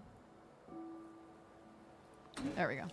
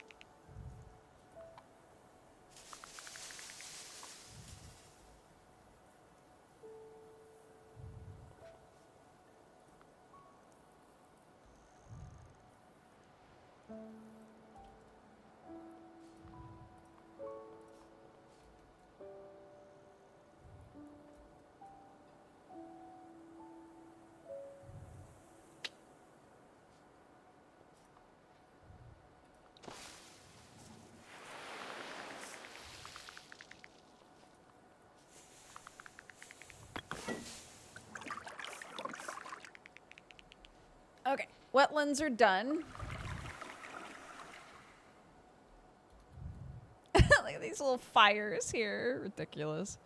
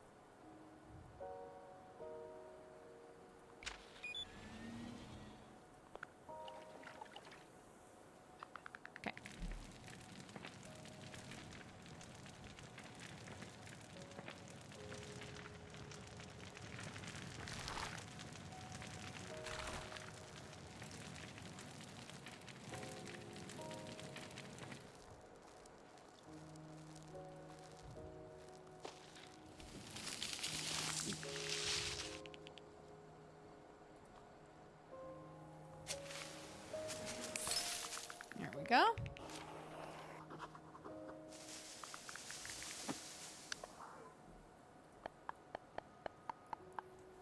Right. I don't want to do that yet, though.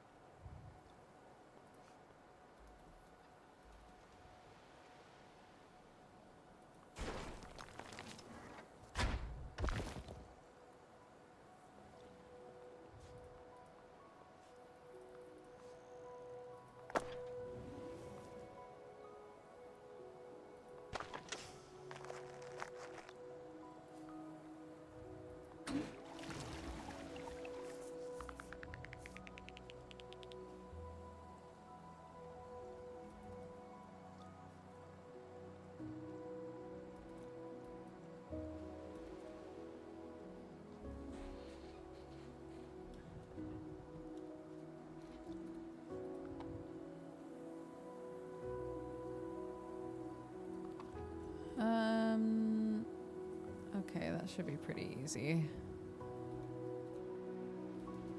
To get the humidity over 70, that should be very easy.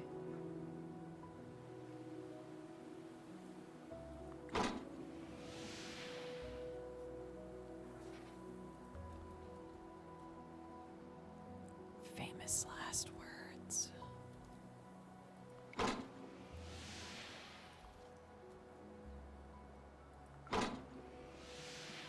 That's 70 there. There we go.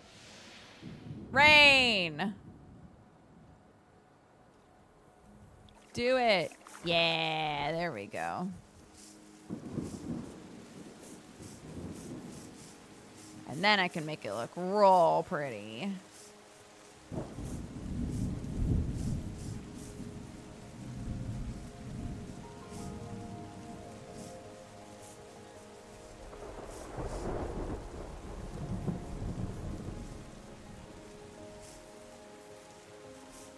I was complaining about the map that I got at the start, but actually wound up really liking it.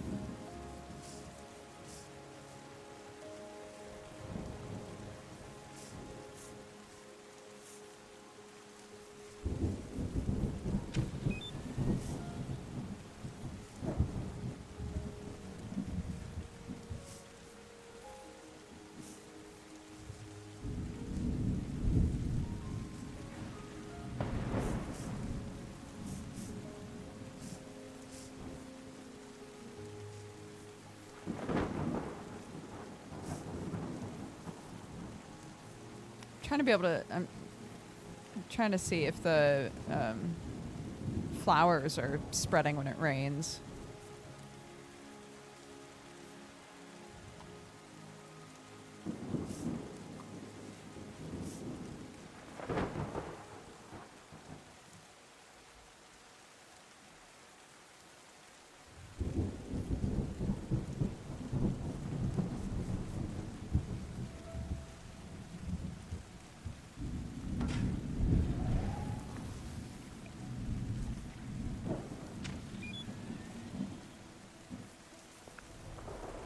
I don't know if a fire can actually spread in this storm. It can, great.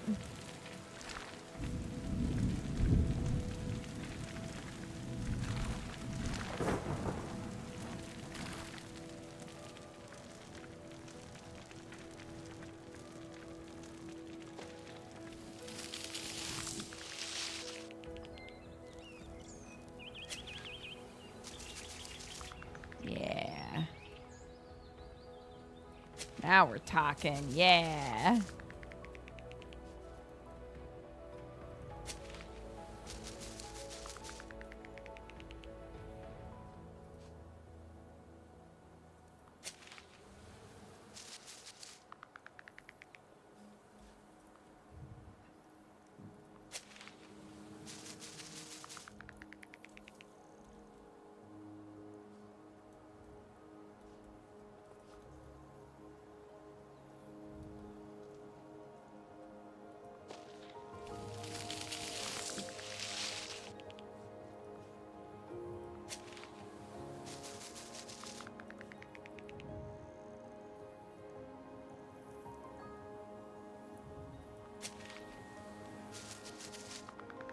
Yeah, we did all of the maps. This is the first like biome, but the like secondary form of it, I guess.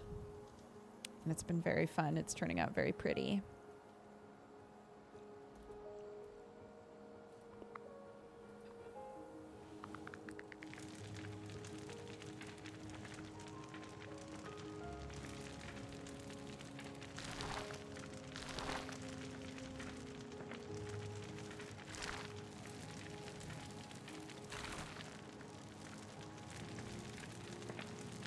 Oh no!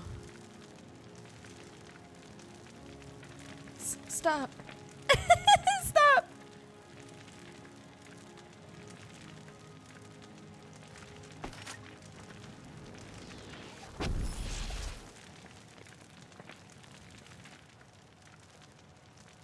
Whew.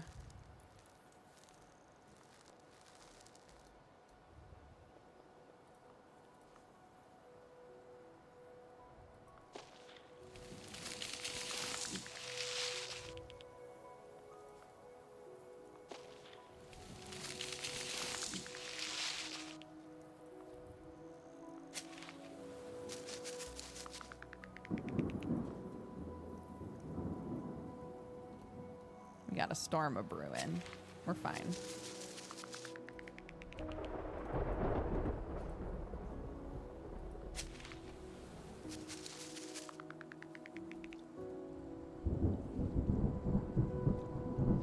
I know! It was gonna climb all the way over here, dude. Yeah, I'll wait till that.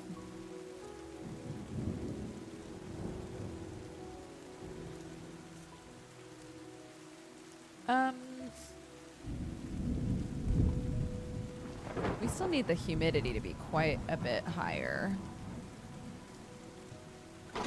There we go.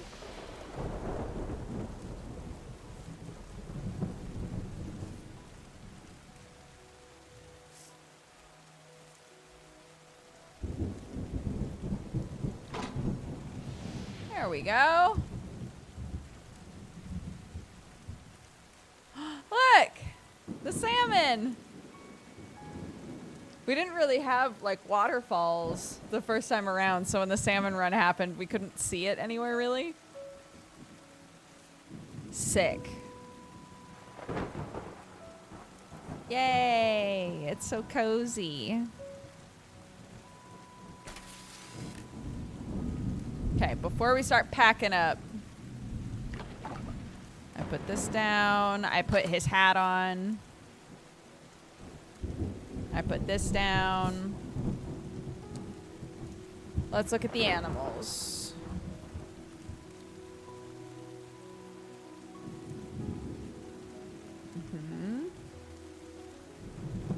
Let's put some deer in a couple places.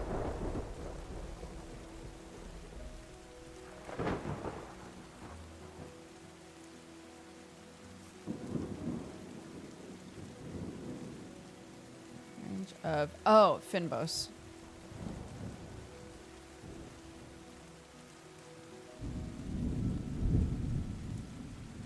Ew. Wetlands and Finbos next to each other.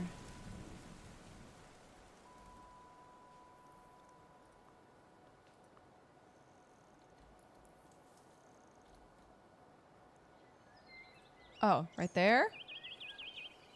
What about right here, gang? There we go. Frog. Can I put you somewhere else? Is there anywhere else that has that crossover? Not super well.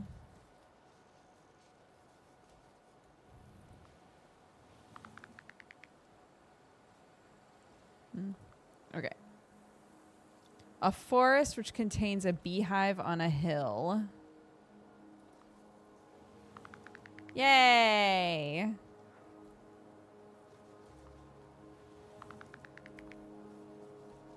Got plenty of those this time, bear boy.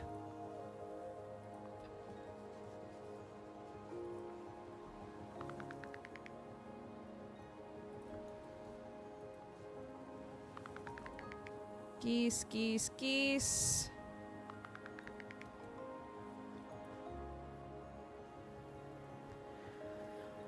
River near forest.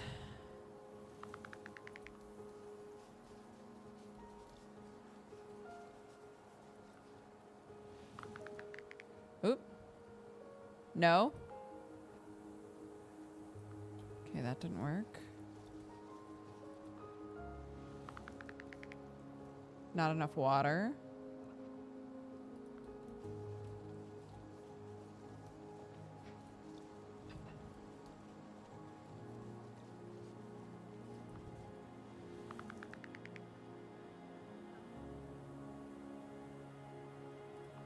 Why does it say it's neither? This is forest right here.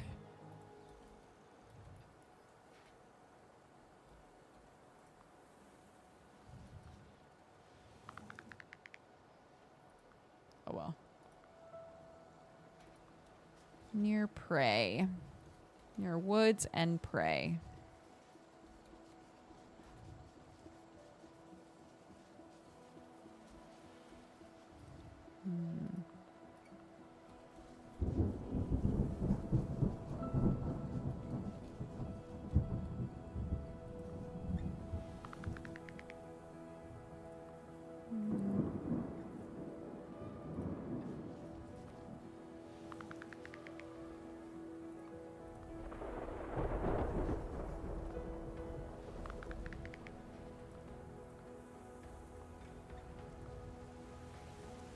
There we go.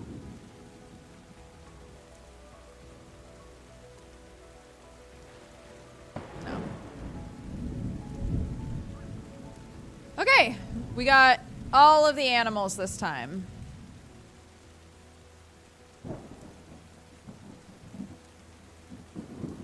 Let's start recycling.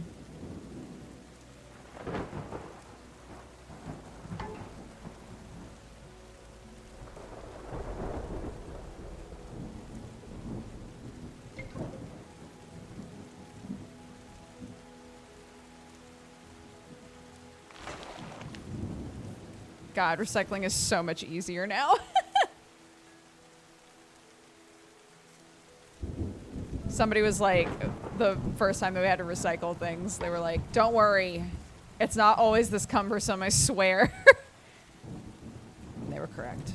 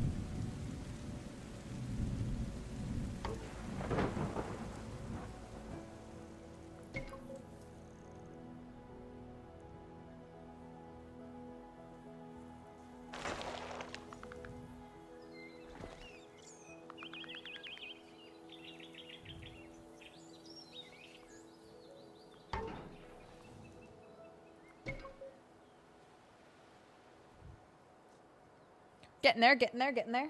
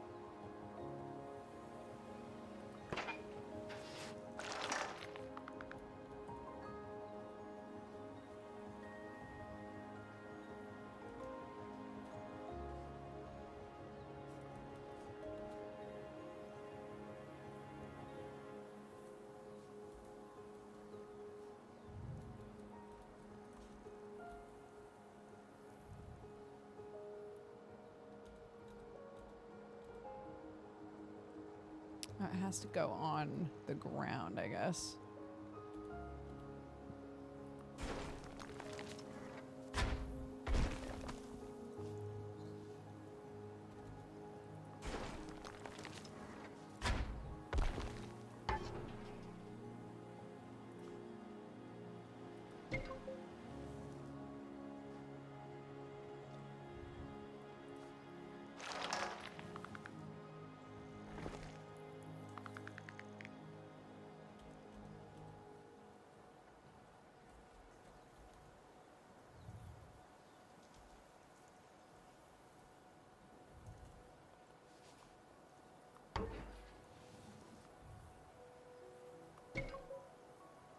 Do this, and then I can shove this rock over that way.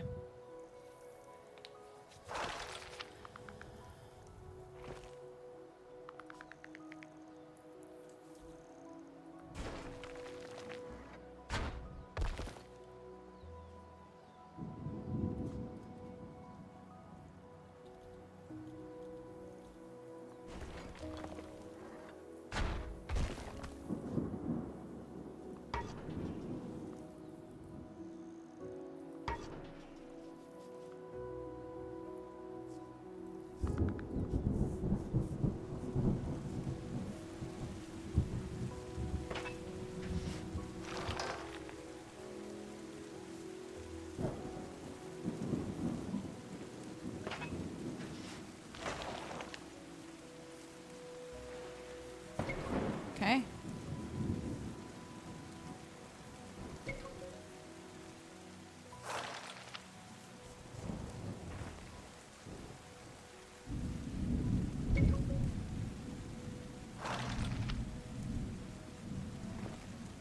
This guy, fuck.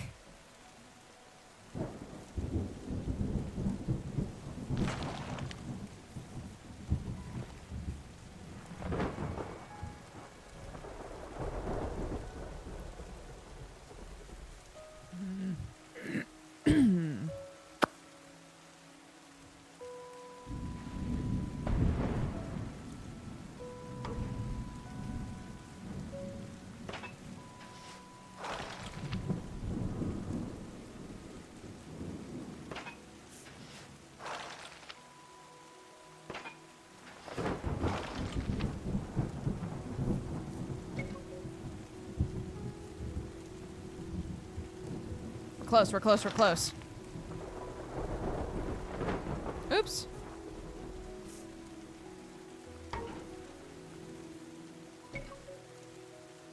It's just you now.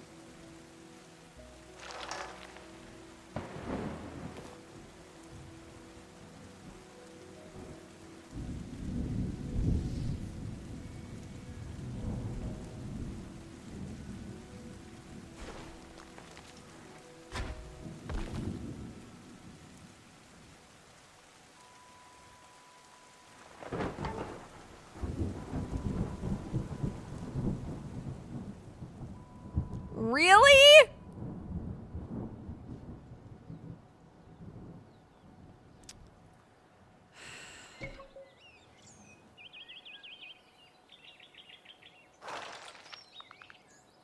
Infuriating.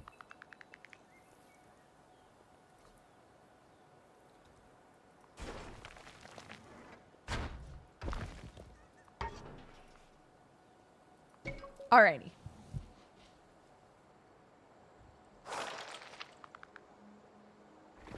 Woo!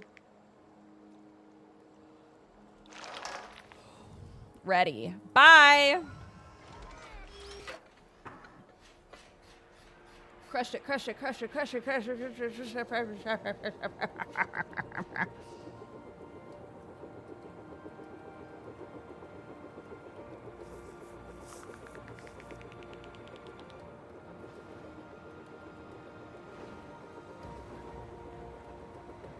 Take only memories, leave only footprints,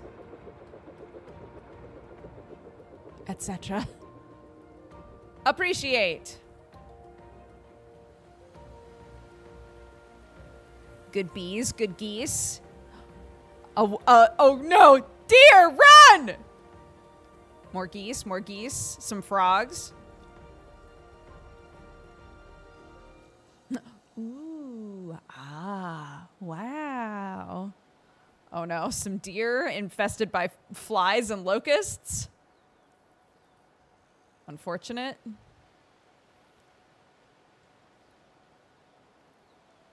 Show me the bear. Show me the bear. The bear should be right there. Show me the bear. Show me the bear. Bear says, now that I exist, I'm hibernating. Bye.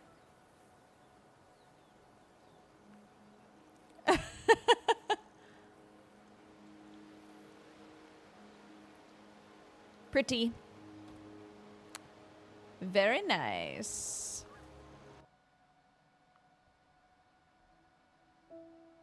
Mm-hmm. Good game, good game, good game. Boop.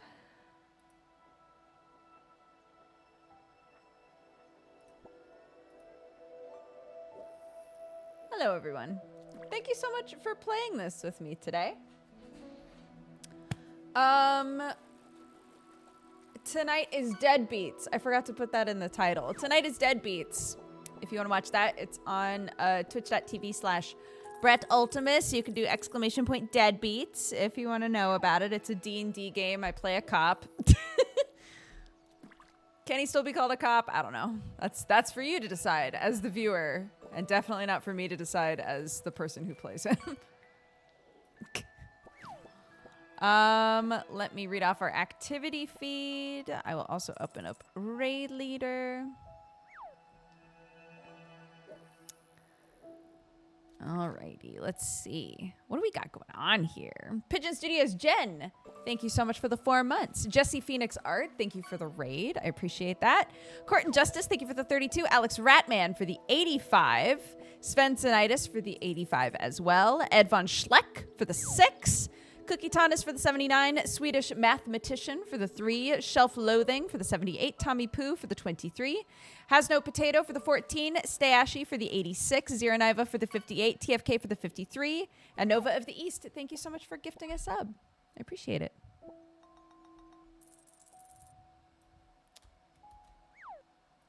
Let me see.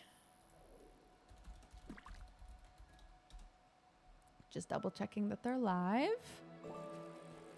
Playing Rebirth. Okay, the person who Wintry Sage redeemed raid leader. The person that we are going to be raiding. Oh my goodness. Pause queue. Or no, what I actually want to do is stop y'all from redeeming it. There we go.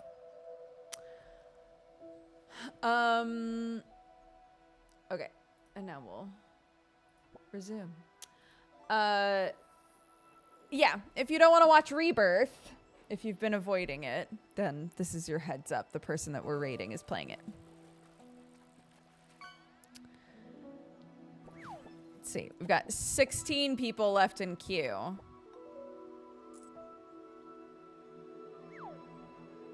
So yeah, we can hang out until those resolve. They're at chapter 4. It's chapter 4, so it's early game. Gotcha. I know nothing about Rebirth. I've avoided literally everything. It helps not being on social media.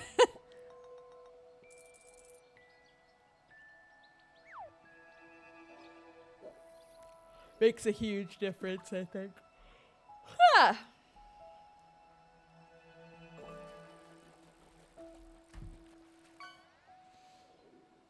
Yeah, I'm so glad. I'm so glad that we finally played this. It was really, really fun for me. Good vibes. Oh no, I lost you. There you are.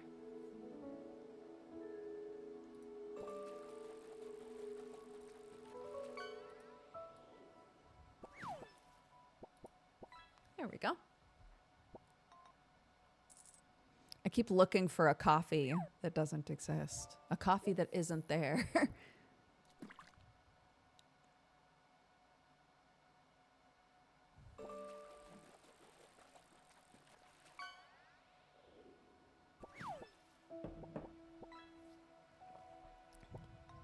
Sometimes you make good choices for yourself. And you're like, I'm not sad that I made this choice. It's just I don't normally make this choice. And so I'm confused. That's what's happening here. It's good that I'm drinking water right now. But I'm still confused about the fact that there's no coffee near me to grab. You get it.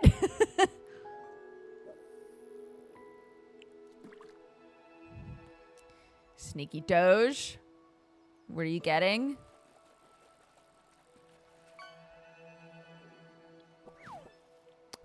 Oh my gosh, some goldfish crackers. Very good. Is coffee bad? No. I'm biased. I own a coffee company. It's bad if you drink way too much of it. It's good to drink water sometimes.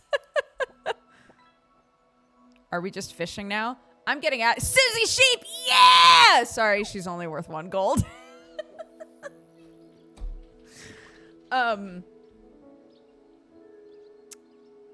Yeah, we're getting the rest of the fishing redemptions done, and then I'm leaving.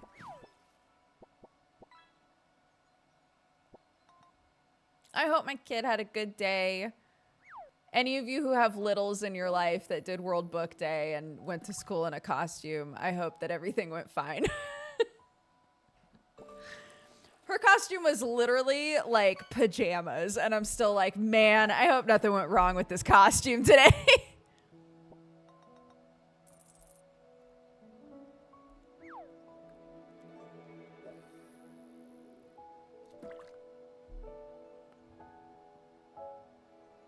She was Elsie Piddick from the book Elsie Piddick Skips in Her Sleep, which is her favorite bedtime book currently. And it's great because it's literally a little girl in old-timey England who's so good at skipping that the fairies wake her up and teach her how to do magical skips. And as goofy as that sounds, it's actually such a good book, and I love reading it. I never get sick of reading it. So yeah, it's just like an old-timey nightgown, which we put clothes on underneath it as well. And then a jump rope that becomes magical in the book. Spoilers. So the big art project of this costume was decorating the handles, which are turned into candy by the fairies. You got a crown. Nice.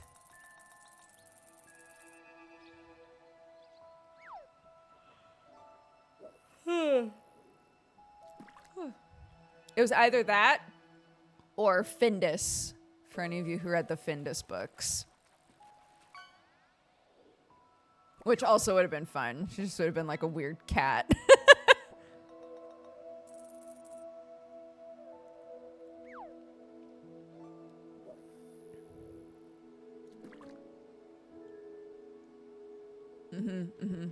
Findus is a good one to keep in the pocket. Just a little, I think he just wears a little striped shirt and overalls and then is a cat. So that's another one that's pretty easy at the end of the day, you know.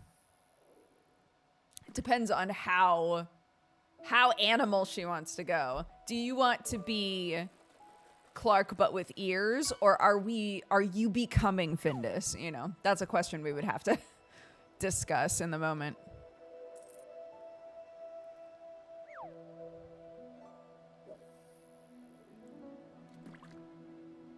We had live action Petson and Findus. Live action Petson and Findus.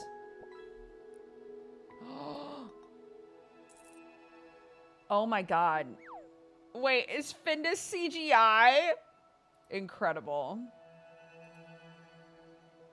I don't know why I didn't expect Findus to be... No, look at this.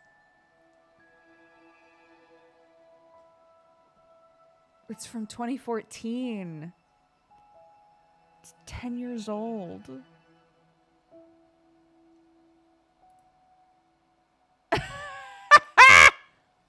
Oh my god.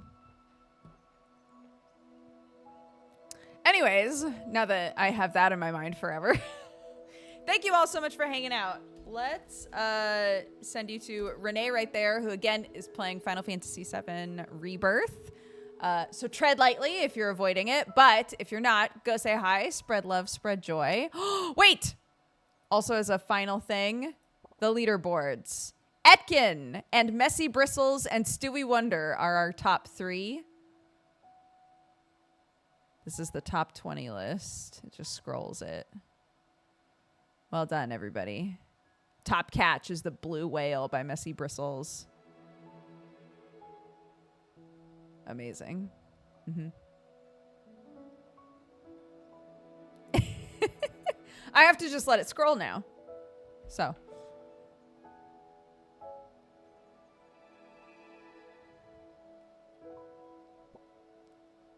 So there you go. Thank you all so much.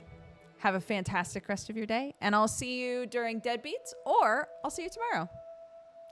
Our guest for Geekenders is Timac. If any of you guys are big GTA RP fans, you'll probably know who Timac is. Timac was also in Strange Roads with us when we did that D&D game. So he's a cool dude, and I haven't talked to him in forever. So that'll be fun. But yeah, take care of yourselves. I'll see you next time. Bye-bye.